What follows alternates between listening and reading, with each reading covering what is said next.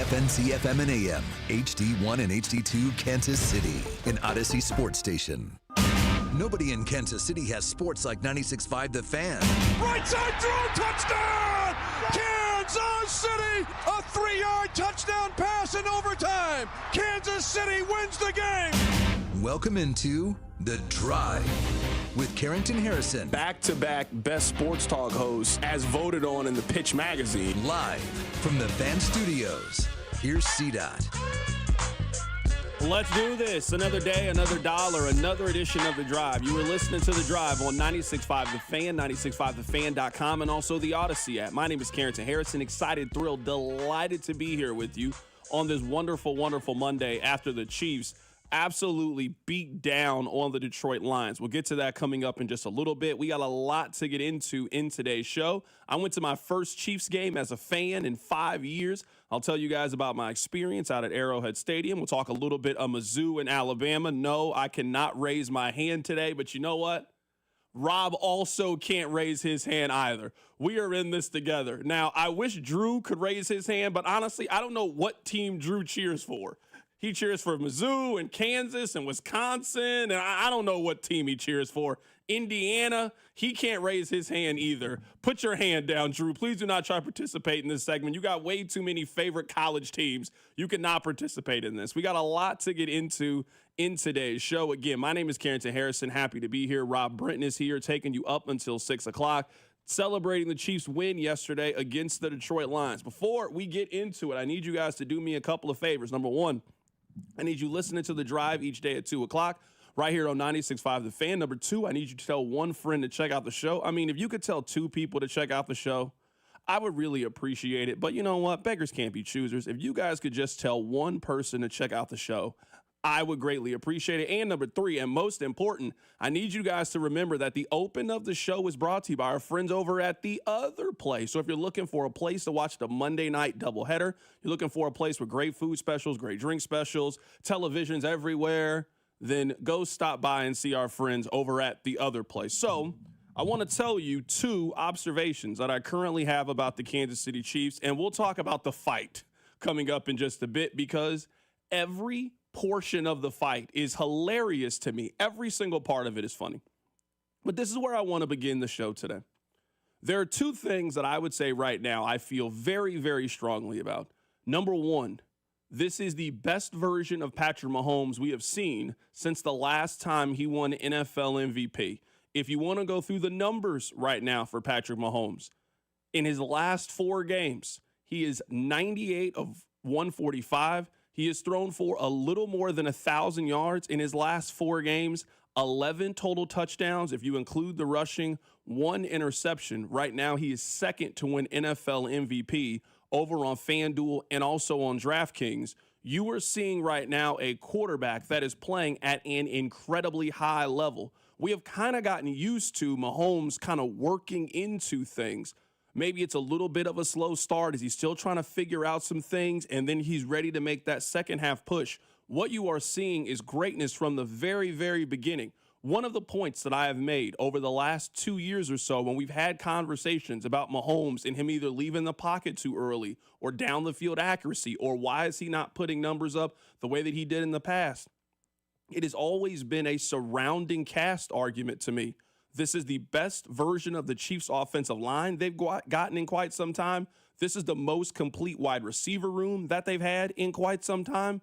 And look at what you get on the back half. You have a quarterback right now that is playing as well as any quarterback in the National Football League. We know what he can do in December, January, and February. But in some regards, it's been putting up those big numbers, those gaudy numbers in the first portion of the season that has made people start to entertain the idea that Josh Allen is better or entertain the idea for a time that Lamar Jackson was the best regular season quarterback in the league.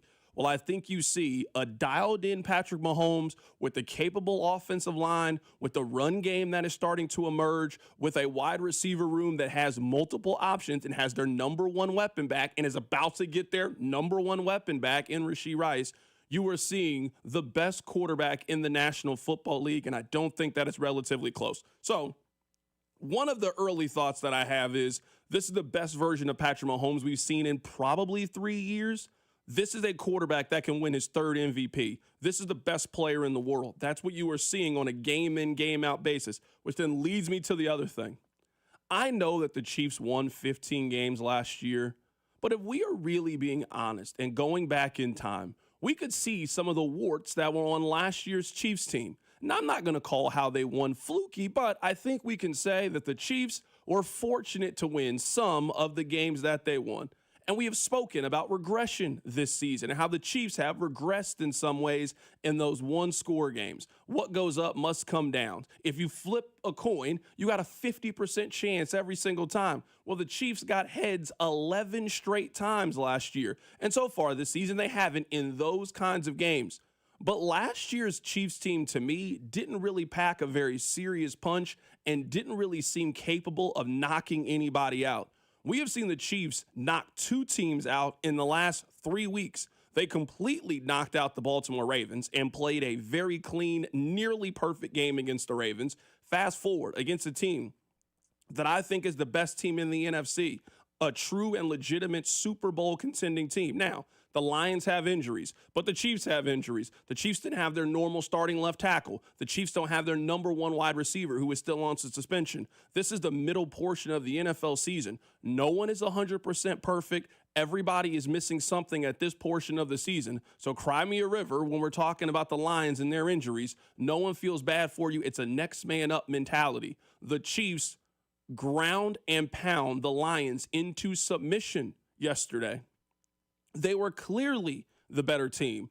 And after the first couple of drives in that game, you really saw this defense really put them in a headlock where their last 6 drives, they got 156 yards on 30-something plays. You also saw this offense really flourish, and you saw the variety of weapons and the ease in which this offense can move the ball down the field. The Chiefs in 2025 may not have the same record as last year's team, and maybe they're going to have more ups and downs than last year's team just because of the early portion of the schedule. Their schedule, I think, is more difficult this year than it was last year. And honestly, you're kind of entering a softer spot of your schedule these next couple of weeks where you got Vegas at home. You also got the Commanders. And I think the Commanders are a good team. I just don't think they're a championship caliber team. And then it really starts to ratchet back up in the month of November when you go to Buffalo, when you play Denver, when you play Indianapolis, you play Dallas on Thanksgiving. I think the Chiefs are better equipped. I think they are more equipped to win a championship in 2025 than they were in 2024. If their offensive line continues to grow and continue to reach that level of cohesiveness, when you get back Rashee Rice, where you got 2 viable and dangerous weapons with Rashee Rice and Xavier Worthy, and then everybody else filling their position, if you continue to get the short yardage excellence that you've gotten from Kareem Hunt, and then you add in a little bit more Brashard Smith, you sprinkle in a little bit Isaiah Pacheco along the way, and the Chiefs defense continues to look like one of the 5 best defenses in the National Football League, the record may not be the same. This might be a team that goes 11-6 this year. This might be a team that wins 12 games this year, which is a decrease from last year, which is not going to reach some of the heights of last year. But I think this team is much better equipped to win a championship. This team is better equipped to fight back than I think last year's team was. I think last year's team was kind of fortunate to win those 15 games, that they probably were also an 11-12 win team that flipped the coin and they got it to land their way 3 straight times. I don't know if that's going to be the case for this team, but I think they're better for it.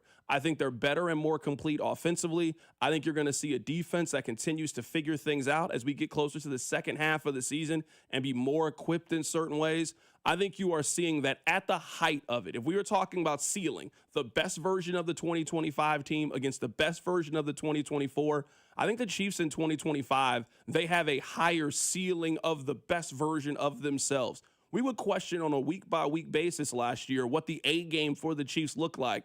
I think we've seen the A game for this year's team twice, which is scary because they don't have Rashee Rice. They played an A game against the Baltimore Ravens. They played an A game last night against the Detroit Lions, and they were really in control of that game for the last 40, 45 minutes or so. We can take your phone calls coming up on the other side. We also can read your text messages as well, 913-586-7965. I also want to remind you guys that our Monday coverage of football is presented by Busey Bank, where they're focused on your success. At Busey Bank, they've been building business and growing wealth since 1868. Learn more at BuseyBank.com. Coming up on the other side, we'll talk about the fight after the game, and every part of it is funny. We'll discuss it. Keep it right here. It's The Drive. The Drive with CDOT. Tune in as Nate Taylor of ESPN joins the show in studio every Friday at 4 on your home for Chiefs football. 96.5 The Fan. The Drive, brought to you by DM Injury Law. Have you or a loved one been in a car wreck? Contact DM Injury Law today and get the money you deserve. Car wreck? Remember, Mike's got this. This is Jeff for Heartland Men's Health, where we've successfully treated thousands of men for low testosterone and helped them feel like their old selves again. Please take a moment and listen to how we help this patient. Hi, this is Doug. I'm a patient with Heartland Men's Health. I've been doing low T treatment for just under a year now. I've always dedicated my life to work. I've always found the time to go to gym. I'm 46 years old. My energy level has been on a roller coaster. With work, when we would have like long, stressful meetings, I would notice that I was very exhausted and drained afterwards. And with the low T treatment, I'm not as stressed. I started to feel a lot more level-headed. The roller coaster kind of went away. I think Heartland Men's Health, they really have it figured out. The professional staff, I think it's a wonderful treatment for men of any age. And it's definitely a benefit I'm going to continue. Thank you. It's true. Your initial appointment includes blood work and a medical consult. And if you start on testosterone the day of your appointment, your visit is free. Call 844-447-6600 or go to heartlandmenshealth.com. This is the run my own business dream. This is the colleges paid for dream. This is the retire early dream. This is Busey, where your dreams and possibilities become moments. Through trusted guidance and expertise, through lifelong relationships. Because we're here to help you achieve the life you've always envisioned. Busey Bank, building business, growing wealth since 1868. Member FDIC. Hey, Zach, are you smiling at my gorgeous canyon view? No, Donald. I'm smiling because I've got something I want to tell the whole world. Well, do it. Shout it out. T-Mobile's got home internet. Whoa, I love that echo. T-Mobile's got home internet. How much is it? Look at that, Zach. We got the neighbor's attention. Just $35 a month. And you love a great deal, Denise. Plus, they've got a 5-year price guarantee. That's 5 whole trips around the sun. I'm switching. Me too. Yes, T-Mobile home internet for the neighborhood. Donald, you still haven't returned my weed whacker. Carl, don't you embarrass me like this, please. What's everyone yelling about? T-Mobile's got home internet. And Donald's got my weed whacker. Yes, T-Mobile's got home internet. Just $35 a month with auto pay and any voice line. And it's guaranteed for 5 years. Beautiful yodeling, Carl. Taxes and fees apply. See T-Mobile.com/ISP for details and exclusions. House stealing. It's a nightmare that's real. It's the FBI's term for thieves stealing your home's title and draining your equity. Just one fake document filed with a recorder, and scammers can own your home on paper, drain your equity, and do it all without you even knowing. Imagine waking up to a foreclosure or eviction notice. Listen to former title thief Matt Cox. What people don't realize is the ease in which this crime can happen. I can take the deed to your house and I can transfer that deed into my name. It's a great crime, and it's happening all the time. So how can you stop the nightmare and protect yourself? Find out if you're already a victim now at HomeTitleLock.com. Use promo code RADIO and get a 30-day free trial of their $1 million triple lock protection, a title scan, and access to a title specialist, a $250 value. Don't wait. Go to HoldTitleLock.com now. Promo code RADIO.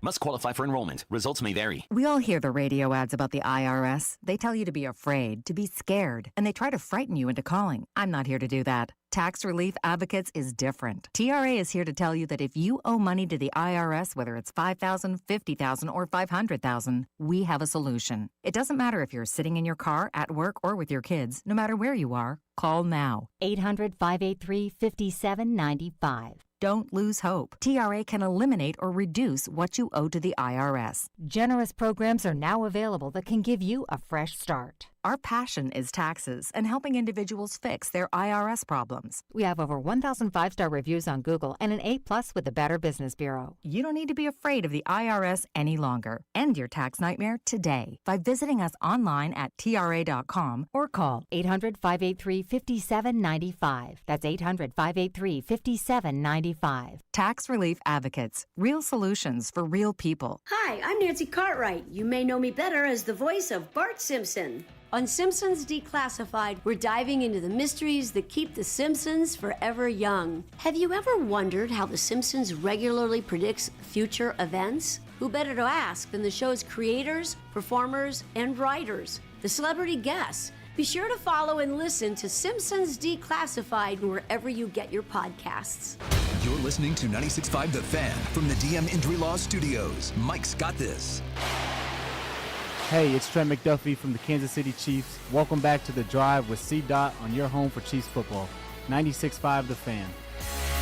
I'm going to tell you something about myself that some of you might already know, but it is a character trait that I realized about myself at a very young age, and that's kind of what fueled me for the profession that I chose.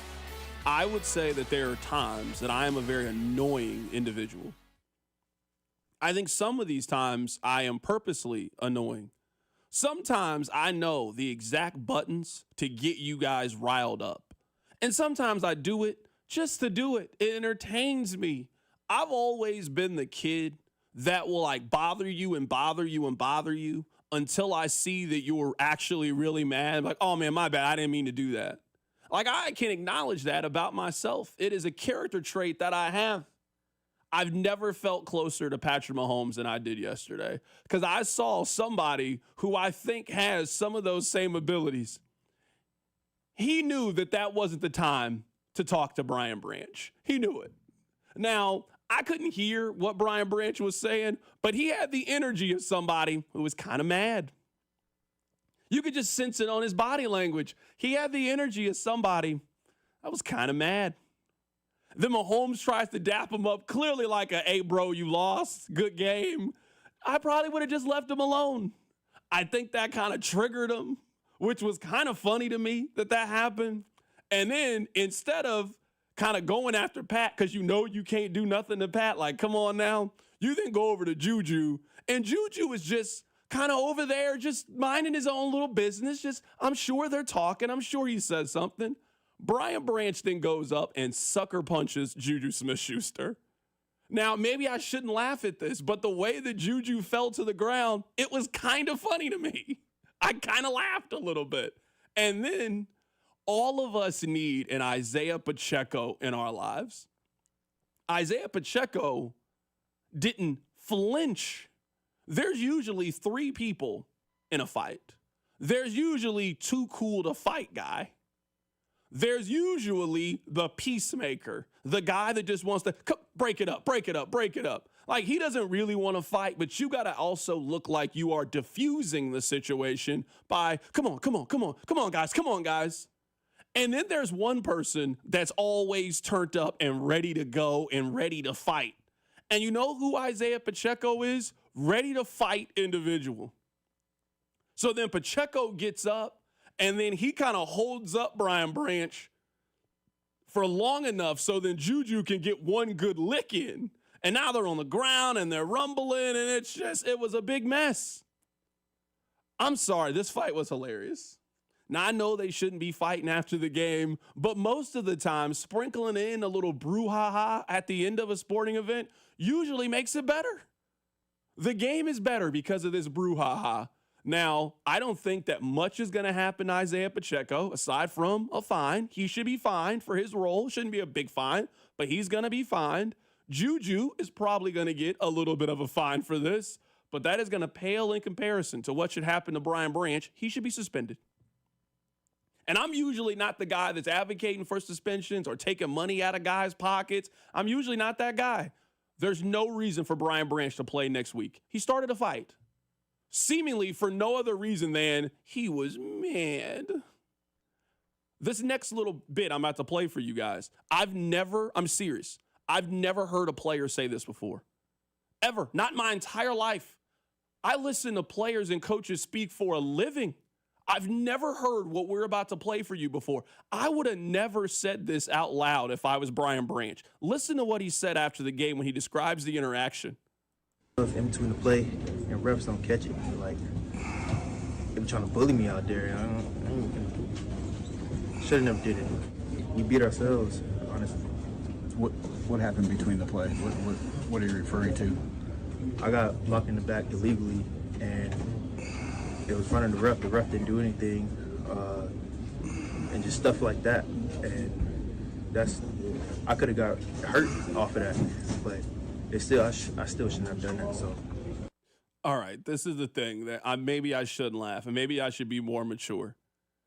Have you ever heard a football player on defense say that they're tired of being bullied? You're supposed to be the bully. I'll never forget this. There's some quotes that I've just heard in this job that always stick with me. Like I remember J.C. Pearson when I was a young broadcaster coming up. He was talking about motor, and he said that some athletes just have that dog in them. It's something you can't coach. It's something you can't teach. It's something that God gives you. You just got it. We all know somebody who just, when it came to football, they just were wired a little differently than you were wired. I mean, you liked playing football. They loved playing football. They just loved hitting other people. They were dogs. You weren't a dog. That's okay. The other thing, I think in all of this, like that's one quote. And I remember another one, Joe Mays. Shout out to Joe Mays in the Maya Clinic. I remember one time he said, I chose to play defense because I wanted to be the hammer and not the nail. I was like, you know what? That makes a lot of sense. Like if you're going to be running around hitting people, you want to be the one doing the hitting. That makes a lot of sense to me. I've never heard a defensive player say, I'm tired of being bullied out there before. You're supposed to be the bully. Juju Smith-Schuster was bullying you. Isaiah Pacheco was bullying you. And you got mad, so you had to fight after the game. Why didn't you do any of that fight during the game?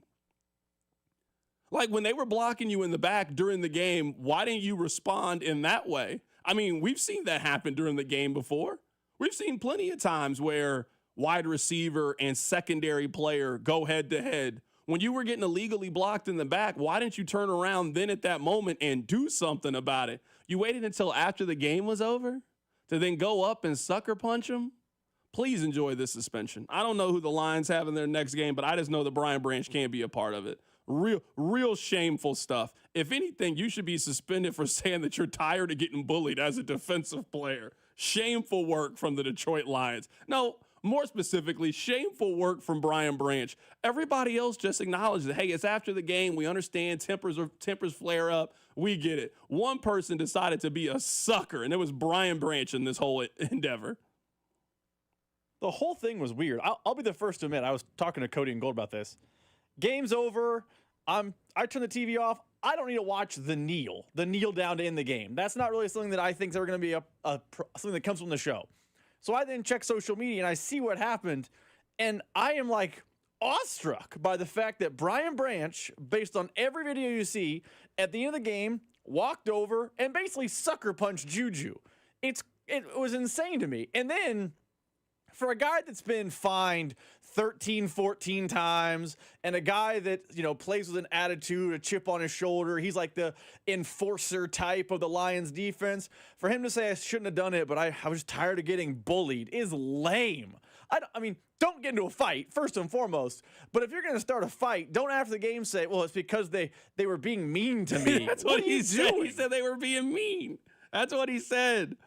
He said that Juju Smith-Schuster and the Chiefs were being too mean to him, and he's tired of it. Shameful work. This isn't the Dan Campbell coach lines that I was expecting to see. Not at all. The text line is saying that I need to listen to the breathing in this. I didn't hear it. Maybe I wasn't missing it because I was so caught on him being talked about being bullied. All right, I'm going to play it one more time, and let me see if I hear what you guys – the text line is going crazy about this. Let me hear it. In between the play, and refs don't catch it. Like, they be trying to bully me out there. Should have never did it. We beat ourselves, honestly. What happened between the play? What are you referring to? I got blocked in the back illegally, and it was front of the ref. The ref didn't do anything, and just stuff like that. And I could have got hurt off of that, but I still shouldn't have done that. So. Yeah, that wasn't. Y'all kind of oversold that one. I heard it, but it wasn't that bad. I actually think that may have been one of the reporters. For sure. It definitely was one of the reporters. Not just the text line, the way they were hyping it up. They go crazy before. Somebody breathing was comedic humor for them. Y'all really oversold. I was like, wait, hold on. Did I miss something? Didn't really sound that abnormal to me. Sound like a man that was trying to live. That's what it sounded to me. Sounded like he was Brian Branch. Just trying to live is what it sounded like. You guys want to have this conversation now or later? Because I'm in a great mood. I'm going to tell you guys about the first Chiefs game that I've been to in like 5 years. I had a great time, went out after the game. I'm thrilled. So I'm in a fantastic mood. I know the text, why are you being negative? I just want to know if you guys are ready to have the Harrison Butker conversation. Now you guys want to wait. Because I'm open to doing whatever you guys want to do when it comes to Harrison Butker. You know what I've determined? In my business, they call them staples. Like they're features, you know? Like when we run a promo because we tell you guys, so if you're listening to Fesco's show or you're listening at night or you're listening to something else, hey, Patrick Mahomes is going to be on the show Wednesday at 3:15. So in hopes that when you're in your car at 3 o'clock, you think to yourself, oh, wait, Patrick Mahomes is going to be on the show. So then you run to the radio to turn it on. That's what keeps Rob and I employed. You know, Mitch Holtis comes on every Monday at 4 o'clock. That's really important. It's one of our more popular segments. So it's important that you know when it is. Maybe we need to start scheduling every week Harrison Butker time. Now, I don't want to schedule Harrison Butker time every single week. And I'm just going to go out on a limb and I'm going to guess that not too many other cities have scheduled time to talk about their kicker. But maybe that's what we need to do and just leave it to that one designated spot every single week.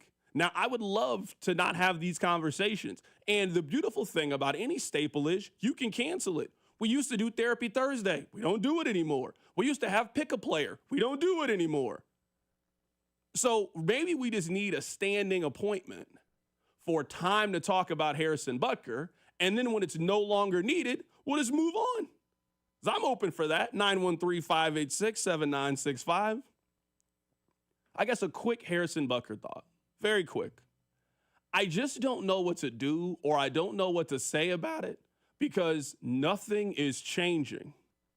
It feels like complaining for the sake of complaining.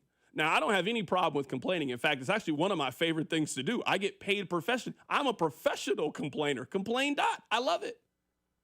But I don't really know what to do with the frustration when it comes to Harrison Butker. I mean, yes, every week we have another miss or another mistake or something happens from Harrison Butker. The Chiefs aren't bringing anybody in to work out, and he's 100% going to be on the team. I don't know what to do in that scenario. I don't have it in me to just come on here and just be mad for the sake of being mad, not when it's still beautiful outside, not when the weather's so crispy, not when the Chiefs just played one of their better games in the last 2-3 years or so. I don't have it in me. I don't know what to say about Harrison Butker. I mean, it's unfortunate. I wish that he would stop. I wish that he would start making all of the kicks that he's supposed to make. But I don't know if that's the case right now. Maybe he's just in a little bit of a rut. I mean, everybody has a bad day. Everybody's a little bit down. You're allowed to be down. You're allowed to have a slump. But I don't know what to do with the Harrison Butker conversation. I don't have any new thoughts on Harrison Butker more than I've had. They can't cut him. They're not getting rid of him. He's been very reliable in the postseason, so they're going to ride it out and see if the things correct themselves. But I feel like we're all very stuck right now on what to do with their kicker.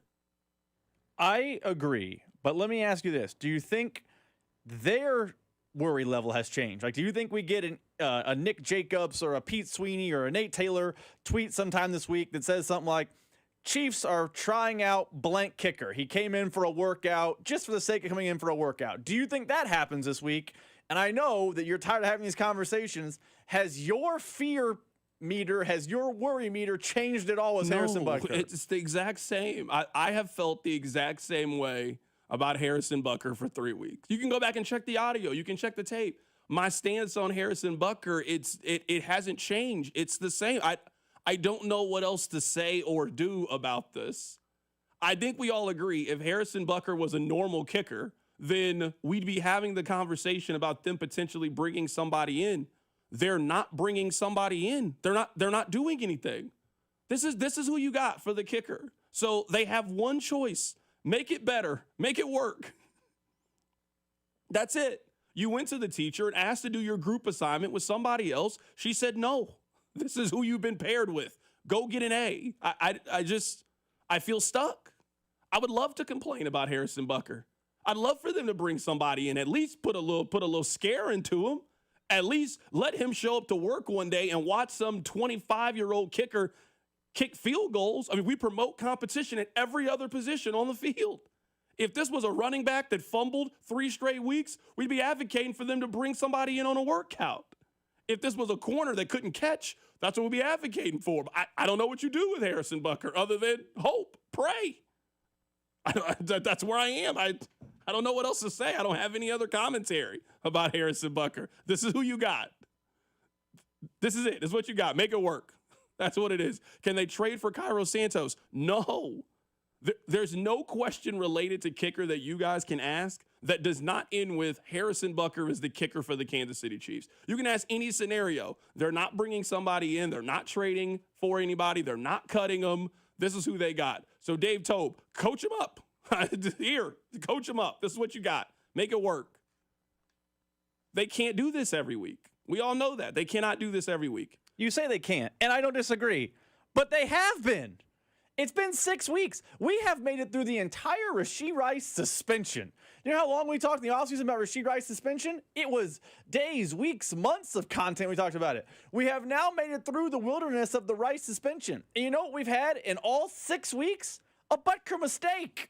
There's been a missed extra point, a missed field goal, kicking the ball out of bounds. Like, I agree with you. They're stuck because of his contract, and we can have a conversation about if that contract is good or bad now because it looks real bad, but you're not even – you, the Chiefs, Brett Veach, Clark Hunt, no one is entertaining, hey, let's just get a guy in here and let's just stick him on the practice squad as a fail-safe because you can't – there is absolutely no reason that I assume Fesco did it, I assume Cody and Gold did it, and we do it every week. There's no reason the kicker should come up. None. Unless he made 6 straight game winners, which he hasn't. I mean, I hear you. I don't know what to tell you. I'm with you. The top text, who cares? Okay, all right. We can move on. Guy misses every week. It just seems important. Someone on the text line says, let me find this out.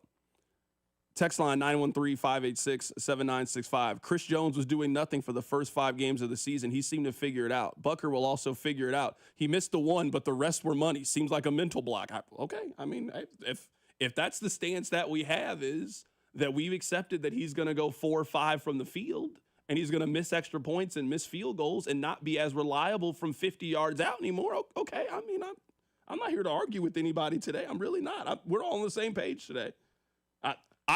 I've just accepted this is who Harrison Butker is. That's why we're going to start now at 2:30 every Monday. We're just going to have Harrison Butker time, and we're going to talk about the miss of the week. That's what we're going to have. Except for some Tuesdays. There will be a couple Tuesdays at 2:30. You know how I was on the Kiss cam? They should have the miss cam. That's what they should have, and just show a picture of him. That's what it is. So, I mean, hey, if you guys aren't worried about it, I'm not worried about it. Again, I'm really not here to argue today. We are all on the same side. I want you to know that we are all working together today, and I'm ready to move on. Who cares about the kicker? I don't care. That's perfectly fine. Let's move on. Let's talk about their left tackle, the one that played yesterday, not the other left tackle, where I don't really know where he is or what happened, but we don't got to talk about that right now. Why don't we just keep it positive? Jalen Moore deserves a lot of credit for yesterday. A whole lot of credit. I'm guessing, just going to go out on a limb and guess, Jalen Moore is pretty frustrated with his role. He was a backup in San Francisco. I'm assuming when he was interviewing to go work for the Chiefs, I mean, that's what free agency is. You were interviewing to go work for the Chiefs. I'm pretty sure they told you that you were going to start. And then plans changed. And now you know what? You didn't even get a chance to compete for your job. They just took it from you. We have not heard anything from Jalen Moore. He has just kept his head down, done the work, played, practiced, done everything he's supposed to do. Yesterday, Jalen Moore and his wife, they had a kid yesterday. I don't think anybody would have been mad if Jalen Moore had just said, you know what? I'm not playing today. Or, hey, I'm just going to be a DNP. I'm going to be on the inactives. Why is Jalen Moore on the inactives today? He's with his wife who just had a kid. Oh, okay, yeah, that makes sense. Leaves his wife, goes to play, hasn't played football in, we're guessing 8 months. I mean, in terms of this level of play, not preseason. I mean, a real actual game. Hasn't played in 8 months and was fantastic yesterday against one of the better pass rushes, against one of the better teams in the National Football League. A+, gets the game ball yesterday, gets singled out by your coach and by your teammates for just stepping in. That's what next man up looks like. That's the definition of next man up. I don't know why Josh Simmons wasn't there. I imagine at some point we'll get some clarity on where Josh Simmons was. It didn't matter. You had an opening. You had a vacancy. Jalen Moore stepped in, performed at a really high level. Maybe Jalen Moore is on the team next year. Maybe he's not on the team. But I do know one thing, the resume that you have put together, whether it was stepping in for Trent Williams in San Francisco and being a plus starter when you got the opportunity, filling in for Josh Simmons when you got no number one reps all week. You had not been practicing with the ones. Why would you have been practicing with the ones? You ain't been playing. And then you stepped in and played like that on Sunday Night Football. Jalen Moore deserves all the credit for how he played yesterday on Sunday Night Football. All the credit in the world. I mean, first things first, you're 1,000% correct. Jalen Moore. I mean, if it weren't for the fight, Jalen Moore starting left tackle made him the biggest story of the game. I was texting with some friends when I think it was Ian Rappaport first had the report that Josh Simmons was going to miss the game due to personal reasons.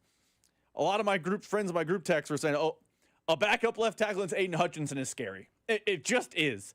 I think a lot of Chiefs fans felt that same fear because they had the scars of what happened in the Super Bowl last year as a backup left tackle. They carry those scars from the Super Bowl against the Bucs, so a backup left tackle.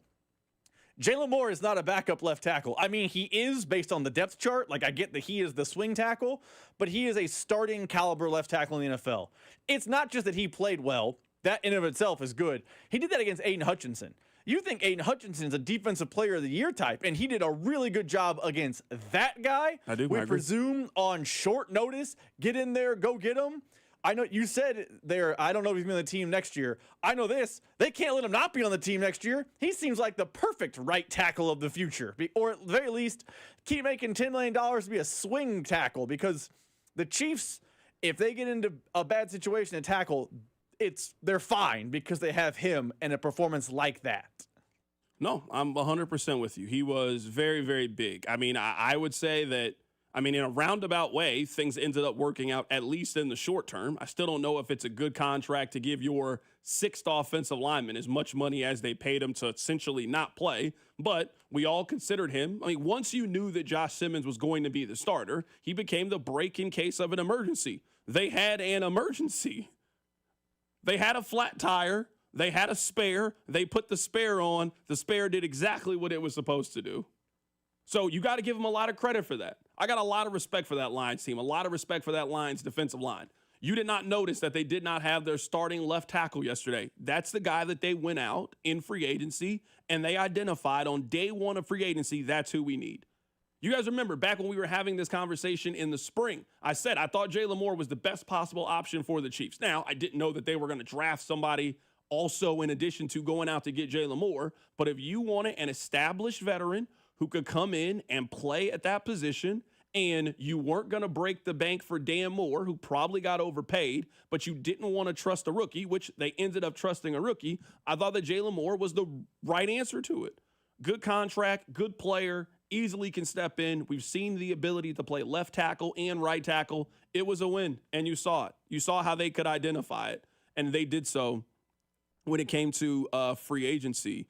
Someone on the text line said, C-Dot, I think you're a little bit too hard on Harrison Butker. Name a kicker that makes all of his kicks. No, that's a very fair point. I don't think anyone's expecting him to be 100% from the field. Right now, Harrison Butker is 24th in terms of percentage in the National Football League. He is making 78% of his kicks so far this season among kickers. It's that. It's also the missed extra points so far this year. Out of qualified kickers this year, so out of guys who have kicked, not just like a one-off, he has missed the most extra points in the National Football League. So I don't think that anyone is expecting perfection right now from Harrison Butker.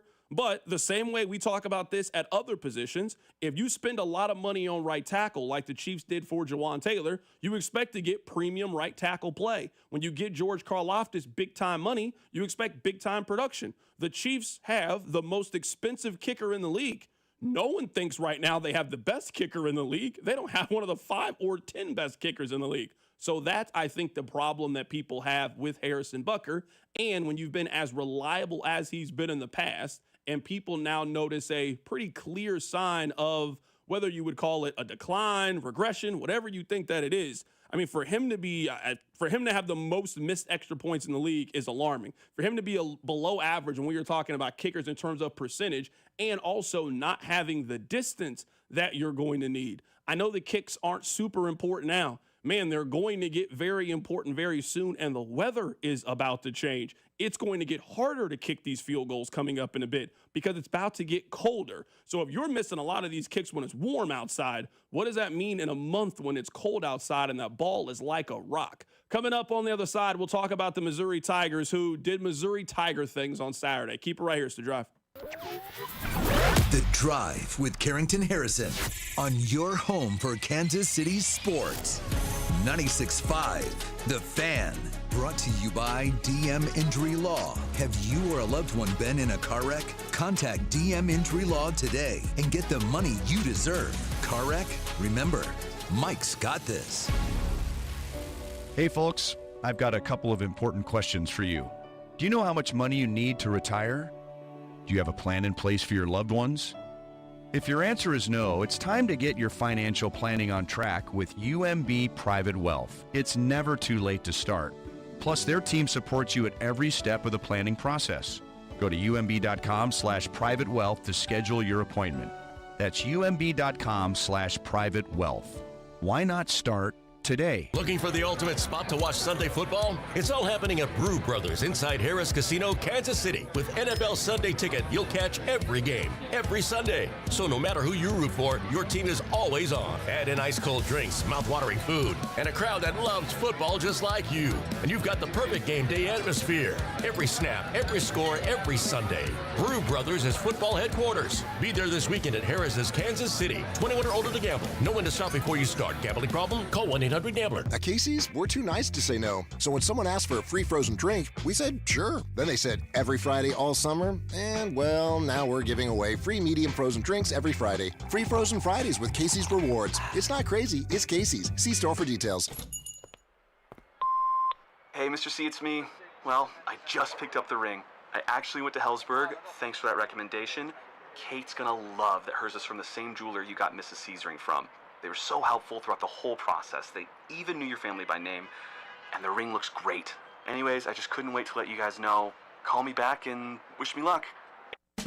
Hellsberg, designed with care and craft since 1915. Shop in store or at hellsberg.com. When your team's best players have all been traded and the latest pick is overrated, just raise a glass with a friend or two and tell them more, tell them more, tell them more do. May your team be great and your picks be true, and if it falls apart, you'll know what to do. Just raise a glass with a fan or two and tell them more, tell them more, tell them more do. It's a crazy world, so what do? You tell them more, tell them more, tell them more do. Hey! Tullamore Dew Irish Whiskey, imported by William Grant. Man, if your stream isn't as strong as it used to be, or you're taking more breaks to the bathroom than the last 2 minutes of a televised football game, there's another timeout. We'll be back after this. it's time to get checked. An enlarged prostate, or BPH, could be the cause. And Kansas City Urology Care is here to help. Fast answers, trusted care. Don't wait. Come see Kansas City's largest, most experienced, and most advanced urology team. Visit kcuc.com today. At KCUC, you see the best in KC. It's time to build that dream deck over at All Weather Decks. Schedule a free estimate today at 913-206-1974 or online at allweatherdecks.net. All Weather Decks, the right deck at the right price. Morning, Zoe. Got donuts. Jeff Bridges, why are you still living above our garage? Well, I dig the mattress, and I want to be in a T-Mobile commercial like you. Teach me, Saldana. Oh, no, I'm not really prepared. I couldn't possibly. At T-Mobile, get the new iPhone 17 Pro on them. It's designed to be the most powerful iPhone yet and has the ultimate pro camera system. Wow, impressive. Let me try. T-Mobile is the best place to get iPhone 17 Pro because they've got the best network. Nice, Jeffrey. You heard them. T-Mobile is the best place to get the new iPhone 17 Pro on us with eligible trade-in in any condition. So, what are we having for lunch? Dude, my work here is done. The 24-monthly bill credits on experience beyond for well-qualified customers plus tax and $35 device connection charge. Credits ended. Balance due if you pay off earlier. Cancel. Finance agreement iPhone 17 Pro 256 gigs, $1,099.99 and new line minimum $100 plus a month plan with auto pay plus taxes and fees required. Best mobile network in the U.S. based on analysis by Ookla Speed Test Intelligence data 1H 2025. Visit T-Mobile.com. Danon Hughes here. I've seen a lot of stat lines in my playing days, but these numbers, they caught my attention. Flight by Yingling. 2.6 carbs, 95 calories, and all the crisp, refreshing flavor you want in a light beer. It's brewed by the oldest brewery in America, so you know it's got some serious history behind it. If you're into stats and taste, you're going to love this beer. Flight by Yingling, the next generation of light beer and the official beer of Danon Hughes. DG Yingling & Son, Pottsville, Pennsylvania. This afternoon, expect cloudy skies with a high of 74. Weather brought to you by Robert Half. Our recruiters' expertise and award-winning AI will find you the skilled candidates you want. At Robert Half, we know talent. Visit roberthalf.com/talent today. This is 96.5 The Fan, your home for Chiefs football.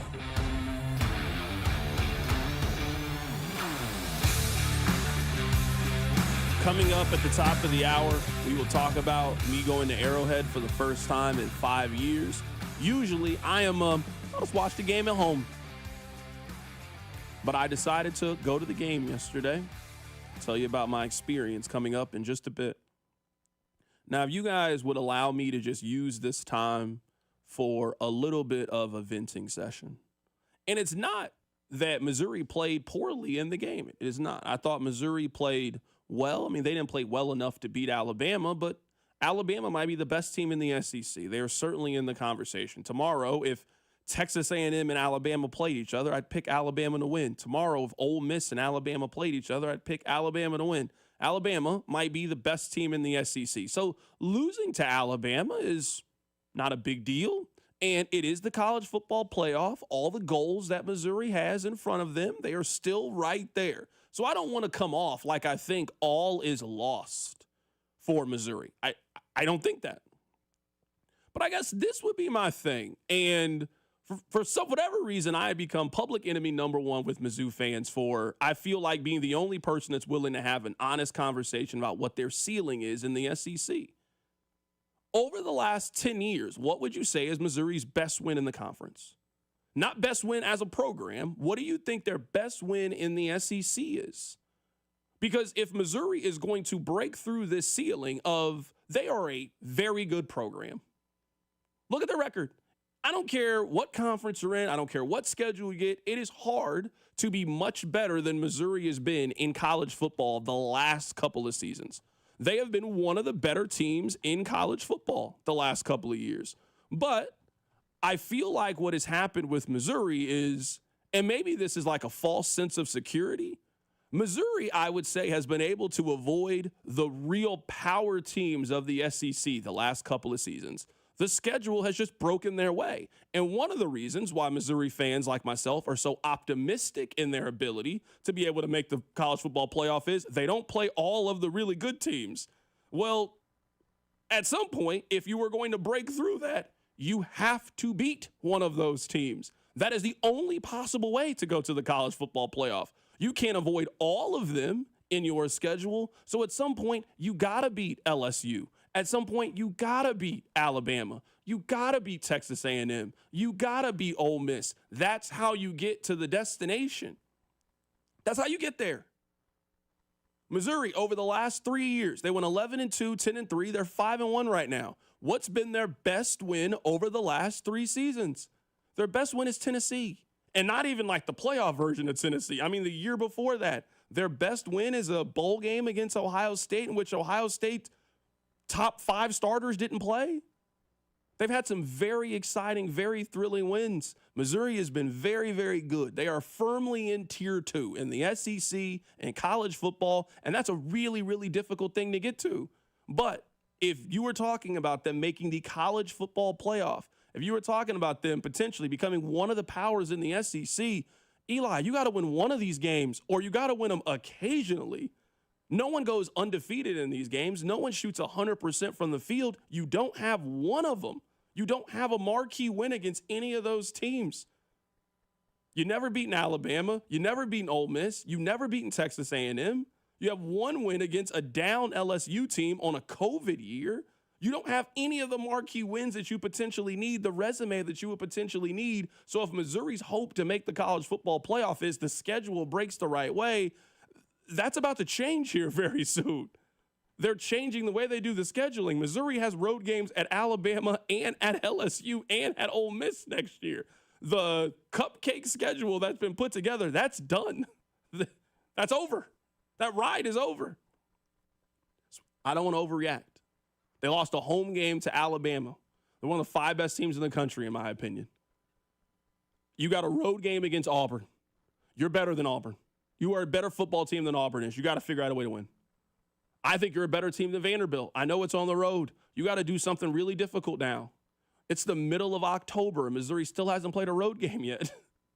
It's October 13th, and they're just preparing for the first time to go on the road into a difficult place to play. 80,000, 85,000 seat venue. Missouri's probably, 3.5? I haven't seen the spread. I don't even know what it is. Probably a 3.5-point favorite, 4.5-point favorite. I can look it up real quick. You got to figure out a way to win these next 2 games. You got to figure out a way. You played the best team that's left on your schedule. Every other team that you got, you either play them at home or it's winnable. That's where I am with Mizzou. You got to get one of these wins. That's the only way you can take that next step. That's it. That's the only possible way. Missouri is right now on FanDuel a 1.5-point dog. Oh, they're a dog. Oh, wow. I'm way off. I'm confused by this. Jackson Arnold still playing at Auburn? He is. He is. Did someone else see a different Auburn game this weekend? Mizzou plus 1.5? You gonna take Missouri on the money line? Yeah. Auburn's not good. Okay. I'll say this about Missouri. I thought Missouri had been favored in that game. I thought so too. I'll say this about Missouri. I'm bad at guessing the lines. I'm actually really bad at it. It's an inexact science if you're... I'm terrible. I don't mind admitting I'm terrible. Let me ask you this about Missouri, because you're the Missouri fan. Do you think Eli Drinkwitz can get past that hurdle? Because Gary Pinkel did. It took a while, but he eventually got there. It took a while, but he started beating the Oklahoma types, and they changed conferences. He beat Georgia. He beat Florida when Florida was still one of those teams. Georgia wasn't a national power at that point, but Florida would argue. was. But Georgia was good. A&M had a Heisman Trophy winner on the field, and they beat A&M. They went to multiple SEC championship games. They were in a game with Auburn all the way to the end in one of the SEC title games. Gary Pinkel took a long time to overcome that hurdle. If nowadays making the playoff is easier, can Drinkwitz overcome that hurdle? Because look at the schedule. You're right. There are a lot of teams you're even with, but there's a lot of numbers next to their team's name. Vanderbilt's good. Apparently Auburn is a favorite. Oklahoma, I don't know what John Mateer is, but they're good this year. There's a lot of Mississippi State's, spicy. They're not good, but they're not a pushover. Got him at home though. You got to feel good about that. You got him at home, and it's later in the year. Yeah, you got to feel good about that. What you're asking is the $1 million question. I don't have a good answer to it. Eli Drinkwitz has gotten Missouri, I would say 85%, 90% of where Gary Pinkel got him. They are very, very good. You win 11 games, I don't care what conference you're in. You win 11 games in a power conference, you are a good team. You win 10 games like you did last year in a power conference, you are a good team. When they played any of the teams last year that we thought could go to the college football playoff, they got the brakes beat off of them last season. A&M beat the brakes off of them. Alabama beat the brakes off of them last year. This year, in a coin flip game that was tied in the second half, you're at home. You got to figure out a way to win this game. You have to figure out a way. Now, you put more pressure on yourself. Now, I would say in back-to-back weeks, you got to figure out a way to win. Where if you had won the game against Alabama, all you really got to do is split one of those 2 road games. Certainly no shame in losing on the road in the SEC. You got to win both of those games now at Auburn and then turn around and win at Vanderbilt. I'm not going to say it's impossible. I don't think that either one of those teams are better than Missouri, but you got to start racking up some marquee signature wins if you are the Missouri Tigers. If you want to be a playoff team. If not, you can just keep being a team that wins 9 games. You'll go to the Music City Bowl. You'll play Wisconsin, and it'll be great. You can go to the Las Vegas Bowl, and you can play USC in there, which is a really, really good bowl. It's just a bowl game that only Missouri fans care about. It's not a bowl game that anybody outside of Missouri fans or whatever team they're playing cares about. There's only a handful of games in December that people care about. And the goal right now in college football is to try to play in those games. And to play in those games, you got to do what Indiana just did. You got to win those kind of games, or you got to figure out a way to take care of business at home when you get the opportunity. You got to go on the road and beat somebody. That's how you end up finding yourself in the college football playoff. Coming up at the top of the hour, I went to Arrowhead for the first time in 5 years. I'll talk about my experience. Keep it right here. It's The Drive. The Drive with Carrington Harrison, brought to you by DM Injury Law. Have you or a loved one been in a car wreck? Contact DM Injury Law today and get the money you deserve. Car wreck? Remember, Mike's got this. Tune in Mondays at 4 to hear the play-by-play voice of the Chiefs, Mitch Holtis, on your home for Chiefs football. 96.5, The Fan. This is the story of the one. As a maintenance supervisor at a manufacturing facility, he knows keeping the line up and running is a top priority. That's why he chooses Grainger. Because when a drive belt gets damaged, Grainger makes it easy to find the exact specs for the replacement product he needs. And next-day delivery helps ensure he'll have everything in place and running like clockwork. Call 1-800-GRAINGER, click Grainger.com, or just stop by. Grainger, for the ones who get it done. Introducing your new Dell PC with the Intel Core Ultra processor. It helps you handle a lot, even when your holiday to-do list gets to be a lot. Like organizing your holiday shopping and searching for great holiday deals and customer questions and customers requesting custom things, plus planning the perfect holiday dinner for vegans, vegetarians, pescatarians, and Uncle Mike's carnivore diet. Luckily, you can get a PC with all-day battery life to help you get it all done. That's the power of a Dell PC with Intel inside, backed by Dell's price match guarantee. Get yours today at Dell.com/deals. Terms and conditions apply. See Dell.com for details. Hey, football fans, picture this. You bet on your favorite player to score the first touchdown in the game, but his teammate scores instead.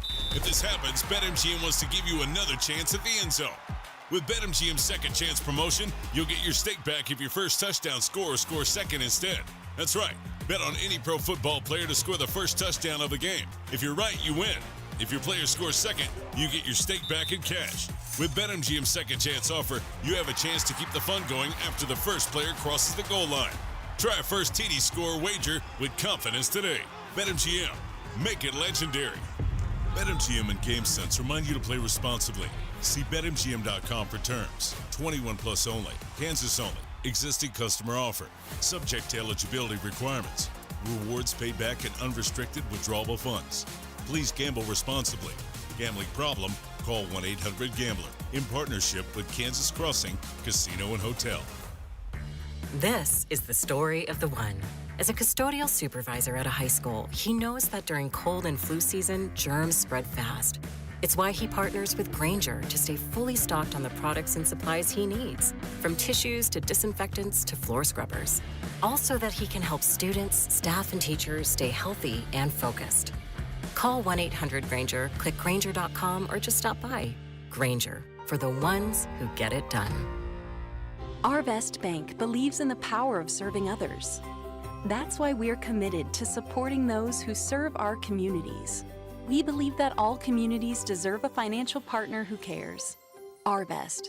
We believe. Hi there, I'm Charlie. And I'm Carter. Our dad is Rex with Rex Buys KC. If you're thinking about selling a home in Kansas City and don't know where to start, our dad can help. Sometimes life throws curveballs, like moving for a new job, dealing with a divorce, or inheriting a house you weren't expecting. Dad doesn't just make offers, he talks with people to help them understand all of their options. No pressure, and it doesn't cost anything to talk with his team. He's a local home buyer who really knows Kansas City. If selling to him is the right choice, he'll give you a fair cash offer, and you can close on your timeline even in as little as 7 days. He buys homes in any condition.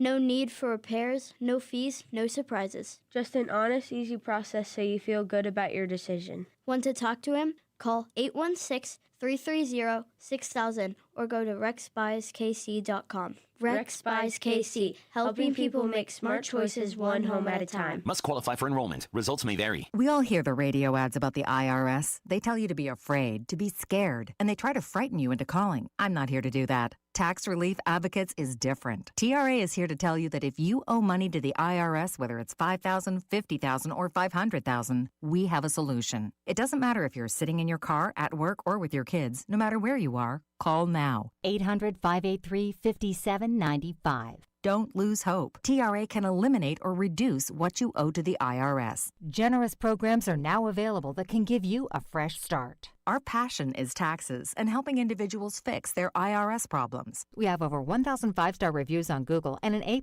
with the Better Business Bureau. You don't need to be afraid of the IRS any longer. End your tax nightmare today by visiting us online at TRA.com or call 800-583-5795. That's 800-583-5795. Tax Relief Advocates. Real solutions for real people. Brought to you by Duke's Mayonnaise. This is the Duke's Country Song. It's a song about the best mayo. It has a yellow lid, and its full name is Duke's Mayonnaise. Get Duke's Mayo in store. It's got twang. Hey, it's Creed Humphrey. The Chiefs Radio Network pregame show starts 3 hours before kickoff, right here on your home for Chiefs football, 96.5 The Fan. KFNC FM and AM, HD1 and HD2, Kansas City, an Odyssey sports station. All right, I want to tell you guys about my experience. I generally don't really like going to NFL games, and the massive reason I don't go to NFL games is I feel like I just miss the rest of the league. Like yesterday was the least amount of NFL I've watched on a Sunday in a very, very long time. I'm old, so I took a little bit of a nap during the 12 o'clock because I realized I got a busy night in front of me. You're old when you start taking preparation naps. Like when you start taking a nap to prepare to go outside to have fun, that's when you know you're starting to get old. So I took a little bit of a nap at around noon, woke up at 2, watched the remainder of the noon games. My friend came to pick me up around 3:15. We headed out to Arrowhead. Now, the last Chiefs game that I went to, Patrick Mahomes had not yet went to or won a Super Bowl. The last Chiefs game that I went to was the Chiefs and Texans game, the comeback game, the game they got down big, and you guys know the game I'm talking about. It's the last Chiefs game that I went to. I always get opportunities to go, but I just rather watch the game at home. I feel like it prepares me for the show more. I can take notes. I'm tweeting. I just feel like it's in my best interest to watch the game at home on television.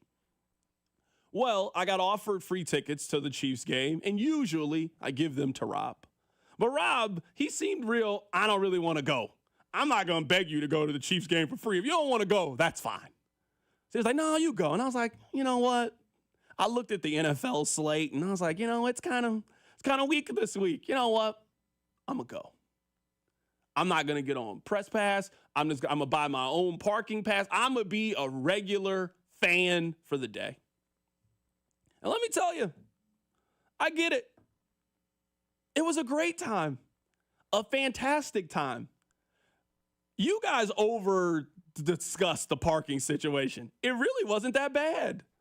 You don't have the little red parking pass. They then direct you on where to go. Now, you got to kind of make your own rules there. If you follow all the traffic rules and you follow the line, yeah, I can see why the parking experience is not that bad. But usually, you just find an empty spot in the grass and park your car there.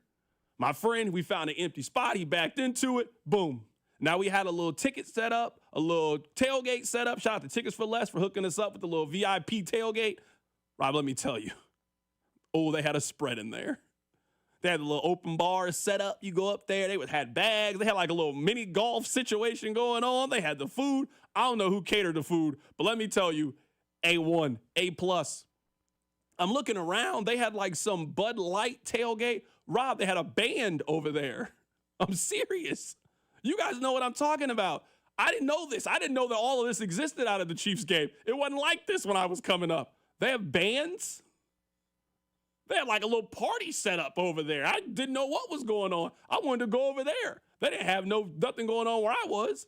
The one tailgate to our left, they had like a DJ and they had like a dance floor, and they looked like they were having a fantastic time out there. That for a while, I experienced what it was like to be a Chiefs fan. I get it. It is a lot of fun. This job in some ways has detached me from fandom. I just don't go through the regular emotion that you guys go through. I think in order for me to do the job at the level at which I think that I do the job, I don't think I can be a fan the way that you guys can be a fan. It blinds you to things. I like to think that I'm not blinded by anything. I come here and just give you my honest, true opinion from watching them. I don't care if they win, lose. I just want the Chiefs to always be interesting. It's in my best interest for them to be interesting. That's what I usually root for. I mean, I want you guys to be happy. I mean, I want them to win, but if they don't win, I mean, I'll sleep okay. But for a while there, I went through all the emotions of being a Chiefs fan. I'm like looking around and I'm like, man, I get it. I get why you guys get out here and spend all day out here. This is a really good time. Now, I don't know why y'all do that when it's cold outside. I didn't understand that being out there. That still didn't make any sense to me. This only seemed fun because it was warm outside. It did not seem fun if it was cold outside. I don't know if I want to hear this woman sing Uptown Funk and it's 15 degrees outside. I got no interest in doing that. But Rob, it was A+. And then you walk around and you go from tailgate to tailgate and you see people that you know, and there's people throwing the football. Everybody just seems so generally happy. I was thinking to myself, man, all these times I've just given my tickets away to Rob. Why didn't I ever decide to come out here? So I made a vow to myself, you know what? I'm going to try to go to one Chiefs game a year. I need to experience this a little bit more. And then I saw the other side of being a Chiefs fan. Why do y'all just get on the internet and argue with the losing team after the game? It like snapped me back into reality. Like all the fun that I had just had for the last 3-4 hours, and then I get on my phone and then I see that you're now arguing with the Detroit Lions fan about missed calls in the game. It was like, oh yeah, this is why I'm not a fan. I don't want to be a fan. I don't want to do this. This sounds awful to me. Sounds terrible. Y'all do this after every game? Maybe that's part of the experience too. After every game, just getting on the internet and then arguing with random strangers about calls in the National Football League. I would just simply tell that fan base to be better and go live your life. I certainly wouldn't argue with a fan base that ain't never been to the Super Bowl before. That should be beneath you. I can understand if that was your rival, like you gotta go back and forth with them. Like I get why Kansas argues with Missouri, even though we never been to a Final Four. Like I get it, they're rivals. You're not rivals with the Lions. Why am I even talking to you? You're beneath me, peasant. Get away from me. It really was. Is that what the tailgates are like? They got bands. I saw one, Rob, they had like a DJ set up. They were doing like choreographed dances and stuff out there. I was looking around. I felt like I felt like a visitor. I felt like an out-of-towner. All this stuff existed in my hometown, and I just didn't go. I just didn't have any interest in doing this, Rob. I had no clue. I'm telling you, it was A+. It was fantastic. I feel like the couple times I've been out there in the past couple of years, and I'm not claiming to go a bunch, but I've gone a couple times, more so than you. I go to my friend's tailgate, and they have the setup, but I walk around the parking lot, and I am in awe. You hear it about on television. You talked about it with fans. You see the videos on social media, people tailgating the gates opening. And I think being a Kansas Cityan and it being such the norm, you kind of become numb to it. But they have Kansas City Chiefs fans and Kansas Cityans in general have taken tailgating and they've turned it into an art form. Because even what you would call a, quote, rinky-dink tailgate setup out there is probably light years better than any tailgate setup you'd see in, I don't know, Seattle or Houston. Like it is really, really impressive. And I assume you had this experience. When you're walking around, the people are beyond kind. Like they are offering you food. You're like, no, I'm going to their tailgate. It is an incredible atmosphere. The parking lot at Arrowhead might be where all the Arrowhead mystique comes from. Yeah, no, I'm telling you, it was fantastic. Someone on the text line says, "Cita, how can you say this? You're still not experiencing the regular fan experience. Most people have to pay for their tickets and don't get a VIP spread and catering. That's the only way I want to go to the game. Then I'm okay. I'm sorry. Call me what you want. If you're telling me I got to pay to go to the game, I got to pay to park, I got to pay to eat, and I got to pay to drink, I'll watch the game at home. I'm okay. I'm all right. It was fun. It ain't that fun. It wasn't that fun. I assure you. It wasn't that great. If you get it, if that's your thing, no, I understand. But no, I'm not into it that much. The way that I had it set up, I could do that. I could do that once a year. You know what? I might go to the Monday Night Football game. I want to go back. I'm like, wait, hold on. Let me call the ticket fairy again. And you got 2 more of them? I'll go. It's $60 to park. That's the kind of hit me because I got the tickets, Rob. And I was like, hey, you got a parking pass? Nah, man, I'm sorry. I wish I had one. You know what? It's all good. I even thought you could like park across the street for like the 10, 20. I was like, wait, hold on. It's $60? Then I started like looking out and looking at all the cars and I started like adding my family. Like, wait, hold on. That car paid $60 and that car paid $60. Like all of these cars paid $60. It's like, oh man. And then they do this like 10, 12 times a year. They got a real racket going on over there at Arrowhead when it comes to the parking. They really do. They really honestly could just charge whatever they want. What's stopping them from charging whatever they want? What's stopping them to marble? It's $100. What are you going to do? Where else are you going to go? What are your options? They really got, I'm telling you, it was really an A-plus experience. It wasn't that bad getting in. It wasn't that bad getting out. They got certain kind of lanes blocked off, so you got to go one way, so all the traffic flows in a certain direction. It was really an A-plus experience. I get why people from out of town would come to Arrowhead to go to the game. I really do understand it a lot better after going again.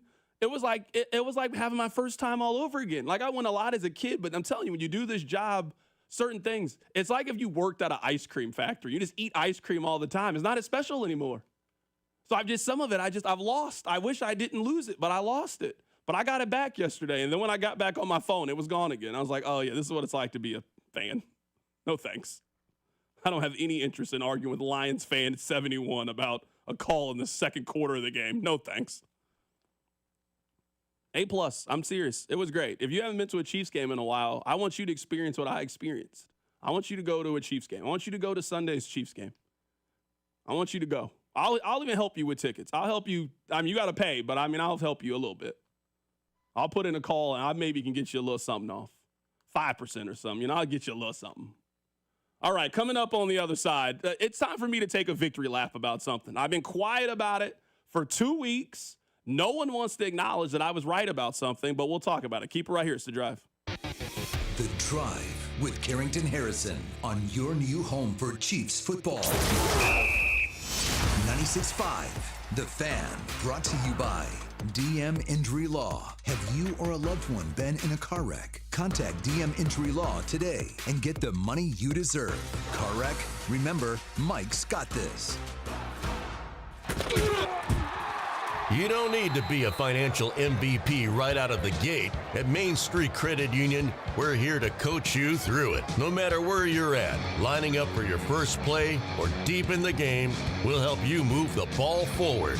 From building credit to launching a business. Because here, it's not just about money. It's about progress and having a team that's got your back. Learn more at mainstreetcu.org. FanDuel, America's #1 sportsbook, is coming to Missouri. On December 1st, you'll finally be able to bet on all your favorite teams and all your favorite sports. With FanDuel, there's a ton of ways for you to get in on the action. You can bet everything from the money line to over-unders to which team will win it all. You'll be able to build parlays, bet player props, or even ride the live line. Whatever your style, FanDuel has you covered. Plus, with live betting, you can pick which player will score the next touchdown or the touchdown after that. However you play your game, FanDuel's got your back. On December 1st, you'll be able to see for yourself why FanDuel is America's #1 sportsbook. With FanDuel, there's a ton of ways for you to get in on the action. FanDuel, play your game. FanDuel Sportsbook is an official sports betting partner of the NFL and 96.5 The Fan. 21 and present in Missouri. Gambling problem? Call 1-800-GAMBLER. I'm Mitch Holtis, voice of the Chiefs. Everyone develops cataracts naturally as they get older. When your vision is affected by cataracts, you should see my doctor, Dr. Steven Silverstein at Silverstein Eye Centers. Dr. Silverstein is a world-renowned cataract surgeon who performs life-changing laser-assisted cataract surgery with premium lens implants to correct your vision up close and far away. Trust my eye doctor, Dr. Steven Silverstein, Silverstein Eye Centers, 816-358-3600 to schedule an appointment. I'm McCall with Lee Summit Subaru, and it's time to make a big deal out of nothing. Announcing Lee Summit Subaru's 0% event. Up to 0% financing on select 2025 Subaru models for 72 months. And we have the largest selection of Subaru certified vehicles in Kansas City, starting as low as 1.9% for 72 months. 0% event, and a lifetime warranty. Fall in love with driving again at Lee Summit Subaru. Based on January 2025 through June 2025 Kansas City inventory listings. Hello, Kansas City. Christopher Youngers here with Cafe Trio. The seasons, they are changing. And if you haven't seen Cafe Trio during the holidays, from Halloween, the Plaza Lights, and Christmas with all of our decorations, well, then you've missed out on one of the most seasonally spectacular dining experiences in town. Offering live music, very spirited holiday decorations, and farm-to-table fresh menus, Cafe Trio is the place to be for the holidays. 45th and Main, cafetriokc.com. I'm Piera Palazzolo, VP of Digital Marketing for the American Management Association, a company focused on the management training skills needed to enhance the careers of business professionals. We did our research when it came to the best companies for website development and chose AmericanEagle.com. And we couldn't be happier. AmericanEagle.com worked closely with us to understand the front and back end requirements needed to launch an e-commerce website that could handle the complexities of running thousands of seminars nationwide. Our robust new website and improved SEO saw immediate increases in site traffic and web revenue. If you're in need of managerial effectiveness and success, visit our website at amanet.org. If you're in need of a website that provides an unparalleled consumer experience, I highly recommend AmericanEagle.com. Transform your business today. Dial 877-WEB-NOW-1 for a free digital consultation with AmericanEagle.com. Must qualify for enrollment. Results may vary. We all hear the radio ads about the IRS. They tell you to be afraid, to be scared, and they try to frighten you into calling. I'm not here to do that. Tax Relief Advocates is different. TRA is here to tell you that if you owe money to the IRS, whether it's $5,000, $50,000, or $500,000, we have a solution. It doesn't matter if you're sitting in your car, at work, or with your kids. No matter where you are, call now. 800-583-5795. Don't lose hope. TRA can eliminate or reduce what you owe to the IRS. Generous programs are now available that can give you a fresh start. Our passion is taxes and helping individuals fix their IRS problems. We have over 1,000 five-star reviews on Google and an A+ with the Better Business Bureau. You don't need to be afraid of the IRS any longer. End your tax nightmare today by visiting us online at TRA.com or call 800-583-5795. That's 800-583-5795. Tax Relief Advocates. Real solutions for real people. Here's traffic, brought to you by DM Injury Law. Have you or a loved one been in a car wreck? Contact DM Injury Law today and get the money you deserve. Car wreck? Remember, Mike's got this. Brought to you by Kansas City Wind Supply Group, Vendor Showcase, Thursday, October 23rd, J. Rieger and Company Distillery. We've got a crash. Olathe, that's 35 northbound on the ramp to 119th in the right lane. 71 northbound just past 53rd, that's a two-car crash in the left lane there. Discover the latest HVAC, plumbing, and trade solutions with companies like A.O. Smith and 20-plus other vendors at the Kansas City Wind Supply Group Vendor Showcase. It's Thursday, October 23rd, 3 to 6 p.m. at J. Rieger and Company Distillery. Enjoy complimentary food, drinks, tours, prizes, and networking. I'm Val, KFNZ Traffic. You're listening to 96.5 The Fan from the DM Injury Law Studios. Mike's got this. Hey, it's Juju Smith-Schuster from the Kansas City Chiefs. Welcome back to The Drive with C-Dot on your home for Chiefs football. 96.5 The Fan. Someone asked where my tickets were for the game yesterday. I was in 107. I think it was like row 21 or something. I mean, they were great seats. I really had a great time at the Chiefs game. It was a very, very fun experience. Again, 10 out of 10 would advise. I would encourage you to go to a Chiefs game if it's been a while since you've been out there. It was a lot of fun. I had a really good time.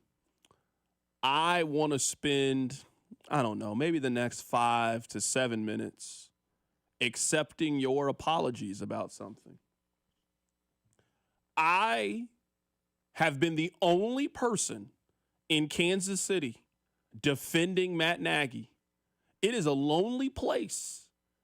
You guys don't see the text that I get on a day in, day out basis, but you guys have been very mean to me about Matt Nagy for me standing alongside him. I remember there was a time you guys used to hate Eric Bieniemy and wanted Eric Bieniemy out of here. And then somehow he became the example of what discipline was and accountability. And you longed for the days of Eric Bieniemy. It was weird. It was real weird there for a while. What did I say? Text line 913-586-7965. I mean, they were so much better under Eric Bieniemy because they had prime Tyreek Hill and prime Travis Kelce and Kareem Hunt. Yes, they were better offensively when they had those guys. And in the very beginning of the season, when everybody was mad about play calling and everybody was mad about the offense, what did I keep saying? Explosive plays come from explosive players. They didn't have any. Well, what about, no, he's a role player. What you need is star players. You didn't have them for a while. Well, you got one of your star players back. And I mean, what do you know? Having a truly explosive, game-changing player has opened things up for everybody else. Since Xavier Worthy has gotten back on the field, he has touched the ball 17 times. He has 200 yards in the 17 times that he touches the ball. He's averaging almost 12 yards every time when you give the ball to Xavier Worthy, he gets a first down. You don't see how that's opened things up for everybody else? How much easier the game now is for Tyquan Thornton? How easier the game now is for Hollywood Brown? Now that you've slid them over into their proper and correct role? How it's opened up the run game? How the Chiefs maybe corrected it? And I do think it was a little bit of stubborn. They are starting to run the ball from under center a lot more than they were in the early portion of the season. I understand why people were frustrated with the offense, but you gave Matt Nagy minimal pieces. You gave this offense minimal pieces and said, go paint a masterpiece. That ain't how it works. Now that you've given them a true dog to game plan and scheme around, their offense is night and day by just adding one person to their offense. And get this, Rashee Rice is going to practice in 2 days for this team. So you're going to have two of those offensive pieces. Two of those big dogs. We finally got here. It took us a year and a half. But the offense that you envisioned them having when everybody was healthy, they are going to have that on Sunday against the Raiders. You're going to have Rashee Rice. You're going to have Xavier Worthy. You're going to have Hollywood and Juju and Tyquan Thornton and Kelce and Noah Gray and Brashard Smith. And all of you finally have given them weapons and pieces. And shocking, the more offensive players that you think are productive and can help, the better their offense is. Those same plays that they were calling, they still call those plays now. They're just giving them to better players. I was the only one saying this. It seems so obvious, but no, I get it. The easiest thing to be mad at in sports is the offensive coordinator. He's the easiest person. Oh, I hate that play call. Well, call it for a better player. That's what you're doing with Xavier Worthy. He's averaging a first down every time he touches the ball. They did not have that in the first 3 weeks of the season. That's why their offense looked like that. Now you've added somebody that defenses really have to game plan for, really have to worry about, and shockingly, the offense has returned. Scheme is great. We all want, sometimes you got to have dogs. They got a dog now on their offense. They're getting an even bigger dog coming up in Sunday's matchup. I want you guys right now, I don't care where you are. If you're in your car, I want you to pull over right now. If you're at work right now, I want you to stop what you're doing, and I want you to apologize. I want you to tweet the Chiefs, @Chiefs, I'm sorry. You ain't got to tell them why. They'll know. I want you right now on your phone, I want you to do that. I want you to go on the Chiefs Facebook page, and I want you to say, I'm sorry. Because the way that you guys have treated Matt Nagy and talked about Matt Nagy for the last couple of months, I was his only friend, the only one standing with him. Pat right now playing at MVP level, offense humming right now. I bet he ain't gonna get no credit. Nobody has anything to say. No. Matt, I stood with you. I was the only person right now that was willing to stand by you, hand in hand. That's it. Thank you. That's all I needed. I don't need anything else. I don't need credit for anything else other than I was the only one right about Matt Nagy. The only one. Listen, Here you go. About to start hating. I know you. I largely agree with you, but let me just play devil's advocate for the sake of playing devil's advocate. Just because it's possible what I'm about to say is true. Is it possible that his offense looks better? Not because of dogs, but because the 3 games where people have said, oh man, the offense is back. we're against 3 teams he should be doing that against. Like, the Ravens stink. Like, that's the worst defense made in the NFL, and I've seen the Cowboys defense. Made the Cowboys worse. They lost the Panthers. I just saw the Rams offense go against the Ravens. They scored 17 points yesterday. And the Lions secondary was me, you, Speck, and Cody, because their starting safeties were battered and bruised. One of them was looking to fight more than play football. Their corners were first-team IR, and they also just did this to the Jags, who, outside of turnovers, their defense is a little fraudulent because the Seahawks move the ball with ease against them. I'm not saying you're wrong, and it's very possible that people like myself were too hard on Matt Nagy. It's also possible you're a little early to take your victory lap, and some of the successes of the offense could be being propped up by they are doing it against 0-3 level Chiefs defenses. Yeah, I mean, I think they're going to do the exact same thing to the Raiders. Which I would say is also in that vein of bad. Yeah, but I think now we're doing the schedule game. Now we're doing the schedule game with defenses. They're going out there and they're punishing people on offense. They weren't doing that last year with the same pieces, largely. Oh, I guess they added Tyquan Thornton. They were not doing this last year. So, no, I'm not doing this. Someone on the text line, the problem with Nagy is there was no player development. So, by your definition, he can only coach when he has the most optimal players. We would call Tyquan Thornton the most optimal player? They haven't developed Tyquan Thornton? They developed Rashee Rice, did they not? They didn't develop Xavier Worthy as the season progressed? Kingsley Suamataia, he's not better? What are we talking about? I see player development all across their offense right now. Kingsley Suamataia was fired from his old job. They moved him to another position. They've coached him up. I mean, somebody gets credit for that, right? Maybe you're not giving it to Matt. I say they coached him up. Tyquan Thornton did not work for his last team. He got fired in the middle of the season. He was on the practice squad for the Chiefs. Anybody could have picked up Tyquan Thornton. They've turned him into a valuable wide receiver. That's not player development. Matt Nagy absolutely gets credit for those things. If that's what you want to give it, if that's what you want to consider it player development. I don't think the Chiefs don't have the best wide receiver room. They just got capable wide receivers finally. They didn't have that before. Tyquan Thornton is better than any wide receiver they had on last year's team that wasn't named Xavier Worthy or Rashee Rice. Better than anyone they had last year. I mean, they didn't have Hollywood Brown for basically the entire regular season last year. You didn't have guys. You got guys now. Explosive plays come from explosive players. And I feel like there was an expectation for the Chiefs offense to be a certain way despite not having any of the things or pieces in order to do it. Now, look at it. They've invested money into their offensive line. It works now. It's helped the offense. They've hit on some wide receivers. They found a diamond in the rough. Shocking, the deep passing game. It works now. You got more playmakers, more weapons. You can attack the defense from multiple different positions. That's how you do it. So, yes, I'm giving Matt Nagy credit for this. That's it. I want you guys to just give him credit. That's it. I want you guys to give Matt Nagy a little bit of credit. Someone says, do the Chiefs need any more pieces? I mean, I would still go get a running back if I'm the Chiefs, but I don't think you need to go get Breece Hall. I mean, I never thought you needed Breece Hall anyway, but I'm still perfectly fine with them going to go get another running back. I still think they're in a position that if an injury happens in that running back room, they're scrambling. And based on how football works, I wouldn't plan on having all 3 running backs stay healthy from now until February. So I would always be in the market to go get another running back for this team. But, I mean, I know he's hurt now. They didn't need Tyreek Hill. I know it doesn't matter anymore. But I would not be advocating for them to go get Tyreek Hill right now, not with the pieces that they have. They still could use another running back. That's it. Their offensive line is fine. Their wide receiver room is fine right now. I mean, they're okay at running the football. I mean, they ain't great at running the football, but they're fine for the time being. That's the only thing I could possibly add to this offense at this point. Like I said, I largely agree.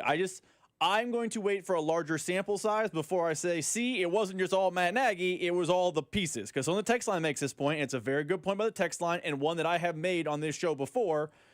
In 2022, Patrick Mahomes was the MVP. He had a great year from Travis Kelce, and then he had Juju and MVS and Sky Moore and Kadarius Toney and a bunch of, Jags. And then in 2023, Matt Nagy showed up. He was not the MVP. He had largely the same pieces and was worse statistically. And then last year, with better pieces in 2023 was not great again statistically. So I'm going to wait a little bit before I let you take a victory lap on Matt Nagy and it being all just talent and not coaching. I'm going to wait just a little bit.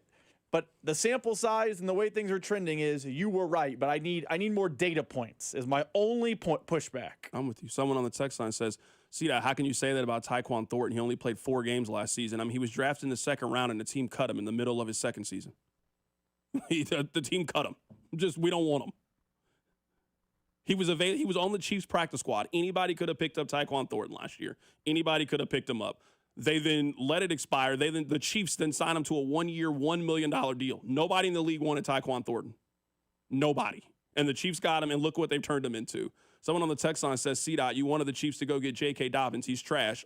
I mean, I guess. I mean, if we're talking about the running back who's averaging 5 yards a carry for the Broncos, yeah, he's trash. He's been terrible so far this season. He's been awful. I mean, I don't know how the Chiefs certainly couldn't use a running back who's averaging 4.9 yards per carry this year. They have no room for that player. There's no room in the inn for J.K. Dobbins this year on the Chiefs, while Elijah Mitchell is MIA right now. We have no clue where Elijah Mitchell is. All right, let's move on from running backs. I wanted to take the time to pat myself on the back because I feel like I was right about Matt Nagy, but it's okay. If you guys don't want to admit it, that's perfectly fine. Rob, I do want to talk about this Joshua Simmons thing. Am I the only one that feels, I don't know, something's going on? I don't know what it is that could be potentially going on, but the wording around it, to me, just sounds a little funny. So for those of you that missed the tweet yesterday, so we find out that Joshua Simmons is out for personal reasons.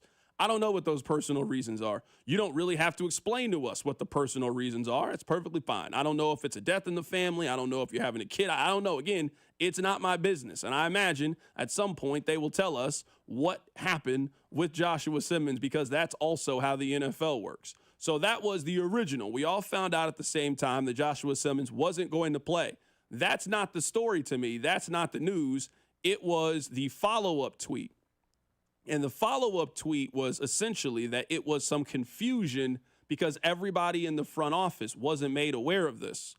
I'm thinking to myself as I'm reading this, I mean, there's only 3 people that need to know originally. And I'm guessing if those 3 people know about it, they then communicate that to everybody else. The only 3 people that need to know, whatever the personal reason is, Clark Hunt, he's the one that signs the checks. Brett Veach, he's in charge of player management, control, all of those things, and the head coach of the team. I don't think that Josh Simmons needs to go up to Andy Heck and communicate that, or Matt Nagy. I think that Josh Simmons needs to tell one of those 3 people what it is, and then one of those 3 people communicates with the other 2 people, and everybody is on the same page. I don't think that happened. Because the fact that they would include that when there was really no reason to, there's some confusion inside the Chiefs front office on where Josh Simmons is or what happened, makes me feel like something happened. Either he said he was supposed to come back at a certain time and he didn't come back at a certain time, or he communicated real late that I'm not going to play in the game and they kind of have a protocol that needs to happen. But I do think it was pretty noticeable that this was included in the reporting of this because that's usually not how we talk about players that are going to miss games. It's not an injury, not a suspension, at least not to our understanding. It sounds like something happened, and it just doesn't sound like Josh Simmons went through the proper protocol in terms of notifying his employers on what was the plan and what was happening. It does feel odd. And again, maybe we'll find out the personal reasons. I bet we do. And maybe it's something happened in his life and it happened very fast and he didn't have time to communicate and he just had to go take care of business. I do not want to speculate on what is happening in his life. I hope everything's okay. But the phrasing there is odd, that someone was a little left out of the loop. And I would say from post-game quotes last night and from listening to Andy Reid today, it wouldn't shock me if Andy Reid was the one out of the loop because he doesn't seem, either he's intentionally not talking about it because personal reasons, and that's fine, or he's finding out about the same timeline we are. I know, but I guess I'm saying is I'm fine if you don't tell Andy Reid this. Like, I'm fine. I'm saying is if you're Josh Simmons and you go to the owner, hey, I need to talk to you. Hey, you know what? This is happening. I'm not going to be able to be here. And then you go. I then think it's Clark Hunt's job to then notify the people, hey, this is the conversation that I had with so-and-so. This is what I mean, but you disagree. It doesn't sound like that happened with anybody. That's what I'm saying. That's fair. I think you got to talk to any of those three people. I think if you go to Brett Veach and you tell him that you're not going to be here for this reason, Veach and Reed got a relationship that you were going to talk to these people and communicate what happens. So there was some breakdown and some communication at some point. You didn't talk to the people that you needed to talk to, and you just was off doing your own thing. Let me ask you this. So you have all three of those people in the hierarchy at the same level? Because I would say for a game day situation, not an off the field situation, not a, hey, it's July and I'm at a party and something bad happened. I'm talking about I might miss a game October 12th. I don't think you can skip the line. I think there's one person you tell. You got to go to Andy Reid. Andy Reid. For a game, Andy Reid's the person. Because if Brett Veach sitting in the box being like, wait a second, where's Josh Simmons? If Clark Hunt is walking around, talking to fans and finds out about Josh Simmons, obviously not great. But if Andy knows, you're good. Because then Andy, well, it's on the Kingdom. They had that little powwow after games. If he says, hey, Josh came to me, blank thing is happening in his life. He had to go. We knew about it. We were prepared. I started focusing on coaching my team. I couldn't tell you guys. I'm sorry. That's life. Like, that's how it should work to me. The coach should know. Based on Andy's postgame, and his press conference today, it didn't sound like he was the one who was in the know. Yeah, no, I mean, I think that's a very, very fair stance. The Chiefs are being understandably mum's the word about it. I don't know what the personal issue is. I have absolutely no clue what the personal issue is. But if it's a personal issue, if you can decide when you want to share your personal issue with the rest of us. Maybe we find out. I'm just going to guess we find out because it's the National Football League and people talk. And eventually, I think at some point, either Josh Simmons tells us or somebody reports the personal issue. Like, that's just how this works. Now you got people trying to figure out what that thing is. So we will all probably find out in real time. I guess I would now communicate to Josh Simmons as a young guy, and I get it. We've all been in this situation. I would call Andy. I would just call him. I'd call Brett. I'd call Clark. And I just make sure you're a young guy. These things happen. I would just make sure that you are on the same page with them. They don't need to be on your page. You need to be on the same page as those three individuals. And as long as you're on their page, I think for the most part, you are going to be okay. Rob, can we take a small detour away from football? I promise you we'll come back here. We got Mitch Holtis coming up in about 20 minutes, so I don't want you guys to panic that I want to talk something non-football for just a little bit. Rob, did you know that Long John Silver's was still around? Is there one in the city? I'm not even trying to be funny. Like right now in the Kansas City metropolitan area, is there a Long John Silver's restaurant? Because I don't know where one is and I have not seen one before. But they are making some changes at Long John Silver's that I wanted to play for you. Well, Long John Silver's is making an unexpected logo change. I mean, honestly, I didn't know that there were still Long John Silver's around, but the chain is known for its fried fish platters, but it's now swimming in a different direction. That new logo swaps its fish for a chicken and adds the text chicken plus seafood. A Long John Silver's executive says their chicken strips, known as chicken planks, are just as good as their fish, and it's time to let the secret out. The company says the move builds on successful testing of new chicken products at its flagship restaurant in Louisville, but seafood will remain the brand's cornerstone. I have so many questions. Like a multitude of questions. Where is Long John Silver's? People still eat at Long John Silver's. People are getting seafood from Long John Silver's. People are getting chicken. I'm so confused. Rob, when's the last time you ate at Long John Silver's? 15, 20 years ago, maybe. I was probably somewhere between 10 and 15 years old. So, yeah, 10, 15 years ago, somewhere in that window. You would get there? I'm saying it's like when you were coming into work and you're hungry. Like people are telling me there's one close to the station. I have no clue where this is. You're telling me that in 2025, fast food places, they're not ever just by themselves. There's normally a cluster. There's normally a lot of fast food places all at one place. There's a lot in one spot. You drive past all of those to go to Long John Silver?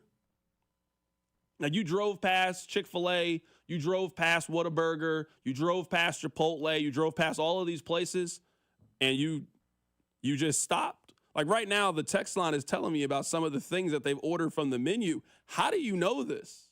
Like, what led you in life to go to Long John Silver and get the fish tacos? I want to interview that person. I want you to come on the show Wednesday at 3:15. Hey, Pat, you know what? We have more important people to talk to. I want to talk to the person that is ordering the fish tacos from Long John Silver.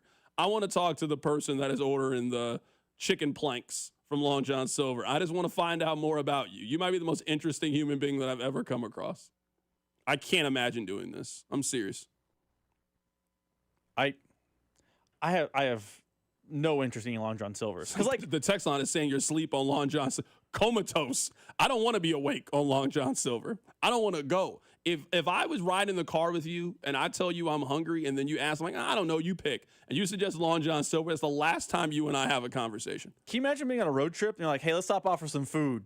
Oh, there's a Long John Silver's at the next exit. No, we're not. I don't want to eat this in the car. What is... I had no idea our listeners were the foremost experts on Long John Silver. I can't imagine that because I don't want to be friends with that person. If you're telling me that right now we're on a straight shot, we're on a road trip, and you're about to get off the highway, and when you see the signs that tell you, like, turn left, turn right, and this is where all the food is, and the one that you're going to is the Long John Silver, this is the end. Now you got the car smelling like cod. What's going on now? That's too much. It's too much. Somebody said, how can you say that when you like Red Lobster? Okay, see what I mean? We try to do these topics, and then you guys get disrespectful. The next person that disrespect Red Lobster on this text line is getting blocked. This is The Drive. The Drive with Carrington Harrison on your new home for K-State Athletics, 96.5 The Fan. Brought to you by DM Injury Law. Have you or a loved one been in a car wreck? Contact DM Injury Law today and get the money you deserve. Car wreck? Remember, Mike's got this. Hey, folks, it's Carrington Harrison from The Drive here. Many men remember their first time. Not that first time. I'm talking about the first time that erectile dysfunction ruined that special moment. And if you're over 50, then the chances are then you've experienced this before. That first time can be frustrating. It can be a little bit embarrassing. But here's the good news. At Heartland Men's Health, that first time can also be the last time. Heartland Men's Health specializes in treating ED when the pills and herbals fail. With a success rate of over 90%, many men see results just after one visit. So your first visit is just $99, which includes a consult, lab work, and if medically advised, you get a test dose. And if it doesn't work right there in the office, then your visit is on the house. So don't let ED define your sex life. Call my friends at Heartland Men's Health today at 844-447-6600 or check out the website, heartlandmenshealth.com today. You can also stop by and visit any of the 3 area locations, Overland Park, Independence, and North Kansas City. Be sure to stop by Heartland Men's Health. When your reputation's on the line, you don't leave anything to chance, especially your primer. Painters trust Kills primers for a smooth start, strong adhesion, and serious stain-blocking power. And now, the full Kills lineup is available exclusively at the Home Depot. Need it fast? Get same-day or next-day delivery, or order online and pick up in-store. Kills primers. Pro results, faster. The Home Depot. If you're a pro, you know. Hey, Zach, are you smiling at my gorgeous canyon view? No, Donald. I'm smiling because I've got something I want to tell the whole world. Well, do it. Shout it out. T-Mobile's got home internet. Whoa, I love that echo. T-Mobile's got home internet. How much is it? Look at that, Zach. We got the neighbors' attention. Just $35 a month. And you love a great deal, Denise. Plus, they've got a 5-year price guarantee. That's 5 whole trips around the sun. I'm switching. Me too. Yes, T-Mobile home internet for the neighborhood. Donald, you still haven't returned my weed whacker. Carl, don't you embarrass me like this, please. What's everyone yelling about? T-Mobile's got home internet. And Donald's got my weed whacker. Yes, T-Mobile's got home internet. Just $35 a month with auto pay and any voice line. And it's guaranteed for 5 years. Beautiful yodeling, Carl. Taxes and fees apply. See T-Mobile.com/ISP for details and exclusions. Schedule your home improvement project while the weather is still nice with Powell Exteriors KC. They offer easy financing, pay no interest until 2027, a 10-year workmanship warranty, and their extended summer sale. PowellExteriorsKC.com. The power of KC is Powell Exteriors KC. Hey, it's Cody and Gold. You guys know we've been telling you about our friends over at Centric and how in just as little as 4 months you could find a brand new career in IT. October is Cybersecurity Awareness Month, and cybersecurity threats are increasing every year. You could have a new career working in that field. Don't just take it from us. Listen to Carney. I'm Carney, a U.S. Army veteran and now an Enterprise Service Desk Technician. Using my GI Bill here wasn't just about training for a civilian career. It was about joining a community that supports veterans. So go to Centric.com to learn more or schedule a meeting with our buddy Russ. You could be on the 50 at GEHA Field for the official coin toss at a Chiefs home game this season. Enter to win at Chiefs.com/GEHA. GEHA is the proud partner of the Kansas City Chiefs. eBay has reinvented vehicle buying. From click to curb, everything's covered. Ever try to buy a car online and end up in a parking lot with a stranger and some blind trust? That era is over. Now with Secure Purchase, eBay isn't just where you find your car. It's where you buy it, start to finish. Title, financing, registration, delivery, it's all built in. This is the modern way to buy your next ride on eBay. eBay. Things people love.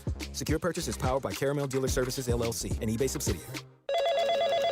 Spreadsheets, clunky software, 100 different logins just to run your business? Ah. There's a better way. Odoo. One simple, connected platform that handles sales, inventory, accounting, and more, so you can focus on growing, not juggling. Make the switch today at odoo.com. That's ODOO.com.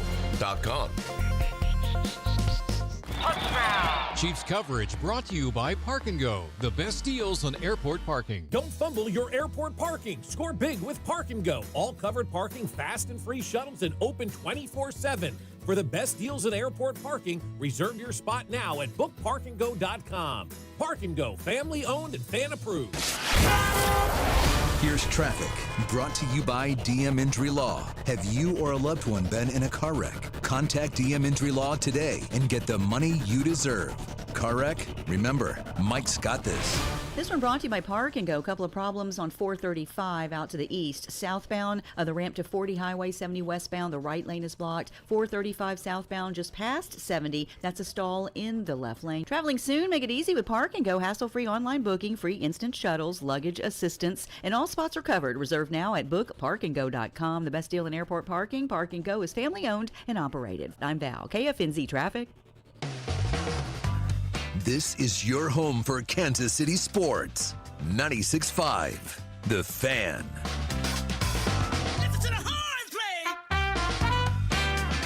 Rob, somebody on the text line called me Uncle Tom during the commercial break.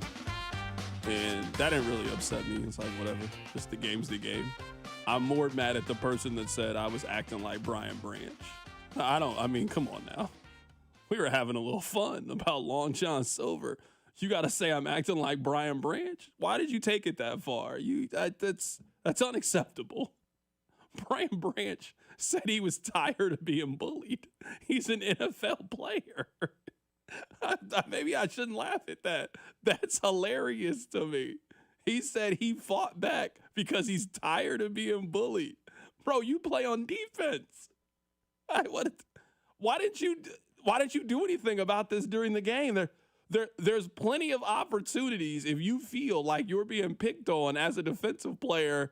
There's plenty of things you could have done during the game.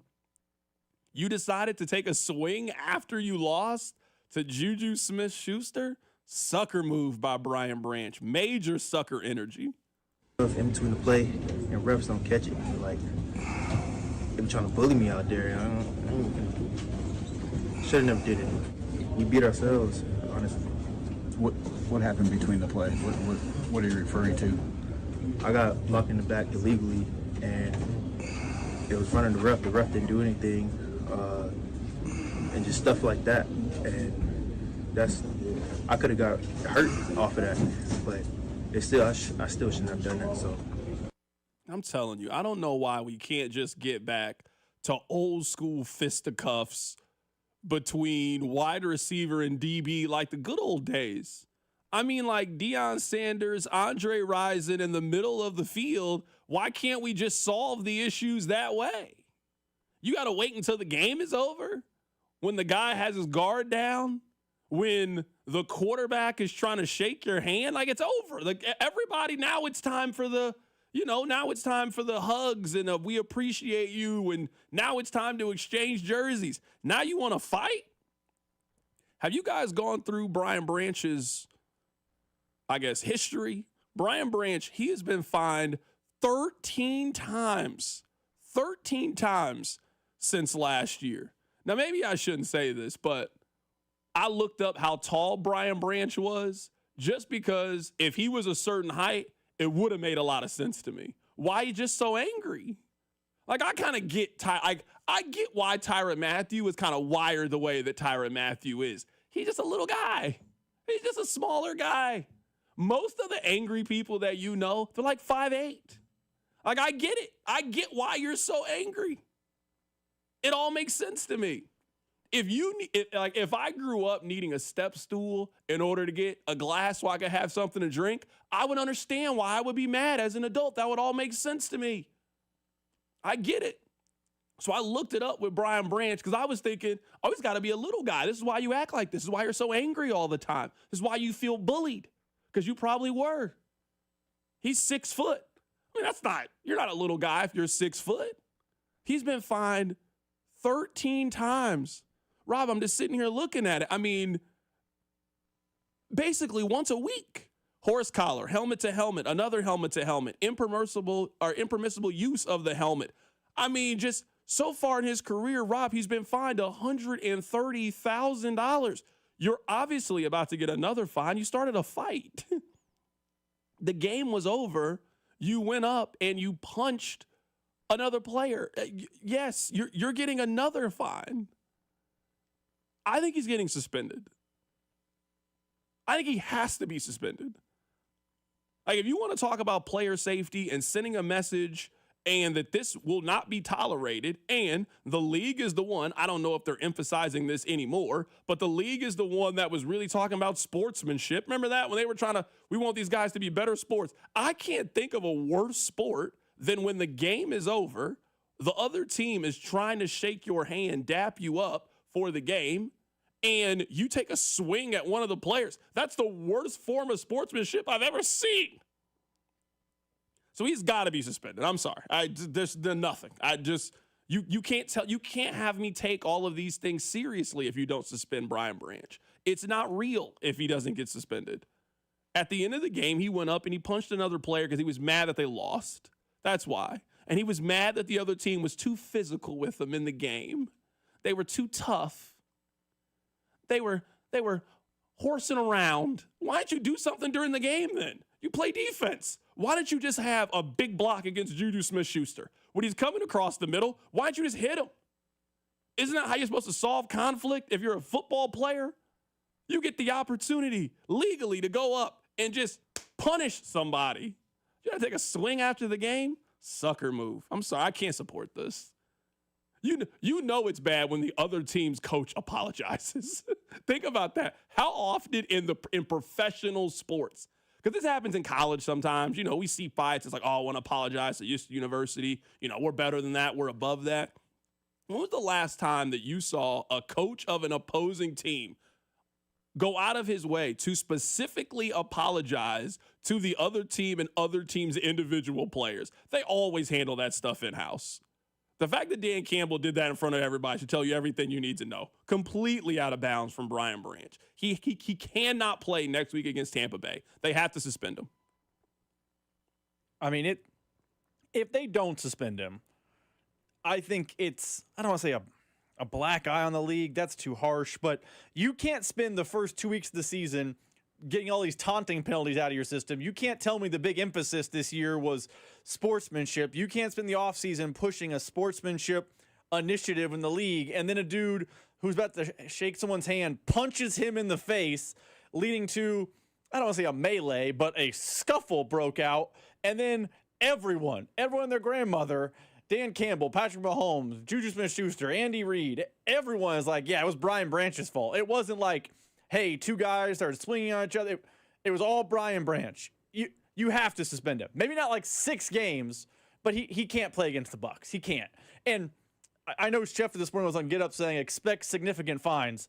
The fine better be something like significant. This better not be some 50K, same as, regular taunting. This needs to be punitive in some way. This basically needs to be treated like Jalen Carter at the very beginning of the season. Except for the real suspension, not whatever Carter got. Yeah, but I'm saying Carter didn't play in the game. Brian Branch finished the game and then did this at the end of it. Now, I'm not equating what he did to the same as spitting in his face, but the same way that they handled the Jalen Carter incident, that's how this should be handled. He needs to have a game check removed, and he needs to not play in the next upcoming game. So the fact that he played in one, we can't go back, we can't retroactively kick you out of the game. We're kicking you out of the next game because that's what would have happened if you had done this while the game was going on. Let's say if a sack had happened and Patrick Mahomes did the exact same thing to Brian Branch, and then Brian Branch then walked over and then hit Juju Smith-Schuster the way that he did during the game, that player would have been ejected. So he needs to be ejected from the next game and then take a game check away. And this cannot be tolerated. I'm telling you, it was one of the biggest sucker moves I've seen this season. Coming up at the top of the hour, we're going to be joined by Mitch Holt, his voice of the Kansas City Chiefs. Keep it right here. It's The Drive. The Drive with Carrington Harrison. Watch the show on YouTube by subscribing to the 965 YouTube channel. The Drive, brought to you by DM Entry Law. Have you or a loved one been in a car wreck? Contact DM Entry Law today and get the money you deserve. Car wreck? Remember, Mike's got this. 96.5, The Fan. Here's traffic, brought to you by DM Entry Law. Have you or a loved one been in a car wreck? Contact DM Entry Law today and get the money you deserve. Car wreck? Remember, Mike's got this. This one brought to you by Duke's Mayonnaise. Shawnee, that's a stall. 35 southbound as you approach 635. Left lane is blocked. Continue down and you've got another problem. 35 southbound just past 435. It's the right lane blocked by a stall. I'm Val, KFNZ Traffic. Must qualify for enrollment. Results may vary. We all hear the radio ads about the IRS. They tell you to be afraid, to be scared, and they try to frighten you into calling. I'm not here to do that. Tax Relief Advocates is different. TRA is here to tell you that if you owe money to the IRS, whether it's $5,000, $50,000, or $500,000, we have a solution. It doesn't matter if you're sitting in your car, at work, or with your kids. No matter where you are, call now. 800-583-5795. Don't lose hope. TRA can eliminate or reduce what you owe to the IRS. Generous programs are now available that can give you a fresh start. Our passion is taxes and helping individuals fix their IRS problems. We have over 1,000 5-star reviews on Google and an A+ with the Better Business Bureau. You don't need to be afraid of the IRS any longer. End your tax nightmare today by visiting us online at TRA.com or call 800-583-5795. That's 800-583-5795. Tax Relief Advocates. Real solutions for real people. Brought to you by Duke's Mayonnaise. This is the Duke's country song. It's a song about the best mayo. It has a yellow lid, and its full name is Duke's Mayonnaise. Get Duke's Mayo in store. It's got twang. Hey friends, it's noisy out there with information coming at us all day, every day. It's hard to know what to trust, and the world of wealth management is no exception. That's why UMB Private Wealth Management helps you tune out the noise and tune into what matters most. They'll create a financial plan based on your unique goals, so it's your voice that comes through loud and clear. Get financial clarity. Go to umb.com/private wealth to schedule an appointment. That's umb.com/private wealth. Looking to drive your finances downfield? Main Street Credit Union is the hometown team you can trust. We help you build credit, lower monthly expenses, and finance with confidence. Or if you need a loan to grow your small business, we've got flexible options and no hidden fees. At Main Street, it's not just about the win, it's about keeping Kansas City moving forward. One goal, 1 yard, one member at a time. Get in the game at mainstreetcu.org. Hey, football fans, picture this. You bet on your favorite player to score the first touchdown of the game, but his teammate scores instead. If this happens, BetMGM wants to give you another chance at the end zone. With BetMGM's second chance promotion, you'll get your stake back if your first touchdown scorer scores second instead. That's right. Bet on any pro football player to score the first touchdown of the game. If you're right, you win. If your player scores second, you get your stake back in cash. With BetMGM's second chance offer, you have a chance to keep the fun going after the first player crosses the goal line. Try a first TD score wager with confidence today. BetMGM. Make it legendary. BetMGM and GameSense remind you to play responsibly. See BetMGM.com for terms. 21 plus only. Kansas only. Existing customer offer. Subject to eligibility requirements. Rewards paid back in unrestricted withdrawable funds. Please gamble responsibly. Gambling problem? Call 1-800-GAMBLER. In partnership with Kansas Crossing Casino and Hotel. Shopping for a new Ford? Go where it's easy. Rob Sight Ford. Non-commissioned staff, huge trade-in values, and Kansas City's top-rated Ford dealer. Rob Sight Ford. ROBSIGHT.com. Life's better with Drive My Way from American Family Insurance, because we know it's more than just a car. It's your escape pod, your adventure mobile, your memory maker. And we help protect the dreams that drive you.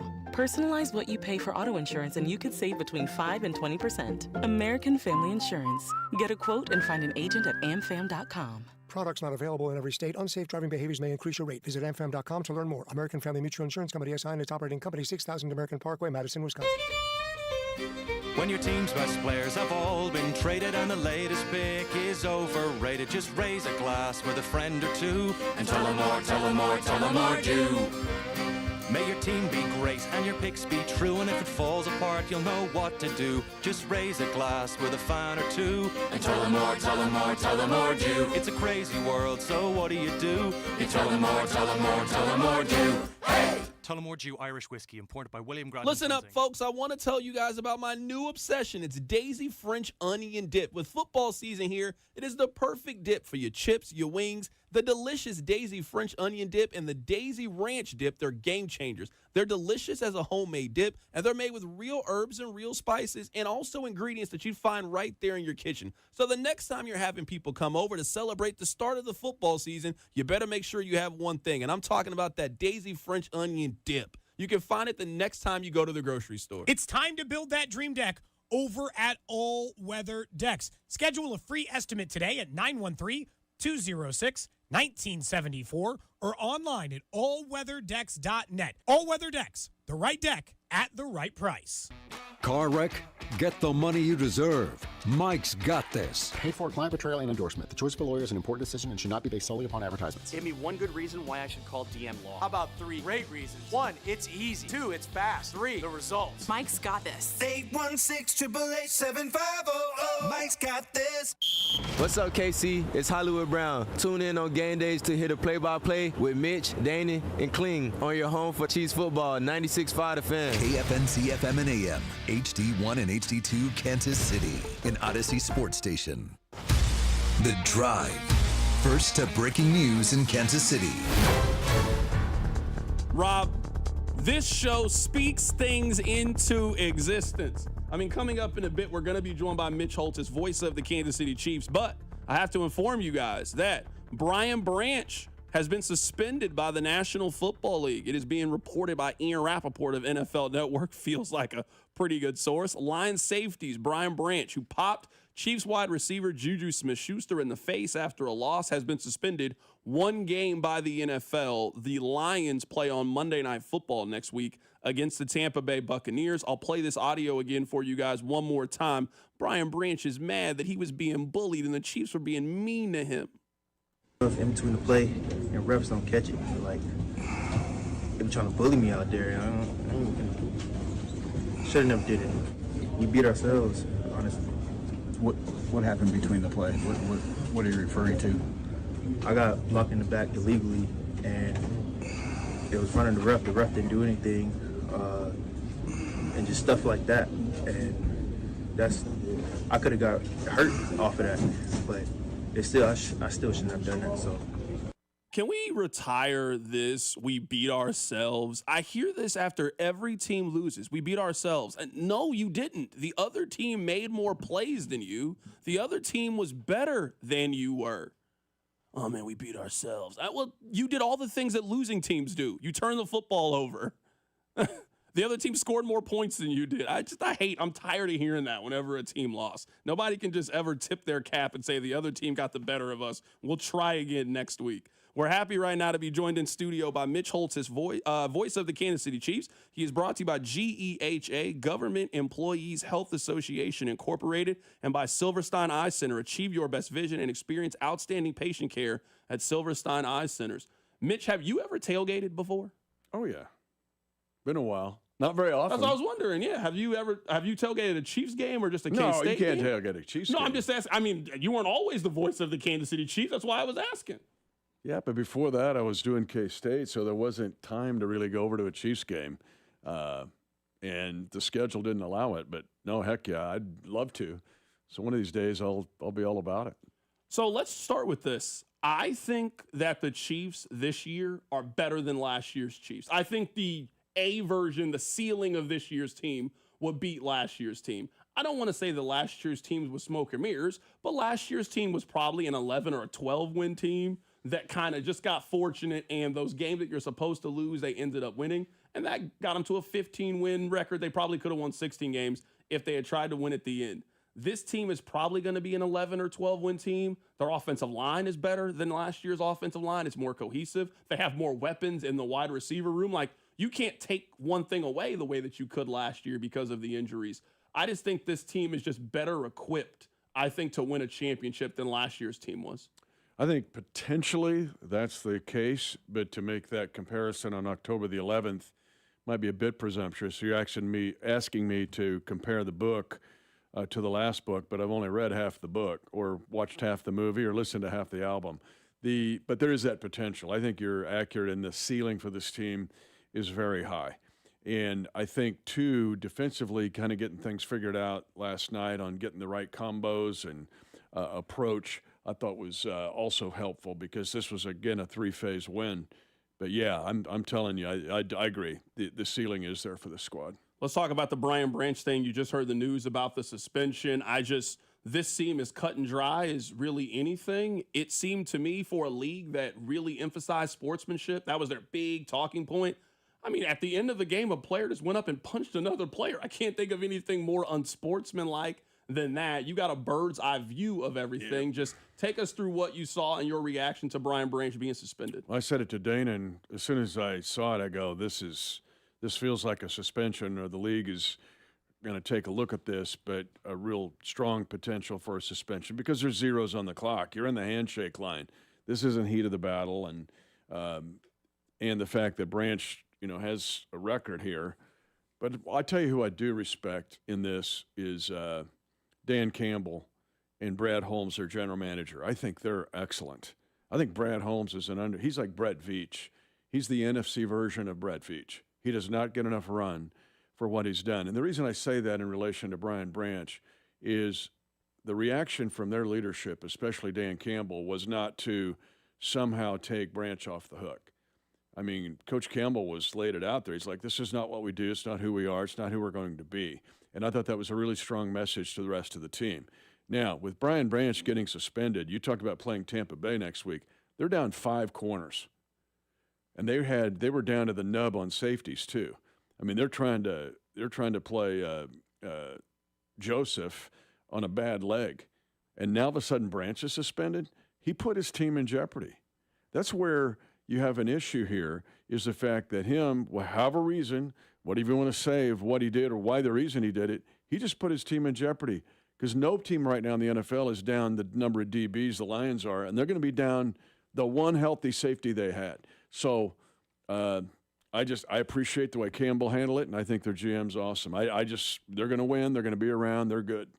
You know it's bad. Like, you very rarely hear the opposing team's coach apologize as specifically as Dan Campbell did after the game. Like, it really wasn't it really wasn't like I'm going to talk to my guys. It was hey, that's unacceptable. That's not what we do here. That's not Detroit Lions football. This is going to be handled. I think the way that Dan Campbell kind of responded to it kind of told me everything, at least about how their perception of how the end of the game unfolded. I think it was a double message. And he played in the league now, so he knows. And the fact that I think it was a double message. I think it was one of saying, this is not the same Detroit Lions. This is a Detroit Lion team that we're 19-4 in a year and a half. We're a player in this deal. We're 31-9 in the last 40 games. This isn't how we're going to act. And so, and I think the respect for the game. it's a tough game. It's an intense game. We see it every week. But the respect for the game and the players themselves have got to be there, not somebody going rogue and going off the handle.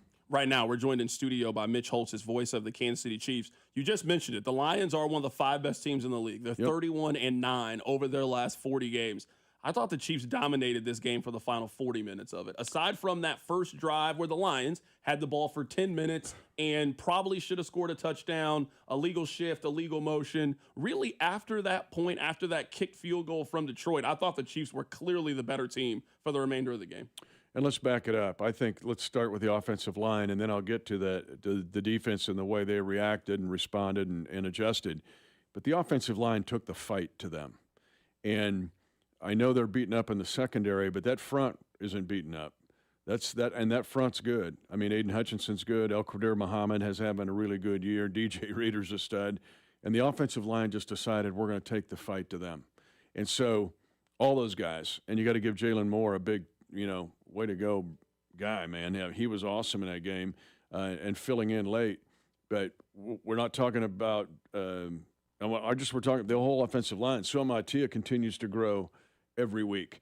Jawan Taylor has had 2 really good weeks in a row. Haven't heard from him in a while. That's right. And if no news is good news unless he's like pounding somebody. And he was staying on blocks all day.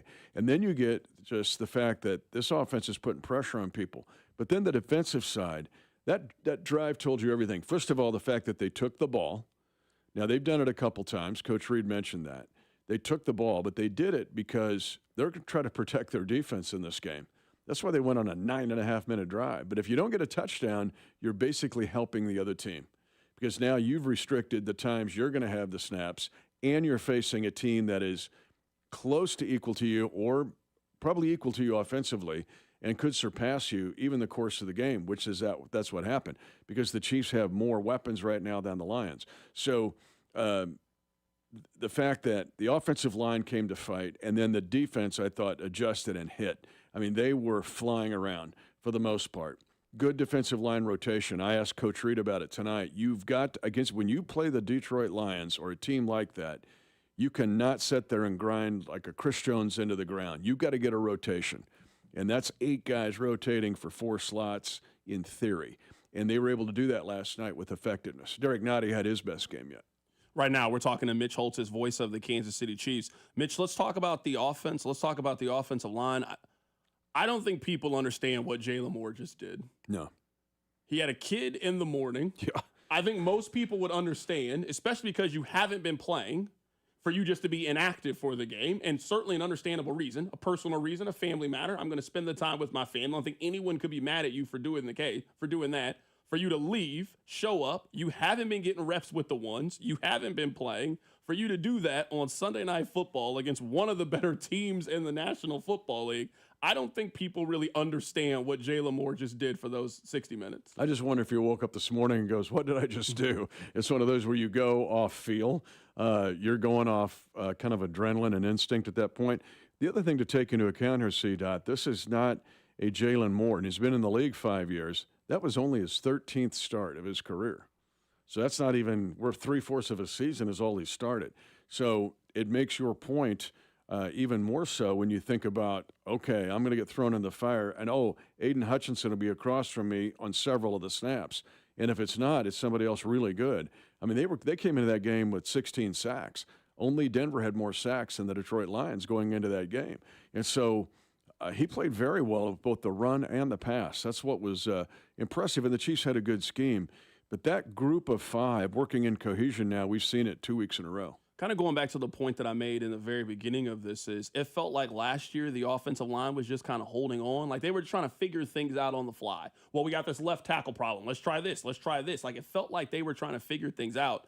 It feels like this offensive line in terms of cohesiveness is so much further along. And I think in that solidarity, it's really allowed them to open up the rest of the offense. I read the stat right before you came in here. Xavier Worthy is averaging 12 yards every time he touches the ball, a first down. And now what that means for a guy like Hollywood, what that means for Juju, what that means for Thornton, what it means for Kelsey in the middle of the field. I really think the offensive line being as good as it's been these last couple of weeks, that's really been the key to unlocking the explosiveness for the rest of the offense. No question. And Pat's getting one more click to throw. I've told you on several occasions, if you just give him one more click, one more count and a half, it makes all the difference in the world. And he's even mentioned it. I think he mentioned it during his presser. Maybe he did during his segment with you. Just give me 1.5, one Mississippi and a half. And that means a lot, especially with the guys you mentioned. And here comes Rashee Rice. So now he joins the party. You'll see me say this week the 5-1 area code is finally there. We've been waiting to dial it all along for a year and a half, and now we're going to finally get to do it. But the offensive line, let me give you another one, because I started to look at this morning. This really started with the halftime of the New York Giants game. So now we're covering 3.5 games. The Chiefs have been in the red zone 19 times in those 3.5 games. They have 14 touchdowns in 19 trips. And of those 14 touchdowns, 8 different guys have touched the ball. Now, when you start to put that together, you become nearly impossible to defend in the red zone. It's one of the main discussion points, and I really hope people listen tonight to Coach Reed, because he went somewhere I didn't think he would go. I learned something tonight in the interview we did earlier, because I brought up this red zone, what's going on, and then he took it and ran with it. So it's really an interesting listen if people are tuned in about 10 after 6 to what Coach says about that. But when you start to attack the entire all of the red zone, if I can touch every blade of grass in the red zone and I can do it with 8 or 9 or 10 different guys and that offensive line blocks like they do, look out. Because these touchdowns aren't going to be 50-yard bombs. There'll be some of those.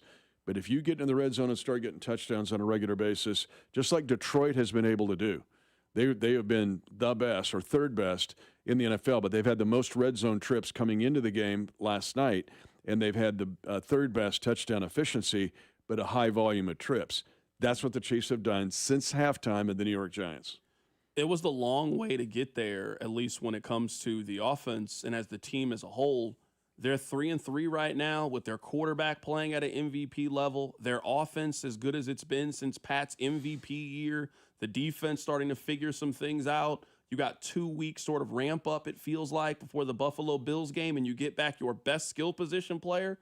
I mean, I don't think anyone wants to be 500. You probably thought they could be maybe 4-2 or better in this stretch. But I feel like now, at least moving forward, this should be the real version of the Chiefs. Their offensive line is in place. Their offense is in place now. You got an 11-game runway here to go play your great football and go potentially get the 1 seed. I mean, all the games to get the 1 seed are still there. You still got the Chargers. You still got the Broncos. You still got Buffalo. Every goal that the Chiefs have set is still right before them. You just got to get going. You got to get hot. We've essentially waited for this team that'll run on the field Sunday since the spring of 2024. Now, what's been added since then? Better group on the offensive line, playing better. Even Kareem Hunt, his value to this team. We've seen his value to this offense. But now you're going to get, I said the school bus is pulled up to the track and the 4x1's getting ready to start.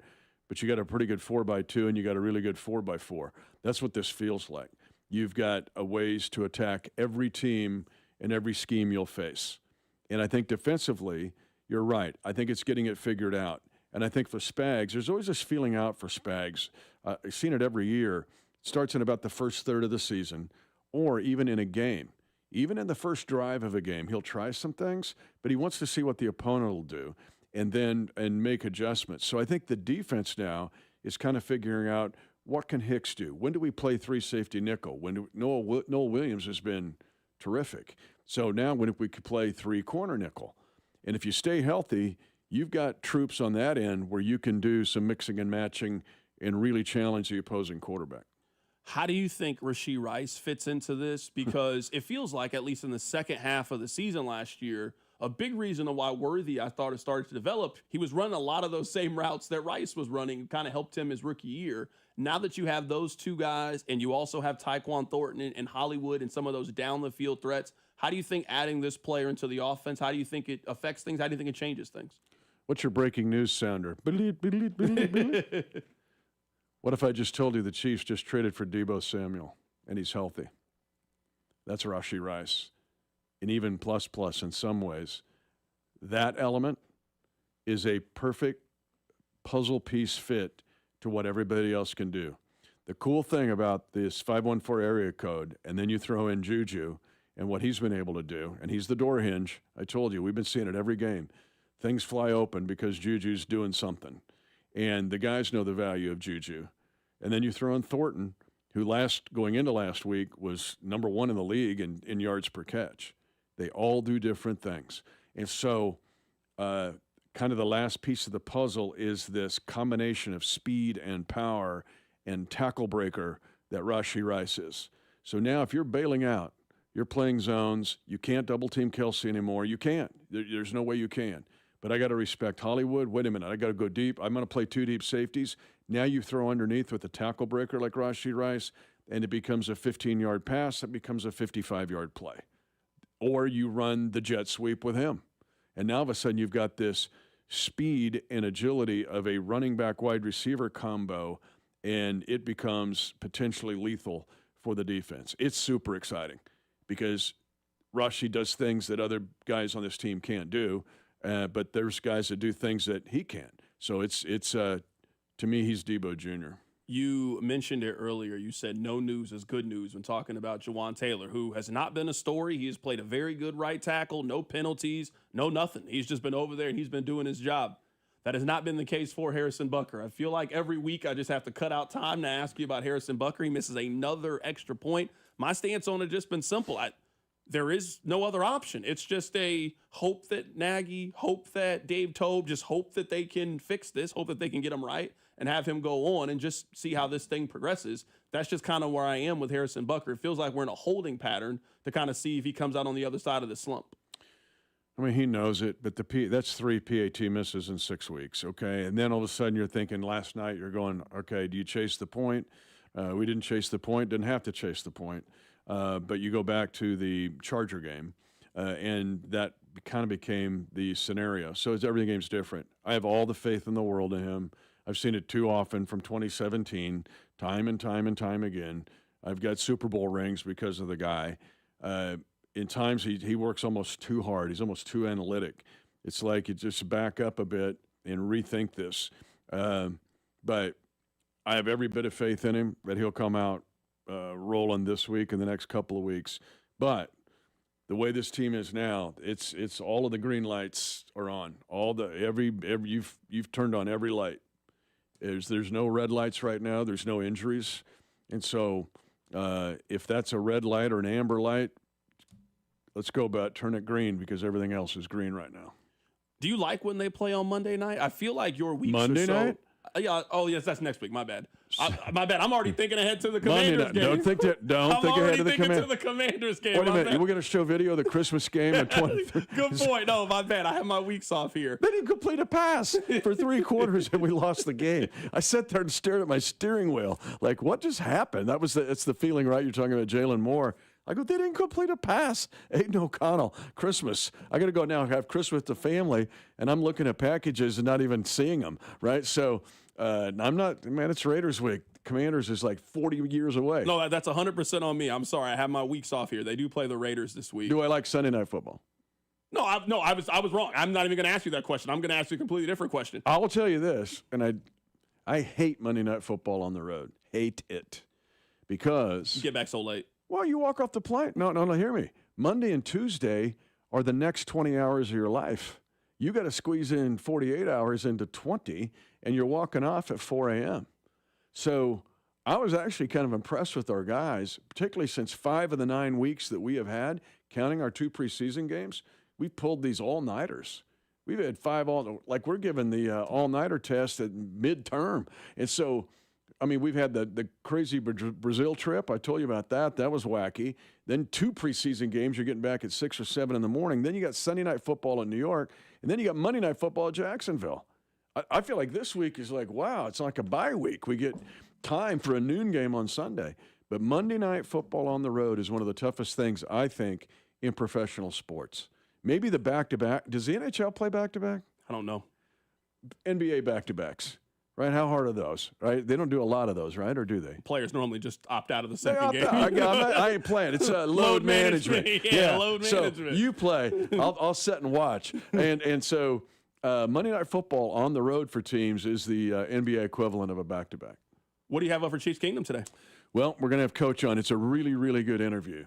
And again, it's when he's different than he is at any other time. It's a Monday night fireside chat as if he's just sitting down and we're having wings and talking ball. And that's where he is tonight. So it's worth a listen. And then Tim Barnett, with the Sunday night game, short week, we're not allowed to have a current player. We will on next Monday night. But Tim's an interesting guy. He got the Walter White Award for being the best ambassador for his charitable work in this past year. So he's a really interesting guy. But this is a guy that played pro ball and has to understand there's one football. What do you do now? You got the 514 area code and the bus full of guys running the track meet.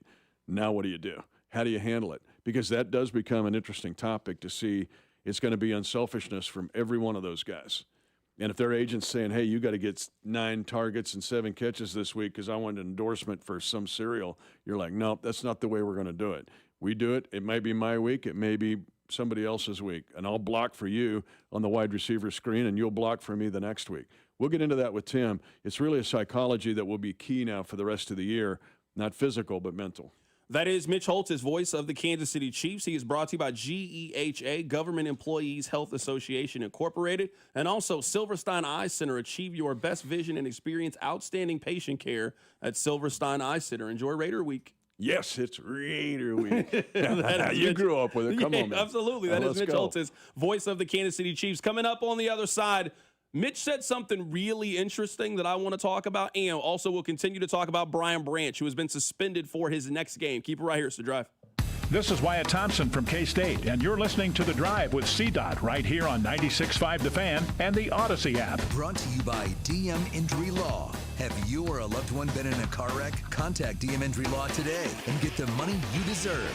Car wreck? Remember, Mike's got this. $5,000. That's the average amount of money people in the U.S. are now spending on gas in a year. $5,000. That's crazy. If you drive, you have to download Upside, the free app that gives you cash back every time you get gas. That's right. You can earn real cash back with Upside just by buying the gas you're already buying. You can literally start earning cash back today. I use Upside every time I fill up, and I've already made around $300. You're putting gas in your car anyway. Why not get real cash back? If you like free money, download Upside. I'm saving the cash I earn from using Upside to help pay for a vacation later this year. Download the free Upside app now to earn cash back every time you buy gas. Use promo code CODE to get an extra 35 cents per gallon on your first tank. You can cash out anytime right to your bank, PayPal, or a gift card for Amazon and other brands. Just download the free Upside app and use promo code CODE for a 35 cents per gallon bonus on your first tank. That's code CODE for a 35 cents per gallon bonus.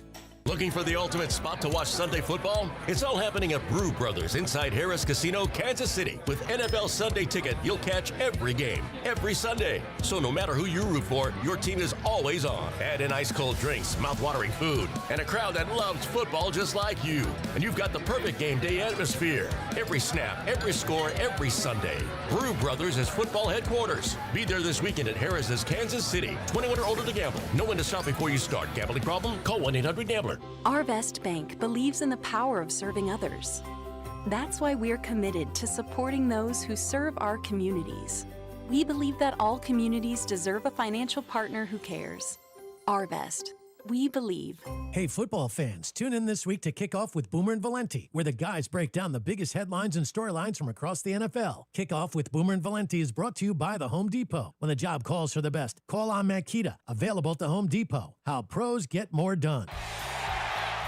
You could be on the 50 at GEHA Field for the official coin toss at a Chiefs home game this season. Enter to win at Chiefs.com/GEHA. GEHA is the proud partner of the Kansas City Chiefs. Hey, Mr. C, it's me. Well, I just picked up the ring. I actually went to Hellsberg. Thanks for that recommendation. Kate's gonna love that hers is from the same jeweler you got Mrs. C's ring from. They were so helpful throughout the whole process. They even knew your family by name. and the ring looks great. Anyways, I just couldn't wait to let you guys know. Call me back and wish me luck. Hellsberg, designed with care and craft since 1915. Shop in store or at hellsberg.com.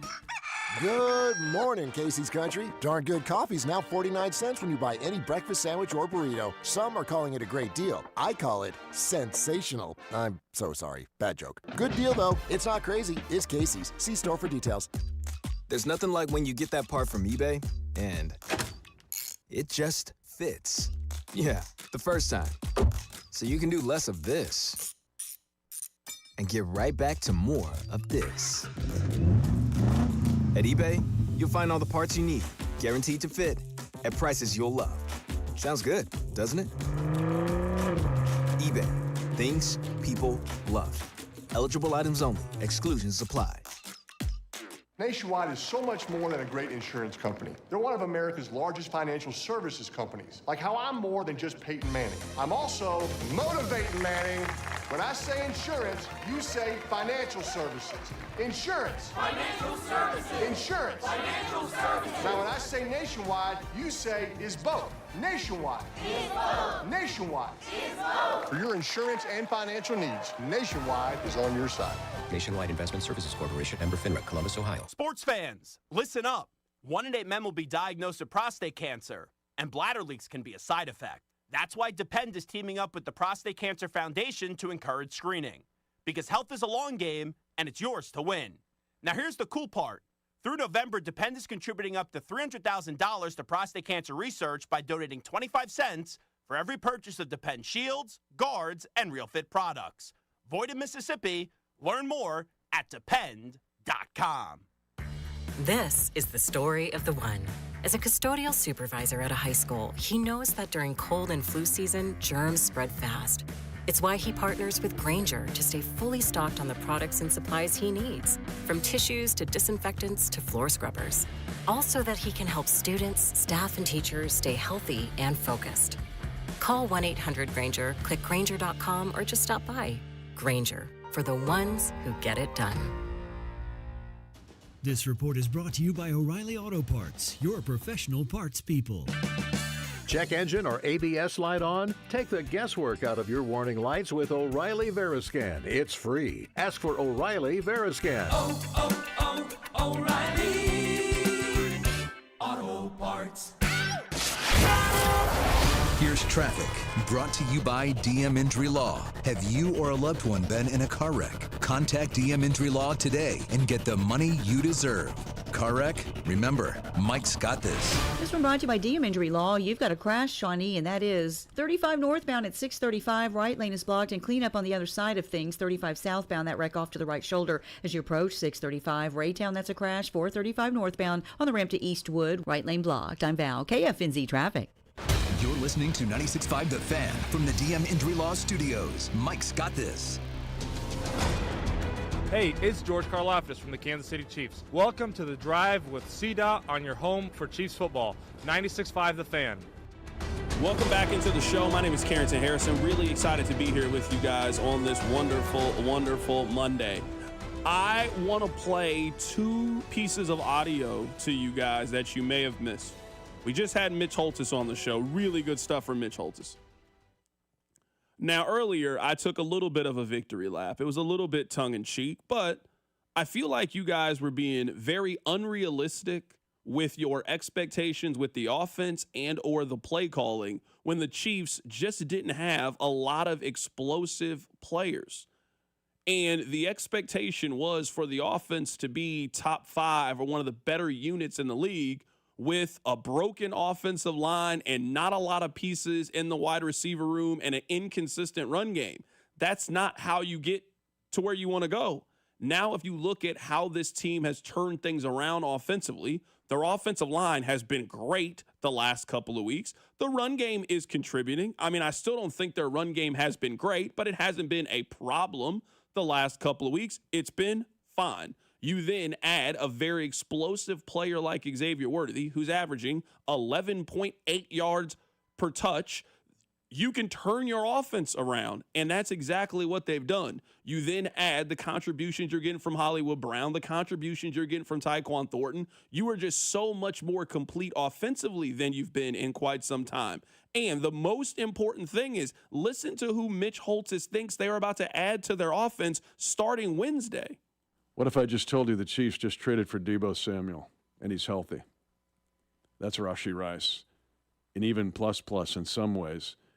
That element is a perfect puzzle piece fit to what everybody else can do. The cool thing about this 514 area code, and then you throw in Juju and what he's been able to do, and he's the door hinge. I told you, we've been seeing it every game.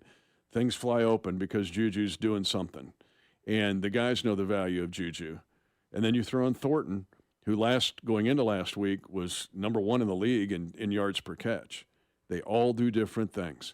And so kind of the last piece of the puzzle is this combination of speed and power and tackle breaker that Rashee Rice is. So now if you're bailing out, you're playing zones, you can't double-team Kelsey anymore. You can't. There's no way you can. But I got to respect Hollywood. Wait a minute. I got to go deep. I'm going to play 2 deep safeties. Now you throw underneath with a tackle breaker like Rashee Rice, and it becomes a 15-yard pass. It becomes a 55-yard play. Or you run the jet sweep with him. And now all of a sudden you've got this speed and agility of a running back wide receiver combo, and it becomes potentially lethal. Rashee Rice is 25 years old. When Deebo Samuel was 25 years old, he had 77 catches for 1,400 yards and 6 touchdowns. And oh yeah, he also gave you another 300 rushing yards that season. Now, I'm not saying that's what Rashee Rice is going to do this season or that he even turns out to be Deebo Samuel, but I do think we know that the Chiefs are adding a somewhere between 900-yard and 1,100-yard wide receiver to their offense. So a lot of the criticisms that people had about the Chiefs offense, I do think were fair at the time, but I also don't think we were factoring in the limitations that you had offensively, and now you just got more dogs. Rob, you remember one of my complaints about the Chiefs offense is you don't have a lot of players that are in your prime. You now, starting Wednesday, have 3 of those players at one time in your offense. That's how it used to be. You have Rashee Rice, who was 25 years old, Xavier Worthy, who was in his 2nd season in the league and certainly explosive, and Tyquan Thornton, who is 24 years old. What I want this offense to be, and what it is starting to become, is an offense that is centered around the 20-somethings, not an offense that's centered around the 35-year-old. Now, the 35-year-old is playing well right now and can give you a great contribution. But if this is going to be a top 5 offense in the league and get back to its explosive past, it's going to do that because you're centered around guys who right now are still explosive. That's what's turned the offense around. What's turned the offense around is they have solidified themselves at left tackle. They have stopped committing penalties on right tackle, which was taking touchdowns and points off the board, where you would convert a 3rd and 12 with a run from Patrick Mahomes. Now it's holding. You now take that off the board. They have eliminated those mistakes, so you played a clean game when it came to penalties, and now you're just much more explosive offensively. The Chiefs played about as clean of a game that you possibly can. I saw this stat. Maybe they showed it on the television broadcast. I didn't watch it on TV. But it was 0 penalties, 1 punt, and no turnovers. The Chiefs played about as clean of a game on Sunday Night Football that you possibly can against a really, really good team. Play the schedule game all you want with the Detroit Lions, and I know they're banged up right now. Detroit has won 31 of their last 40 games. That's one of the better teams in the league, and the Chiefs beat them up and got them so frustrated that one of their starting players got suspended because he was mad they were losing.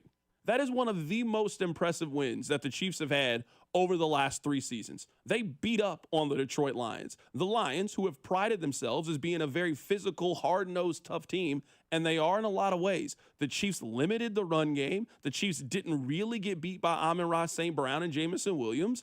And the Chiefs just up front controlled and dictated this fight. And the most important thing of all of this is, for the first time in a year and a half, we are going to get to see what the Chiefs offense that they envision. We're going to get a chance to see it. They're now 4-5 deep at wide receiver. Not one. This team won the Super Bowl 2 years ago with 3 offensive players that you trust. How many offensive players do you trust right now? If we did the circle of trust, how many offensive skill position players are you putting inside that circle of trust? The answer is probably, 6 or 7? You would put Kareem Hunt in that category. You put Rashard Smith in that category. I'm not sure if you guys will put Isaiah Pacheco. He hasn't been bad, but he hasn't been dynamic. You put 4 or 5 wide receivers in there. You put your tight end in there. That's how you get a top 5 offense. You got dogs. You got guys. So not only are you better at left tackle, not only are you getting just cleaner play at right tackle and eliminating mistakes, you've also been a red zone wizard. That's how you become elite offensively. I started to look at this morning. This really started with the halftime of the New York Giants game. So now we're covering 3.5 games.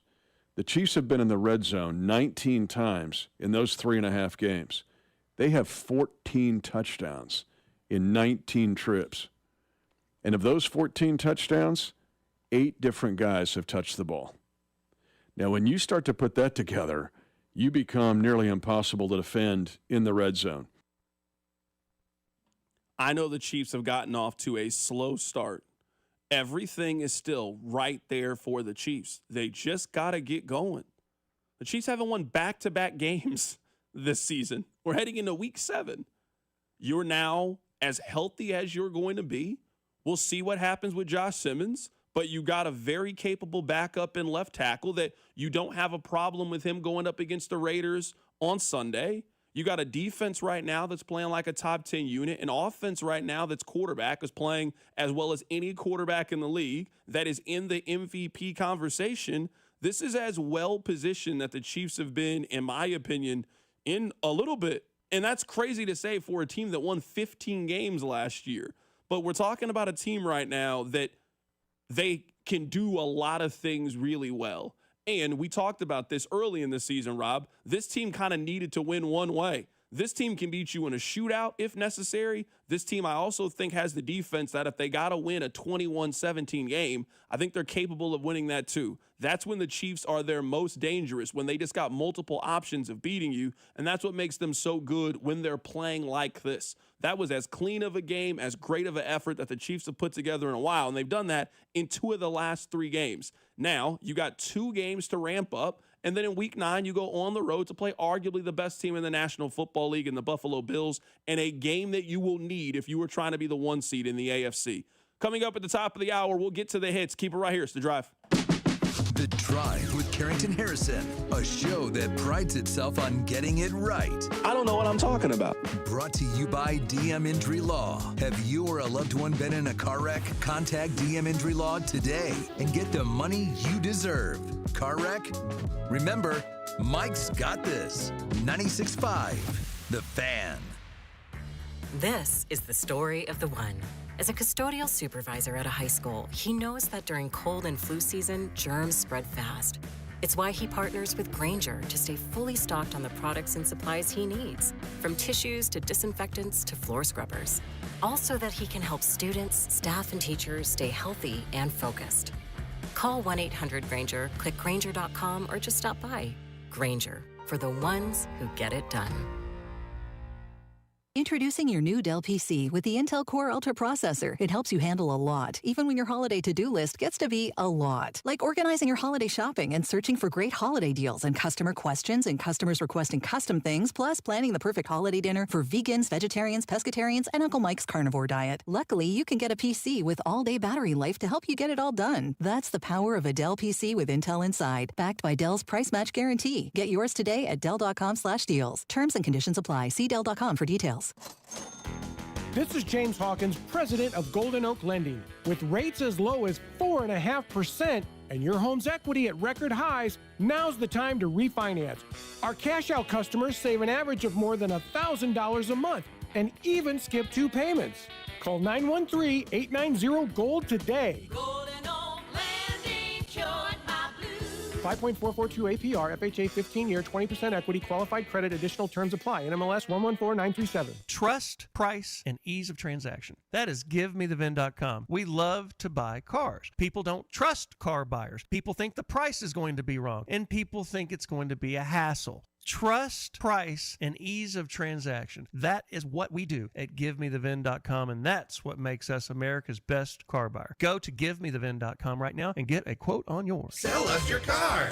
GiveMeTheVin.com. So easy you can do it in your underwear. Hey, football fans, picture this. You bet on your favorite player to score the first touchdown in the game, but his teammate scores instead. If this happens, BetMGM wants to give you another chance at the end zone.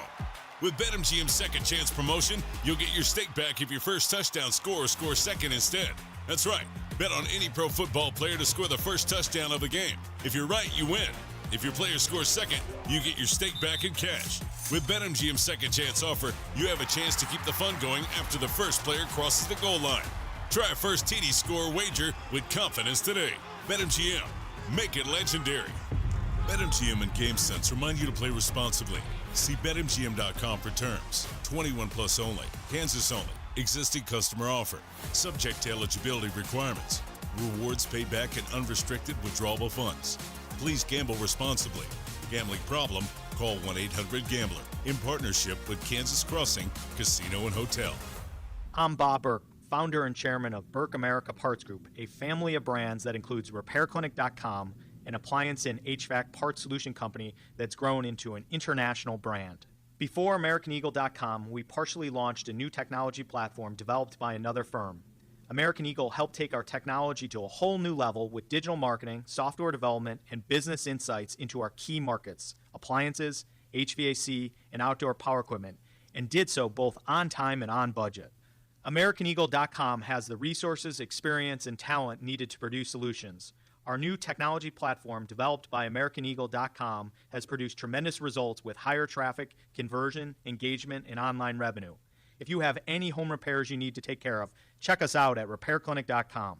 If you need a world-class website or technology project, then I would highly recommend AmericanEagle.com. Call AmericanEagle.com at 773-NETWORK. That's AmericanEagle.com, 773-NETWORK. Sports fans, listen up. 1 in 8 men will be diagnosed with prostate cancer, and bladder leaks can be a side effect. That's why Depend is teaming up with the Prostate Cancer Foundation to encourage screening. Because health is a long game, and it's yours to win. Now here's the cool part. Through November, Depend is contributing up to $300,000 to prostate cancer research by donating 25 cents for every purchase of Depend shields, guards, and Real Fit products. Void in Mississippi. Learn more at Depend.com. This is the story of the one. As a custodial supervisor at a high school, he knows that during cold and flu season, germs spread fast. It's why he partners with Grainger to stay fully stocked on the products and supplies he needs, from tissues to disinfectants to floor scrubbers. Also that he can help students, staff, and teachers stay healthy and focused. Call 1-800-GRAINGER, click Grainger.com, or just stop by. Grainger, for the ones who get it done. Car, truck, or motorcycle wreck? Remember, Mike's got this. Paid for, client portrayal, and endorsement. Choice of a lawyer is an important decision and should not be based solely upon advertisements. After my car wreck, there was a lot I didn't know. I do know. If you've been hurt in a car wreck, call me. I've got this. Mike's got this. 816-888-7500. Mike's got this. Here's traffic, brought to you by DM Injury Law. Have you or a loved one been in a car wreck? Contact DM Injury Law today and get the money you deserve. Car wreck? Remember, Mike's got this. This has been brought to you by Anthony Plumbing. North KC, that's a two-car crash, 35 northbound at Bedford. Right lane is blocked. Olathe, that's a crash, 35 northbound on the ramp to 119th with a lot of onlooker delay. Turn recent repairs into savings. Get up to $4,500 off a new HVAC system. Stay comfortable year-round. Schedule now at AnthonyPHCE.com. I'm Val, KFNZ Traffic. Hey, it's Trey Smith from the Kansas City Chiefs. Welcome back to the Drive with C-Dot on your home for Chiefs football. 96.5 The Fan. I want to tell you guys a couple of stories from my experience yesterday going to the game. Yesterday was the first Chiefs game that I've been to since before COVID, and I really had a good time. So, Rob, the section that I was in, there were some Detroit Lions fans that were in our section. And you know what? I really like Detroit Lions fans. They were very nice people, at least the people that were in our section. I don't know where you guys were potentially sitting. Maybe there were some obnoxious Lions fans, but every person that I came across with that was wearing a Detroit Lions jersey ended up being a really swell individual. Like when the guy walked off, we shook hands, and I said, you know what? I hope you guys go to the Super Bowl because I genuinely want to see the Lions do well after seeing them. They were great. They were all fantastic. So one of the people that we were sitting by, she was from Kansas City. She was a Chiefs fan. And the man asked me, he's like, are you from here? And I'm like, yeah, I am. He was like, where would you tell people to get barbecue from? And I was like, well, I would tell you to go to Gates. I think Gates is the best barbecue in the city. The woman was like, no. How can you say that? How can you tell him that? And then she said, you should tell him to go to Famous Dave's. Do you think that she was trying to be funny? Or do you think that potentially she was being serious? Because I wouldn't tell an outsider. I wouldn't tell an out-of-towner. Do we even still have a Famous Dave's in the city anymore? I don't know why she said that. Maybe she was just trying to be funny. As you said that, A, my head perked up, like, what on earth was she talking about? And 2, I don't know we have Famous Dave's anymore. I don't know, but I'm saying is the way she said no to Gates and then said you should tell him that, maybe she was trying to do a funny. And the rest of us did laugh. It was very funny. I think even he realized, I've never heard of this before. What was her energy after the laugh? Was she like, hey, I nailed it, I got my joke off? Or is she kind of looking around like, why are people laughing? I mean, she had Q39 as her number one, so I told her opinion was invalid anyway. It's your number one, stop it. Don't talk barbecue with me. Number one? No. One's too high. Yeah, no. I don't mind if it's in your top 3. It just can't be 1. Yeah, no, you can definitely have it in the. It's an honorable mention. That's your number one. Like that's just not what I would. That's not what I would be advising people like when they come into town. But I know that's a very popular place to tell people. I always tell people that if you're an out-of-towner, as long as you hit up 2 of the big 4, if this is your first time coming to the city, I think you do all right. If you go to Gates, Joe's, Jack Stack, Arthur Bryant's, if you go to 2 of those 4, and I mean the original Bryant's location, you got to go to the one on Brooklyn. You're not going out as Legends one even still there? Yeah, that's not. I don't know what that is. That's just Arthur. That's just Arthur B's. That's just barbecue. Yeah, there's a barbecue place in town. Yeah, that's what I'm saying. You got to go. As long as you go to 2 of the 4 while you're here, I feel like you had a good trip. And then if you're here for a long period of time, then you can start playing the classics. So you don't ever suggest deep cuts? I'm not suggesting that if that's your first time and a tourist. Okay. I'm not suggesting that. That's fair. Because I remember, at my wedding, I had family and friends in front of town a couple years ago. I suggested the big 3, but I was like, hey, because you know where my wedding was, I was like, you should go to Chef J. It's in the area. Yeah, see, no, I'm not, yeah, that's something you can suggest to somebody from here. Like, I would suggest that from, one of us, but I'm not telling an outsider that. And like somebody said, Slaps is number 1. I love Slaps. Like me and the owner of Slaps went to high school together. That's my guy. I'm only telling that to us, the home team. I'm not telling an out-of-towner to go to Slaps. You got to go to one of the big 4. You got to go to one of the traditional places. Now, if you come back to Kansas City for a second time, then I might show you one of those places. I might show you a Scott's Kitchen. I might show you a Chef J's. We might go to Burn-In Barbecue. There's a bunch. Like our second tier, I'll put up against anybody's. But I can't suggest that to you if you're an out-of-towner. You got to go to the touristy places. If I go to Philadelphia, I'm not trying to go to a hole-in-the-wall Philadelphia cheesesteak place. I want to go to Geno's. I seen it on the TV. That's where I'm taking people. Rob, these people had a band at their tailgate. Like it was a wedding. Like they had a band. These other people had a DJ. Was this normal? Is this like a normal occurrence when it comes? It really blew my mind when I walked out there and people at their tailgate had a DJ. It blew my mind. I didn't know that's how people were getting down at the tailgate. I did not know this. Did you know this? Have you been to a tailgate that had a DJ before? I mean, like a professional one? This one, they had a booth. Rob, they had a booth. No. I've never been to anything like that before. I'm serious. They had a booth. They had games and stuff they were playing. Not just bags or not just, washers. They weren't just playing that. They had real games that were set up. I don't know what was going on. Someone on the text line says, 913-586-7965. Gates is a tad intimidating to send a tourist to. If you like getting yelled at or not knowing the menu quick enough, then it's your spot. To America's there. I like when they yell at me at Gates. Lets me know I'm home. Yeah, but I get the point. If you want to show Kansas City's best, that person in the line at Gates has no idea what they're doing. Yeah, they're going to get yelled at. That's also part of the experience. Now, someone says to you, warn outsiders before you go to gates. Yeah, you have to. warn them. 100%. Yeah, you got to tell them. That's fair. Yeah. But see, the thing is, when you go to gates enough, you just know, hold on. That's all you got to say is hold on. Now, a couple people from behind, they're going to get your food before you get your food. But yeah, hold on. But if this is the point for gates, I'm going in there. I know exactly what I want. Like, I'm not moseying around. The menu ain't changed. Trust me. I know. What's your special today? Yeah, I'm not in there asking any questions when I go into gates. We're not having much of a conversation. What's new? How was your day? Yeah, I'm going in there. Hey, let me get the beef on bun, please. Can't believe that. Folks be getting intimidated when they go to gates.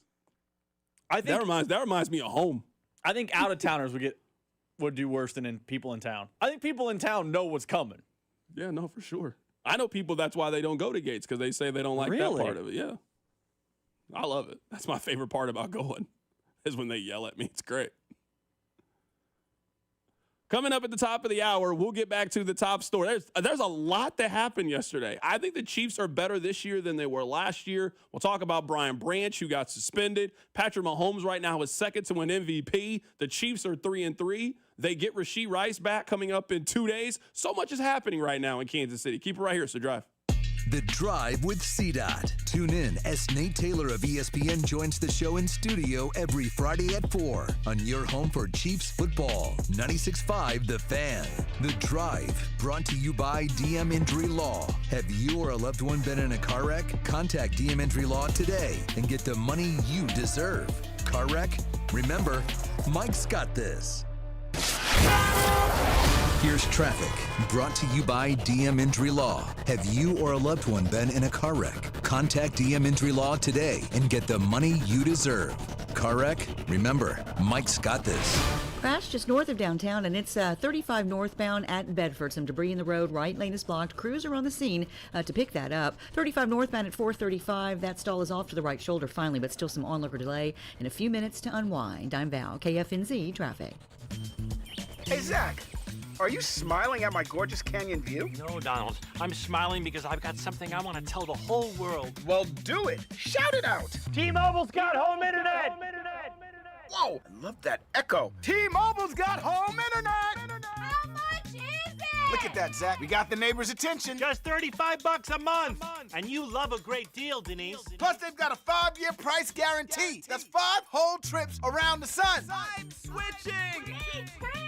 Yes, T-Mobile home internet for the neighborhood. Donald, you still haven't returned my weed whacker. Carl, don't you embarrass me like this, please. What's everyone yelling about? T-Mobile's got home internet. And Donald's got my weed whacker. Yes, T-Mobile's got home internet. Just $35 a month with auto pay and any voice line. And it's guaranteed for 5 years.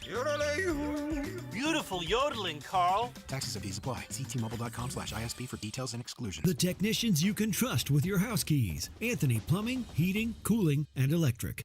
This busy season, enjoy home comfort without the stress with fast online booking, reminders, and real-time updates. Save up to $2,000 with federal tax rebates with a new HVAC system. Schedule today at AnthonyPHCE.com. Score big savings with Hy-Vee and the Kansas City Chiefs. Big points mean even bigger savings. Just shop Hy-Vee the day after a game and earn a fuel saver discount equal to the Chiefs score and based on the amount you spend. If the Chiefs score 42 points, you save 42 cents a gallon with any $42 purchase. The more we score, the more you save. Win or lose, everyone scores the day after a Chiefs game only at Hy-Vee. Offer good in-store and online. Some restrictions apply. See store for details. I love going to Hy-Vee, but I've got 2 kids in high school and life is busy. That's why I love the convenience of ordering my groceries with Hy-Vee's aisles online. It's easy. Just download the app or go to Hy-Vee.com. Then choose your store, select your items, and Hy-Vee will do all the shopping. All you have to do is pick up your order or have it delivered to you. Try it today. New customers get $10 off your first aisles online purchase with the code. Save time, save money. What could be better? only at Hy-Vee. Hi, this is Toby Tobin along with Jason Goodenkoff from Lewisburg Ford in Lewisburg, Kansas. Hi, Jason. Hello, Toby. Let's talk about the buying experience at Lewisburg Ford. It's the best anywhere. Just ask all our customers, Toby. It is hands down the best experience you can have buying a new car. We have the no-hassle Toby Tobin price that we've had for over 45 years now. Nobody else can say that. We've been saving Kansas City thousands and thousands of dollars for a lot of years. I have been buying Ford cars and trucks from Lewisburg Ford for over 30 years, and I know personally this is the best place to buy a Ford car or truck. Great prices, but there's a whole lot more than that. It doesn't just stop at price, Toby. Yeah. There's other factors to this equation, and it's trade-in allowance, financing, and the experience of how knowledgeable the people are that you're dealing with. And we surpass everybody in all those areas. We always have. We always will. That's why calling us is important. Do you have that new pickup? Absolutely. It's dynamite. Okay. Lewisburg Ford is your best place to buy a Ford car or truck. What's your toll-free number? 816-444-2300. Lewisburg Ford or lewisburgford.com. Hi, I'm Lacey, your friend and jeweler at Shane Company. And yes, I'm actually a jeweler. I bring dream engagement rings to life every day in our jeweler's workshop. When I hand set your diamond into your ring, I think about creating a piece you'll wear for a lifetime. I pay attention to the smallest details and treat every ring with the same care and craftsmanship, no matter the size or price. Come check us out at your nearby store. Our engagement rings are made with love from our hands to yours, because a friend knows your love deserves the highest quality. Shane Company, your friend and jeweler. If you're a man waking up in the middle of the night dealing with frequent urination, it could be an enlarged prostate. This is Jeff Montgomery. Do what I did. Contact Dr. Brown at Miva Medical, the leader in minimally invasive treatments in Kansas City.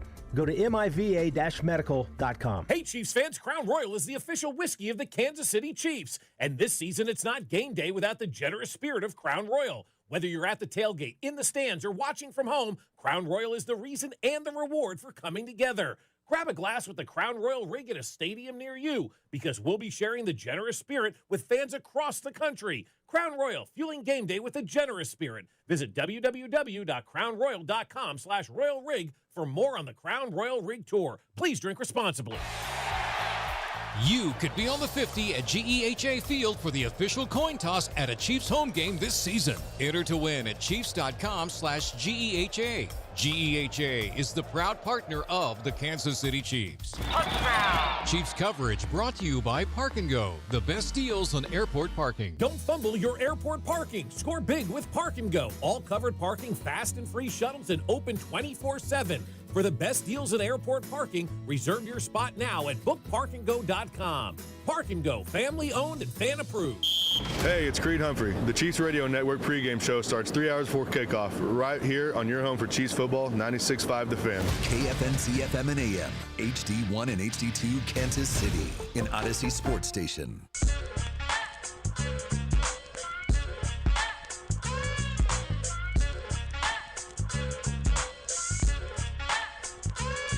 I'm in such a great mood today. I had a fantastic time out at the game. Rob is in a good mood. I'm in a good mood. The text line, they've actually been in a good mood, aside from the 3 minutes that we were talking about the Long John Silver's. They're switching up their menu.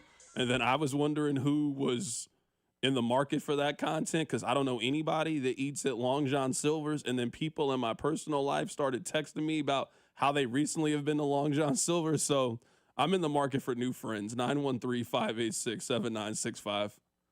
I got to keep hate out of my life. I gotta cast out negative energy in my life. I need new friends. 913-586-7965. We actually have a lot to get into. But before we get into any of this, we haven't been showing Baker University enough love in the hits, and that's my fault. Baker, we appreciate you guys. Baker, you guys might be ranked higher than Kansas in the AP poll right now. Rob came into work today trying to sell me on how being ranked preseason 19th was a good thing. That's how you know it's struggling. Rob knows that he cheers for a team that's going to get a 6 seed in the NCAA tournament and is trying to put lipstick on it. You can't fool me, Rob. You can't fool me. So, no, don't try to – no, now's not the time for your Darren Peterson update. We don't want it. We're not talking about teams that aren't ranked in the top 15 on this show unless they're Mizzou. That's the only team we got space for on this show. Average team. Y'all spent all that time in NIL and y'all ranked preseason 19. You're terrible. Hit the button. Your workday is over. Oh, yeah. You're headed home, and now you're stuck in traffic. Time to get caught up on the biggest stories in Kansas City and around the country with CDOT and Rob. It's time for The Hits. Number 1. Carrington Harrison, the hits are brought to you by Baker University. Make your next era orange at Baker University, the first university in Kansas and ranked number 1 in return on investment among private universities in Kansas. Baker University, forever in our orange era. Someone on the text line says, CDOT, you haven't lived unless you go to Long John Silver and get the coleslaw with the pile of crunchies on top of it. Let me close down the text line for a while. I got to focus. I don't know what the text line is on right now. They're on complete nonsense right now. The text line is on a 10-minute timeout. I said I needed new friends, and then that's what I see. I'd rather be by myself. I'd rather be Mr. Lonely if that's the case.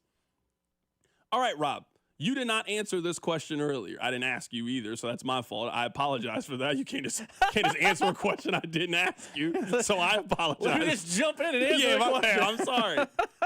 I think the Chiefs in 2025 are better positioned than they were last year.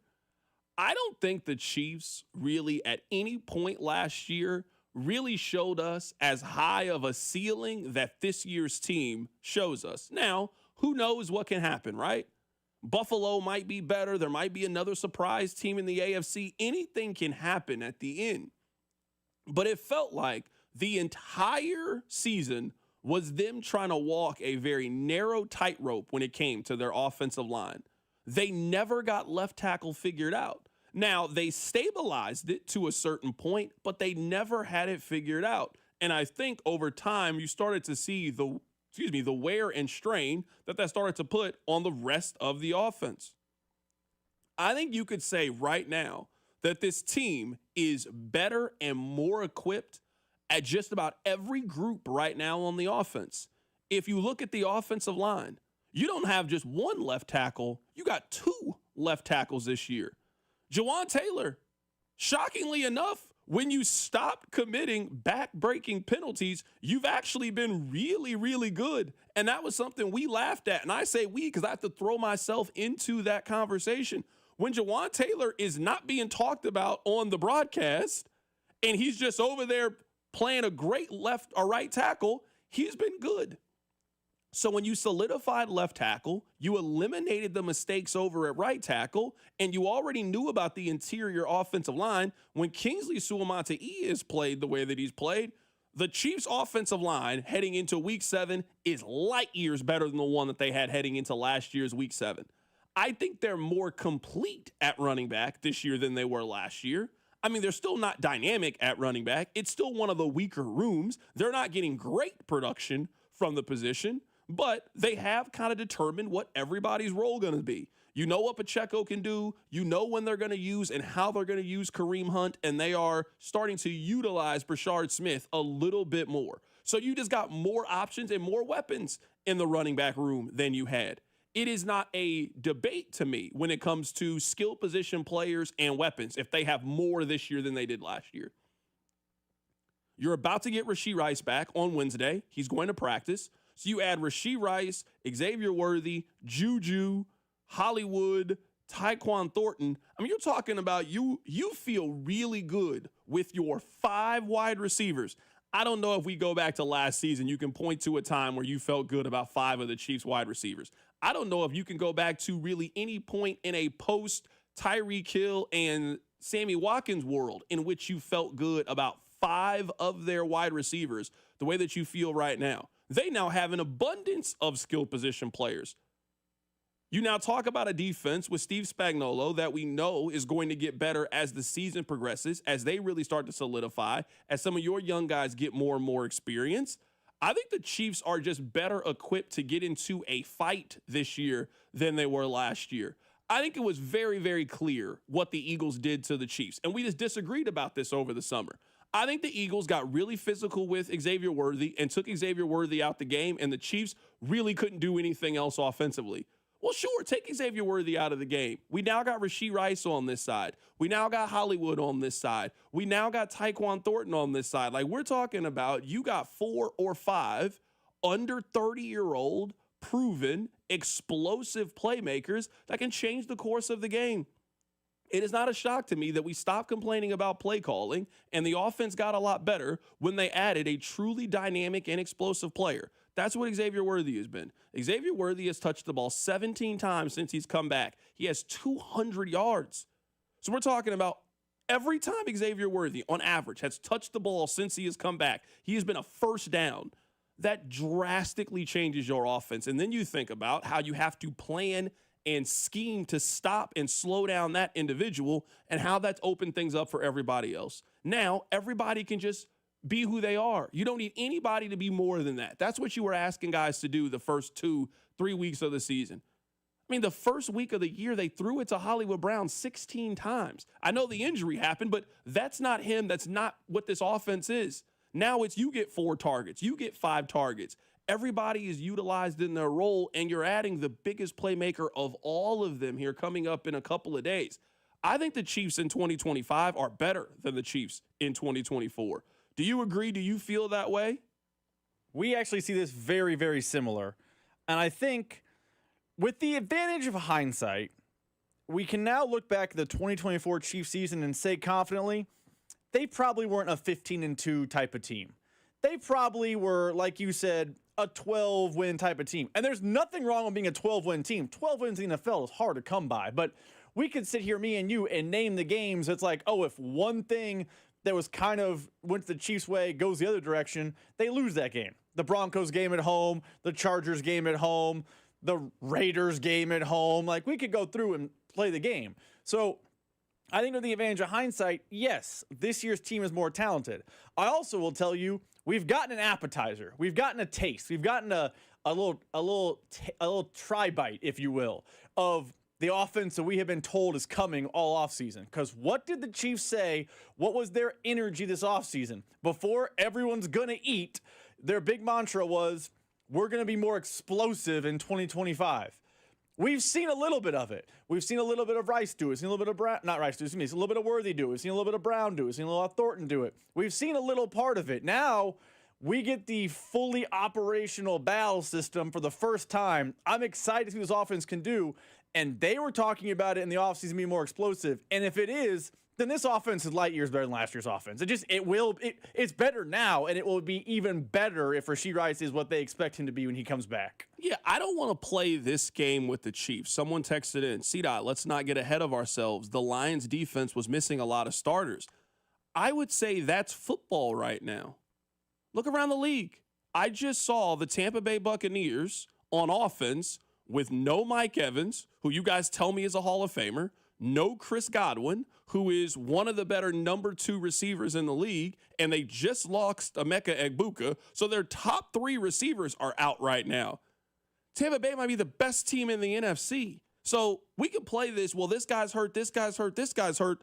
Man, that's football in 2025. That's football, period. Kansas City yesterday didn't have their starting left tackle, didn't have their number 1 wide receiver, and went out there and put up 30 points on a team. So I'm not playing that game when it comes to the Chiefs. And I would say that this hasn't been a one-time affair. The Chiefs have been like this basically since halftime of the Giants game. Since halftime of the Giants game, the Chiefs have been one of the 5 best offenses in the National Football League. I don't know what happened. Chris Collinsworth said they had some speech from Creed Humphrey. I don't know what it was. But since then, they scored 37 points against the Ravens. And say what you want about Baltimore, I just saw the LA Rams score 17 points against them yesterday. So it ain't like everybody's scoring on the Ravens. Most teams are scoring on the Ravens. They just went on the road against Jacksonville and scored 28 points, and their offense left the field with the lead. And if it wasn't for the special teams and the defense, they would have went on the road and outscored Jacksonville with their offense. And they just put 30 points on the Detroit Lions and pissed the Lions off so bad that one of their best defensive players just punched Juju and got suspended for the next game. So I'm not playing this, well, look who they had and look who they didn't have. I don't know how you can look at the Chiefs offense and not see them as better equipped now than they were 2-3 weeks ago. I don't know how you can try to diminish what they're doing right now with their offensive line. I don't know how you can diminish just the variety of options that they have right now with wide receiver without factoring in that they're about to get Rashee Rice and not see clear progression from the offense. And I know you guys might not want to give this any credit. Maybe, just maybe, some of that credit goes to Matt Nagy. Just some of it. Shockingly enough, when they got better players and they got more explosive players, their offense has performed better. I know, it's tough. I know. When their right tackle stopped committing penalties, they got better offensively. Like, it wasn't really that hard to see where the line of improvement was. Their right tackle was killing them by taking first downs and touchdowns off the board. They've cleaned that up. They got back their most explosive player and are about to get back their next most explosive player.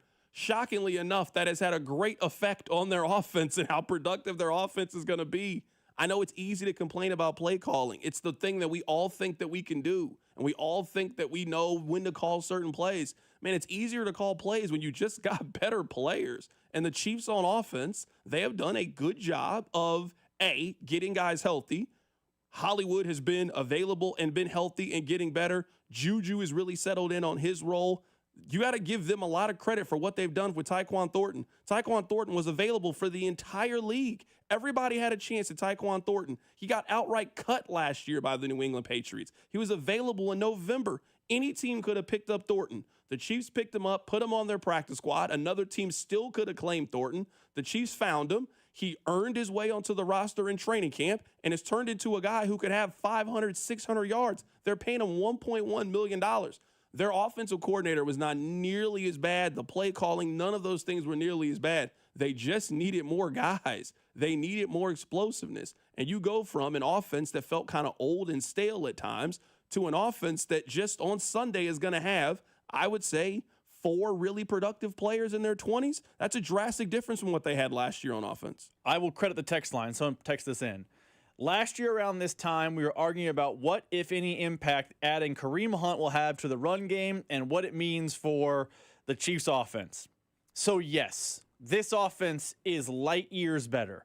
We are not talking about a near 30-year-old running back and how he might be something that changes the complexion of the Chiefs offense. We're talking about a 20-something wide receiver coming off suspension who might be one of the top, 30 wide receivers in the NFL when he was healthy and was off to a great start last year. This offense is light years better than last year. That doesn't mean that they're going to win more games than last year. I mean, they can't. They've already lost 3 games. That doesn't mean they're going to win the Super Bowl automatically because they're better than last year's team. There are still things that go into it. But from pure talent, production, all the things that go into a team being better, the Chiefs are checking those boxes on offense.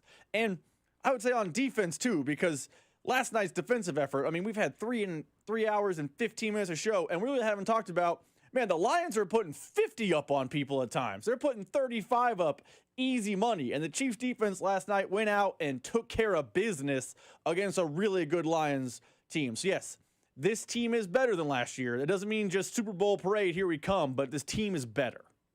If you are planning on placing a wager on Patrick Mahomes to win NFL MVP, I would do it right now. I usually try to let you guys know that if you plan on placing a futures wager when it's time, hopefully you guys took advantage because I told you 2 weeks ago it was time to bet on the Ravens to miss the postseason. That time has passed. You can't bet on the Ravens to miss the postseason anymore. I'm telling you right now, Patrick Mahomes is second. He's at plus 270. So if you bet 10, you'll win $27. Now's the time to bet Patrick Mahomes. They got a game against the Raiders. I wouldn't be shocked. He's got a game against the Raiders with his full complement of weapons. Wouldn't be surprised if they boat race the Raiders on Sunday. I think the Raiders are bad. I think they're a bad football team. They look bad, and their quarterback looks bad. Patrick Mahomes in his last 4 games is 98 of 145. He has over 1,000 passing yards in his last 4 games, 11 touchdowns, and 1 interception. If you're going to give Pat a good offensive line and weapons that they have in the passing game, it's going to be very, very, very difficult to stop this team. Very difficult to stop this team. And we'll see what that means for Rashee Rice. I don't think he's just instantly joining this team after not playing for a year and coming off a significant injury and then having 150 yards receiving on Sunday. But you don't need him to do that. You can now ease him in for these first 2 weeks and get ready for coming up in 3 weeks. You go on the road and play Buffalo. And what is the most important game for your season? There's like 4, I would say, really important games that the Chiefs have left. That's one of them. I would say the home game against the Colts is a really important game if you're talking about one seed and seeding and positioning and just having that tiebreaker. You play Denver a couple of times. You play the Chargers a couple of times. You probably got like 5, I would say, super important games. So start ramping up to get ready for that really important stretch that's coming up here in a couple of weeks. I want to play this for you because we had Mitch Holthus on the show earlier today. Here's what he had to say about the impact that he thinks that adding Rashee Rice can mean for the offense. What if I just told you the Chiefs just traded for Deebo Samuel and he's healthy? That's Rashee Rice. And even plus in some ways. That element is a perfect puzzle piece fit to what everybody else can do. The cool thing about this 514 area code, and then you throw in Juju and what he's been able to do, and he's the door hinge. I told you, we've been seeing it every game. Things fly open because Juju's doing something. And the guys know the value of Juju. And then you throw in Thornton, who going into last week was number 1 in the league in yards per catch. They all do different things. And so kind of the last piece of the puzzle is this combination of speed and power and tackle breaker that Rashee Rice is. So now if you're bailing out, you're playing zones, you can't double-team Kelsey anymore. You can't. There's no way you can. But I got to respect Hollywood. Wait a minute. I got to go deep. I'm going to play 2 deep safeties. Now you throw underneath with a tackle breaker like Rashee Rice, and it becomes a 15-yard pass. It becomes a 55-yard play. Or you run the jet sweep with him. And now all of a sudden you've got this speed and agility of a running back wide receiver combo, and it becomes potentially lethal. That was Mitch Holthus, voice of the Kansas City Chiefs. He was on the show earlier today. I would highly encourage you to go check out his appearance. Really good stuff from Mitch Holthus earlier today on the show. Can we talk about the fight here very quickly? I actually did not see the fight live. I was at the game yesterday, but after the 4th down stop from the Lions late, you know how it is. Hey, it was time to try to beat the traffic. So I actually didn't see it until I got home, and then I saw it on the television the way that a lot of you saw it yesterday. Everything about the video makes me laugh. Like, quite literally everything about the video was funny to me. Patrick tries to shake Brian Branch, tries to shake his hand when it is obvious he ain't really in a good mood right now. Like, it was just kind of funny. Because from somebody that, like, does things to purposely annoy other people, I can usually identify when other people are trying to do it. Pat was kind of being low-key shady there. Like, low-key throwing a little shade. Hey, man, good game. Like, he was. And then when Brian Branch clearly didn't want to shake his hand, Pat kind of like, hey, it was funny to me. Brian Branch, understandably, like, what, you're going to fight Patrick Mahomes? You can't go do that. Well, I'm mad. I got to go fight somebody. I'm just going to go hit Juju. Because, like, Juju clearly says something about it. Like, that's not how you handle the end of the game. We all know the sportsmanship. Everybody goes out there on the field. Everybody daps each other up. Hey, man, I appreciate you. We change jerseys with each other. There is a way of doing this thing. Pat tried to show a little bit of love.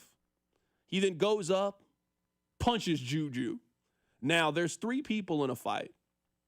There is the guy that really doesn't want anything to do with it. There is peacemaker guy. We see that in baseball all the time. The guys just come out there, you don't really have any interest in fighting, but you don't want anybody else to fight, so you got to just be in the middle, and you got to be like, hold me back guy. And then there's guy who's ready to go. You want to know why people like Isaiah Pacheco so much? Instantly, he was ready to fight. That guy hit his teammate. Isaiah Pacheco was ready to go. Didn't hesitate to have Juju's back. I even give Pacheco a lot of credit because Pacheco kind of held him up long enough so that Juju could come get one good lick in. Like, it was really, really smart. He treated him like a tackling dummy, and he, like, held him up for a little bit so other guys could kind of get their licks in, and then they end up going to the ground, and it ends up being a big scrum. Everything about that fight is funny to me.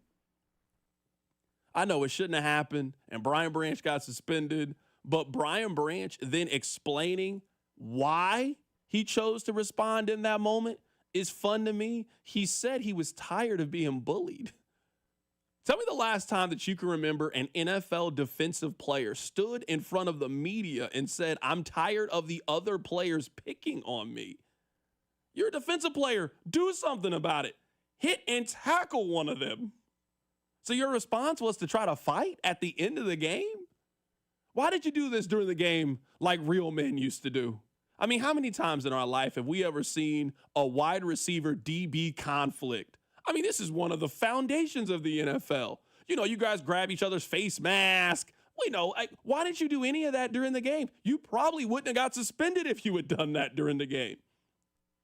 If you and Juju had just locked up and just gotten into some extracurriculars, you know what? They break it up. You get flagged. He gets flagged. It's offsetting penalties. And you probably go to the sideline to cool off a little bit. But at the end of the game, you just walked up and you just punched the other guy because you were tired of him bullying you and picking on you. Real shameful work. Real shameful work. And then after the game, Dan Campbell, he apologizes, rightly so, because it was nonsense. Start with this. I love Brian Branch, but what he did is inexcusable, and it's not going to be accepted here. It's not what we do. It's not what we're about. I apologize to Coach Reed and the Chiefs and and Schuster. That's not okay. That's not what we do here, and it's not going to be okay. He knows it. Our team knows it, and so that's not what we do. That was Dan Campbell. Real stand-up comments from Dan Campbell. It was, come on now. If you had an issue with Juju Smith-Schuster, there's a more productive way of doing it than going up at the end of the game and just outright punching Juju Smith-Schuster. Here is Juju commenting on the incident at the end of the game. He's a great player, right? I mean, he's huge for the team. I think after the game, I expected him to shake his hand and say good game and, move past way, but he threw a punch, and at the end of the day, it's about, it's a team sport. I mean, me just blocking him, I'm just doing my job. I played between the whistles, and after the game, he took advantage of what he did. But you could tell he was frustrated when you were blocking. Yeah, he was frustrated, for sure frustrated. Yeah, he was frustrated. He was getting locked up. They were losing. Their defense couldn't get a stop, and he was mad after the game. That's what happened. He was in his feelings. He was emotional. You bullied him. You big boyed him. You were more physical than he was. He didn't know how to express that during the game, so he walked up and he sucker punched you. That's what he did. That's why he got suspended today, because he walked up and he sucker punched Juju Smith-Schuster. Real, just corny energy to me from Brian Branch. Very, very disappointing. Coming up on the other side, Rob, it was not all positive for the Chiefs yesterday. It was like 99.4% positive. We got to talk about yet another missed kick from Harrison Butker. Keep it right here, it's The Drive. The Drive with Carrington Harrison on your home for Kansas City sports. 96.5, The Fan. Brought to you by DM Injury Law. Have you or a loved one been in a car wreck? Contact DM Injury Law today and get the money you deserve. Car wreck? Remember, Mike's got this. Listen up, folks. I want to tell you guys about my new obsession. It's Daisy French Onion Dip. With football season here, it is the perfect dip for your chips, your wings. The delicious Daisy French Onion Dip and the Daisy Ranch Dip, they're game changers. They're delicious as a homemade dip, and they're made with real herbs and real spices and also ingredients that you find right there in your kitchen. So the next time you're having people come over to celebrate the start of the football season, you better make sure you have one thing, and I'm talking about that Daisy French Onion Dip. You can find it the next time you go to the grocery store. I'm McCall with Lee Summit Subaru, and it's time to make a big deal out of nothing. Announcing Lee Summit Subaru's 0% event. Up to 0% financing on select 2025 Subaru models for 72 months. And we have the largest selection of Subaru certified vehicles in Kansas City, starting as low as 1.9% for 72 months. 0% event and a lifetime warranty. Fall in love with driving again at Lee Summit Subaru. Based on January 2025 through June 2025 Kansas City inventory listings. Hello, Kansas City. Christopher Youngers here with Cafe Trio. The seasons, they are changing. And if you haven't seen Cafe Trio during the holidays, from Halloween, the Plaza Lights, and Christmas with all of our decorations, well, then you've missed out on one of the most seasonally spectacular dining experiences in town. Offering live music, very spirited holiday decorations, and farm-to-table fresh menus, Cafe Trio is the place to be for the holidays. 45th and Main, CafeTrioKC.com. What's up, guys? It's Drew. Well, we're in the heart of football season, and The players, they got to be on their game and at peak performance and ready to go when it matters most to try and get a win on Sunday, Saturday, whatever time of the week they play. You also have to be ready and confident where it counts. I'm talking about Blue Chew, a small chew for a big difference. Day and nights just got longer and better for everyone because showing up matters during life's most exciting moments. Turn oh no into oh yes with Blue Chew. It'll have you feeling fantastic. Be ready when she is. It's not just about performance. Confident where it counts. Give her group chat something to talk about because nothing makes you more of a legend than a little Blue Chew. Discover your options at BlueChew.com and get your first month free when you use our promo code KFNZ at checkout. Just cover $5 for shipping. That's BlueChew.com and get your first month free. BlueChew.com and get your first month free. A small chew for a big difference. Then you'll be ready to chew it and do it. This is the Let's Revitalize Our Neighborhoods commitment. This is the Roll Up Our Sleeves and Pitch In commitment. This is Busey, where our commitment to strengthen our communities is a top priority. Through energetic, engaged volunteers, through monetary support, community leadership, and advocacy. Because Busey is more than a bank that does well, we're a bank that does good. Busey Bank, building business, growing wealth, since 1868. Member FDIC. When your name's on the paint job, your primer better hold up. Painters trust Kills primers for serious adhesion, stain blocking, and a finish that lasts. Now, the full Kills lineup is available exclusively at the Home Depot. Need it fast? Get same-day or next-day delivery, or order online and pick it up in-store. Kills primers. Pro results. Faster. The Home Depot. If you're a pro, you know. Every morning, we rise and shine, make breakfast, and brush away the night's rest. These routines help us start the day off right. Nature-Made vitamins are a simple step in that daily care regimen. Multivitamins with daily essentials, clinically studied probiotics for gut health support, magnesium to help relax the body. Nature-Made is made to care for you every day. These statements have not been evaluated by the Food and Drug Administration. These products are not intended to diagnose, treat, cure, or prevent any disease. Sports fans, listen up. 1 in 8 men will be diagnosed with prostate cancer, and bladder leaks can be a side effect. That's why Depend is teaming up with the Prostate Cancer Foundation to encourage screening, because health is a long game and it's yours to win. Now, here's the cool part. Through November, Depend is contributing up to $300,000 to prostate cancer research by donating 25 cents for every purchase of Depend Shields, Guards, and Real Fit products. Void in Mississippi? Learn more at Depend.com. Life insurance. Why are you putting it off? Can't afford it? Too much hassle? Think you don't need it? There's lots of excuses for putting off life insurance. But if you weren't there, who would pay the mortgage and other bills? With Ethos, you could be covered in 10 minutes and boom, family protected. Ethos, fast and easy online term life insurance. Up to $2 million in coverage with no medical exam. Some policies as low as $1 a day. Answer a few health questions and get your free quote at ethos.com/play. That's ethos.com/play. Here's traffic, brought to you by DM Injury Law. Have you or a loved one been in a car wreck? Contact DM Injury Law today and get the money you deserve. Car wreck? Remember, Mike's got this. This one brought to you by Kansas City Wind Supply Group Vendor Showcase, Thursday, October 23rd at J. Rieger and Company Distillery. We've got the crash in Grandview still working. 49 southbound at Blue Ridge, 2 left lanes are blocked. Discover the latest HVAC, plumbing, and trade solutions with companies like Milwaukee and Champion and 20-plus other vendors at the KC Wind Supply Group Vendor Showcase. It's Thursday, October 23rd from 3 to 6 p.m. at J. Rieger and Company Distillery. Enjoy complimentary food, drinks, tours, prizes, and networking. I'm Val, KFNZ Traffic. Hey, it's Chris Jones from the Kansas City Chiefs. Welcome back to The Drive with C-Dot on your home for Chiefs football. 96.5 The Fan. Hey, let me tell you guys that our Monday football coverage is presented by Busey Bank, where they're focused on your success. At Busey Bank, they've been building business and growing wealth since 1868. Learn more at buseybank.com. Coming up in about 10 minutes or so, I'm going to tell you guys about my experience in going to the Chiefs game. I went to the first Chiefs game, the last Chiefs game that I've been to before yesterday. I was at the comeback playoff win against Houston before the Chiefs had ever won a Super Bowl, back before COVID. That was the last time that I had been out there. I just really enjoy watching the games at home.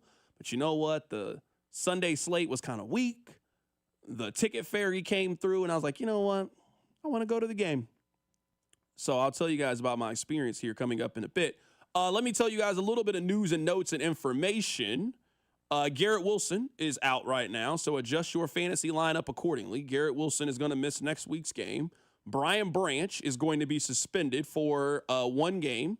He is going to lose. His game checks are $76,000, actually. $76,624 a game check. He is going to forfeit that for punching Juju Smith-Schuster. He is appealing the decision. I don't feel very confident that he is going to win his appeal, but I'm here to at least pass on the information that Brian Branch has been suspended. He's going to lose $76,000 in the process, but he is appealing the suspension. Next thing is, you guys might have been wondering, well, since the Chiefs are adding Rashee Rice, who's the odd man out? Jason Brownlee is the odd man out. He has been waived. I would imagine they'll try to put him on the practice squad. I don't know how the numbers at least works when it comes to that. That's neither here nor there. Jason Brownlee, he is the one that has been waived, and Rashee Rice is officially back on the team as he is off the suspension list. Rob, how are you going to remember Jason Brownlee? Are you going to remember Jason Brownlee for catching the ball in the preseason, or are you going to remember that on a 3rd and goal, they threw the ball to Jason Brownlee in the red zone?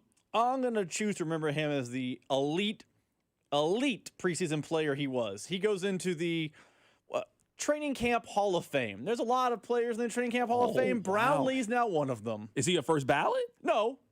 Okay, I'm just asking. I didn't know. I wasn't even thinking. You think he's a Hall of Fame guy? He'll be chewing on his fingernails, but he'll get in the Hall of Fame.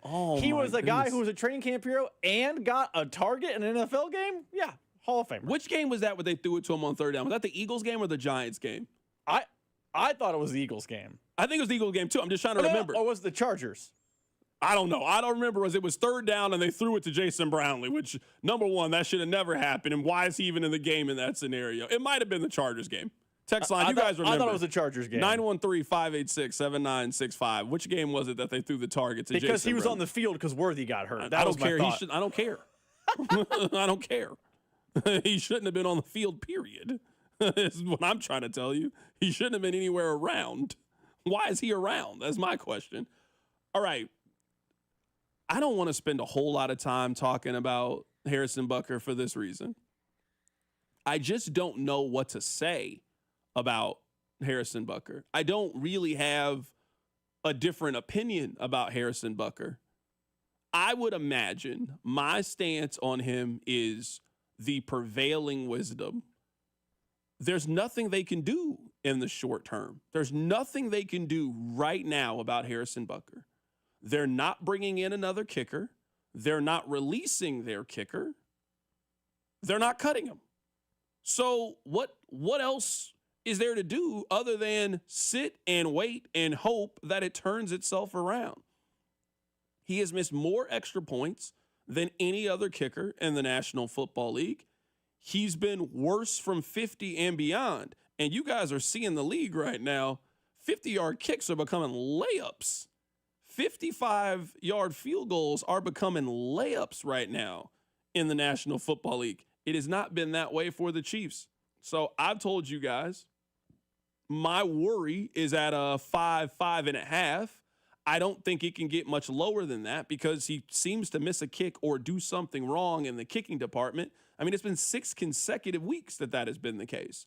But I also I don't know how to react or respond because I don't know what other option there is when it comes to Harrison Butker other than you got to figure it out. You got to figure it out. This is the class you can't drop. So you better figure out a way to get a passing grade. I don't know what to tell you. Like, you got to take this course. You might not have wanted to. You got to take it. So that's where I am, at least when it comes to Harrison Butker. I understand if you guys might feel a little bit differently, 913-586-7965, but I try not to complain for the sake of complaining on the show. I mean, I know I do it sometimes. That's kind of the job, but I at least try to offer up a solution at times. There is no solution to this. They're not doing anything. They're not doing anything with Harrison Butker. He's around. He's going to be on the team this season. He makes far too much money. So it is now the responsibility of Dave Toub to fix the problem. My only worry with this is if this is what it looks like when it's warm outside and it's ideal conditions, I mean, we all live in Missouri or Kansas. We know that the weather is about to change really quick. It's not like it's going to be like this. It's warm outside. It's about to get colder and windier here very, very soon. And if you're struggling right now in, I would say, ideal conditions, what does that look like in a couple of weeks and in a month when it's 45 degrees outside and it's 15-mile-an-hour winds? That is my worry when it comes to Harrison Butker. But you know what? I'm not going to worry about it. I'm not going to think too far ahead. I just want it fixed. I don't care how. I really don't. I don't care how they fix the problem. But they have to do something to get Harrison Butker back on track and get him to be one of the more reliable kickers in the league. And right now, he's not one of the more reliable kickers in the league. I feel like my worry is it's similar to yours, but a lot of the reason it hasn't jumped up higher is because they're stuck. But I would be a proponent of bringing a kicker on a workout tomorrow and just see. Maybe you signed the practice squad as a failsafe. Maybe you have something going on. I don't know, but I know you're stuck with him because of his contract. But I would be a proponent of let's have one on the practice squad in case it continues to go bad, because he's making 70% of his kicks, which in the NFL is awful. Like that's really bad. Yeah, and it's right now he's tied for 24th in terms of accuracy in the league. Yeah, I'm a proponent of let's get someone on the practice squad and let's see if they're better. And maybe Butker tightens up and it's November 11th or whatever date, and they get to cut this backup kicker off their practice squad because all the problems have been solved. But the idea of just, hey, man, you have a big contract, so go out there and do it again is flawed logic to me. Yeah, I guess in this example, it's not even a position that, like, if you had a running back with a fumble issue, you would potentially bring somebody in just to create some unease in the room, you know? Just, I want you to see this other running back. Like, I don't know what they can do in this scenario. Like, you say have a guy on the practice squad. For what? Just taking up a spot for a guy that you don't plan on using? I guess, isn't that what the practice squad already is? Yeah, but I mean, I think in some of those, though, like you were anticipating it. I would say, and this sounds bad to say, like, I don't know if him going on IR for a couple of weeks and it just being like a phantom kind of injury thing, I don't know if that's the worst possible idea. You would Tyler Braham? I'm saying just give him 4 weeks to figure it out and work on some things and then come back and get ready for the postseason. I don't know if that's the worst idea and the worst plan that you could possibly have. And I don't know how anybody could even suggest that you're overreacting when it comes to this. It's been 6 consecutive weeks. It's been something.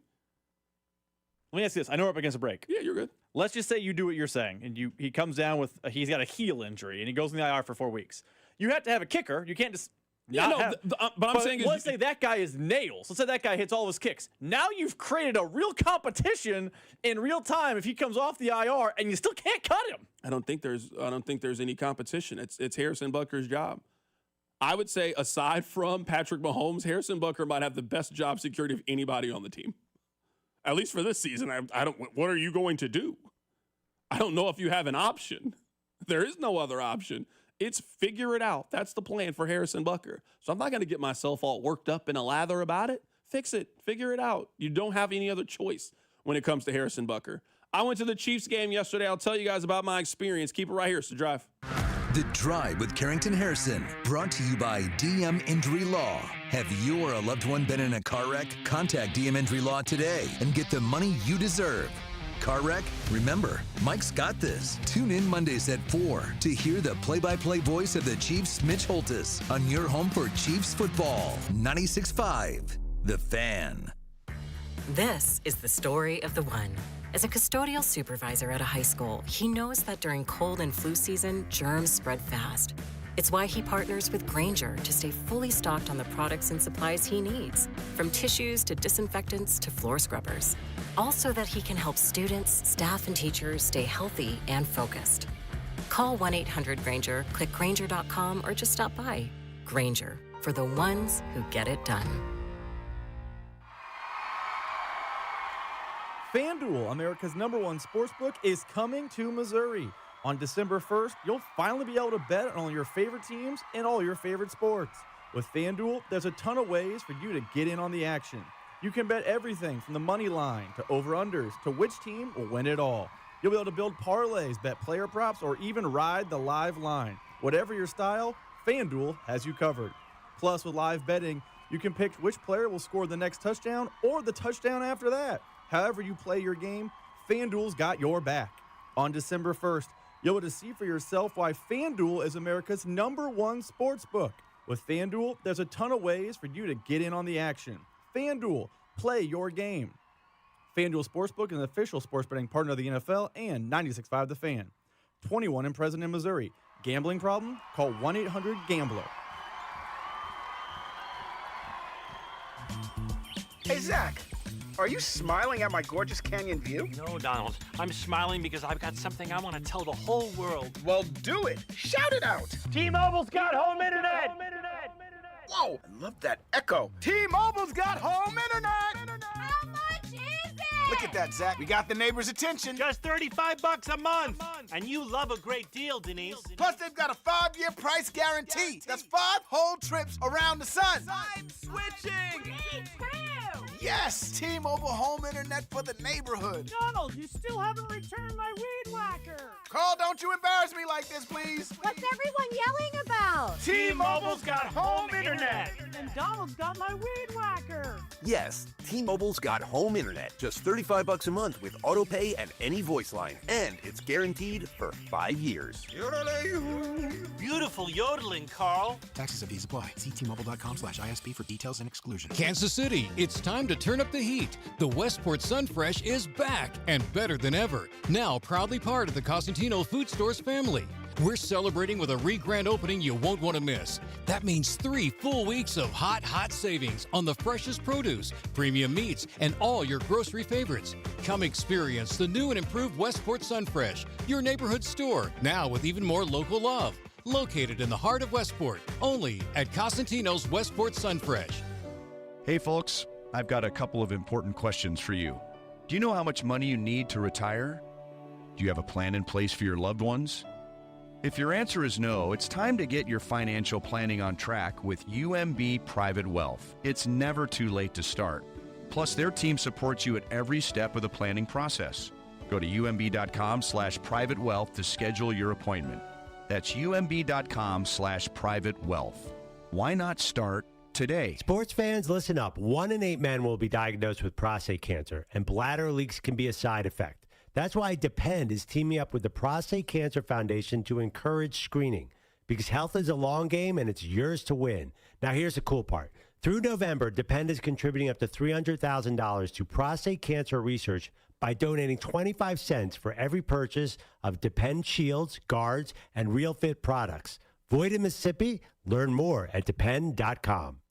Life insurance. Why are you putting it off? Can't afford it? Too much hassle? Think you don't need it? There's lots of excuses for putting off life insurance. But if you weren't there, who would pay the mortgage and other bills? With Ethos, you could be covered in 10 minutes and boom, family protected. Ethos, fast and easy online term life insurance. Up to $2 million in coverage with no medical exam. Some policies as low as $1 a day. Answer a few health questions and get your free quote at ethos.com/play. That's ethos.com/play. Tonight, expect mostly cloudy skies with a low of 64. Weather brought to you by Staples. Have you heard? The Staples Easy button is back with even more easy.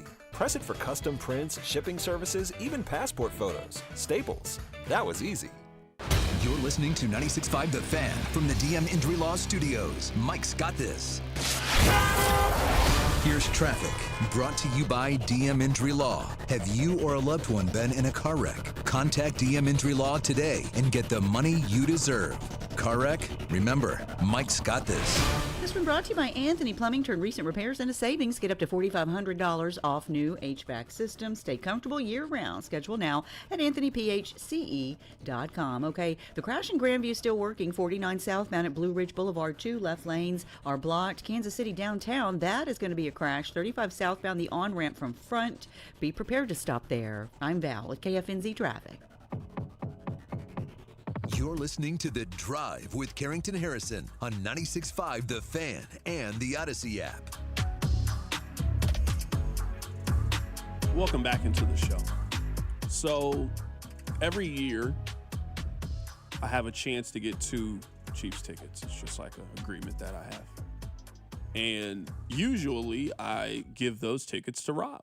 Just, hey, I appreciate you. You're my friend. Would you like to take your fiance back in the day? Now it's your wife. Would you like to take her to the game? Now, I love Caroline. She's a lot like me. She ain't going out there when it's cold. She'll go out there to the warm games. She ain't going really to the cold ones. But she didn't want to go to this game. I asked Rob. I was happy to give Rob my tickets. Rob said, you know what? You go to the game. And I was like, you're right. I'm going to go.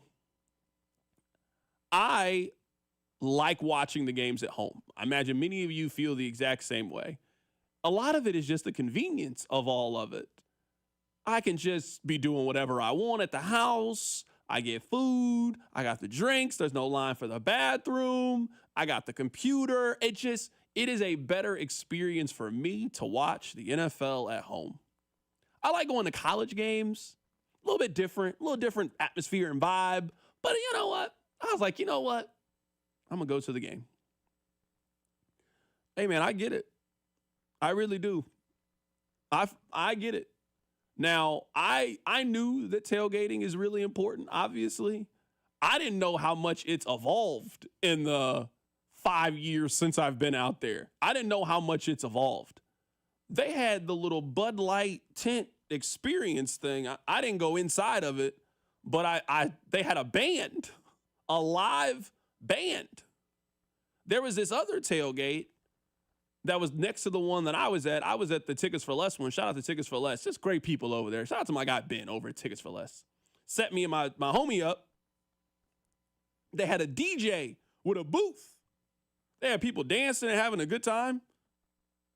Rob, let me tell you, this tailgate, the one I was at, I imagine some of you know what they had everything I needed over there. They had bags. They had a little music, little vibe. It was open bar. They had a little catered meal situation. Oh, it was great. And then, you kind of go around, and then I'm going to other people's tailgate that I know, and people recognize me, so I'm waving. I'm taking a shot with them. We're walking. We're having a good time. Oh, it was great. It was an A+ experience. I've been denying myself this whole time. Now, I don't plan on getting season tickets or anything for the Chiefs, but you know what, Rob? At least one of the games a year that I'd normally offer to you, no, you're not going anymore. I want to go to the game. I'm going to the 325 Chiefs game. I'm going to the Sunday Night Football game now. You don't get to go anymore. You shouldn't have let me go and let me remind me of how fun it was to go to the game. This is your fault, actually. You caused this. You said regular Joe to go to the game. I don't think a lot of the regulars are sitting lower in the fancy corporate tailgate with the band and the Bud Light tent. I think you may have had and I'm happy you had it, a little bit of a souped-up experience from Joe up in 317. It might be a little different for him. Yeah, I don't know. Someone's saying, I didn't even go to the Lot J tailgate. So I didn't even go over there. So there's multiple tailgates with bands. I was not anywhere close to Lot J. I was actually in Lot M. And then I went over to, I think I was in H, where I eventually landed. I went to like 3 different ones, but yeah, it was a great time. You went to 3 different tailgates and 3 different lots? You got your steps in. Yeah, they were like all like in a, all in a, I don't know, area of one another. It really wasn't that bad. I went to the first one because I got to go to the guaranteed one at first. Because then I don't want to show up at the tailgate and all you got is hot dogs and hamburgers. Because I knew that wasn't going to be the case with the one I was at. Like this was a nice little tailgate. It was sponsored by Crown Royal. I don't even drink Crown Royal, but I was happy to partake that day. They was going to hand it to me. They always got the little cute girl handing you to like, oh, you want to try? Yeah, sure. What? Oh, we're trying something. Yeah, what do you want to do? I'm here. You sold me. You start taking shots that you don't like because of the shot girl? Is that what you're telling me? Yeah. I mean, when in Rome. When in Rome. I even left with some Crown Royal merch. She handed me some Crown Royal apparel. I got a scarf and a Scully for the winter months. You don't like dark liquor. That's what I'm seeing. That's what I'm seeing. Yeah, that's what they did. That's what they handed me. It was great. It was a really good time. People had DJs and it was a lot going on. I did understand why people go so hard for tailgates. I did understand. People got flags, and it was a lot. It was a lot going on.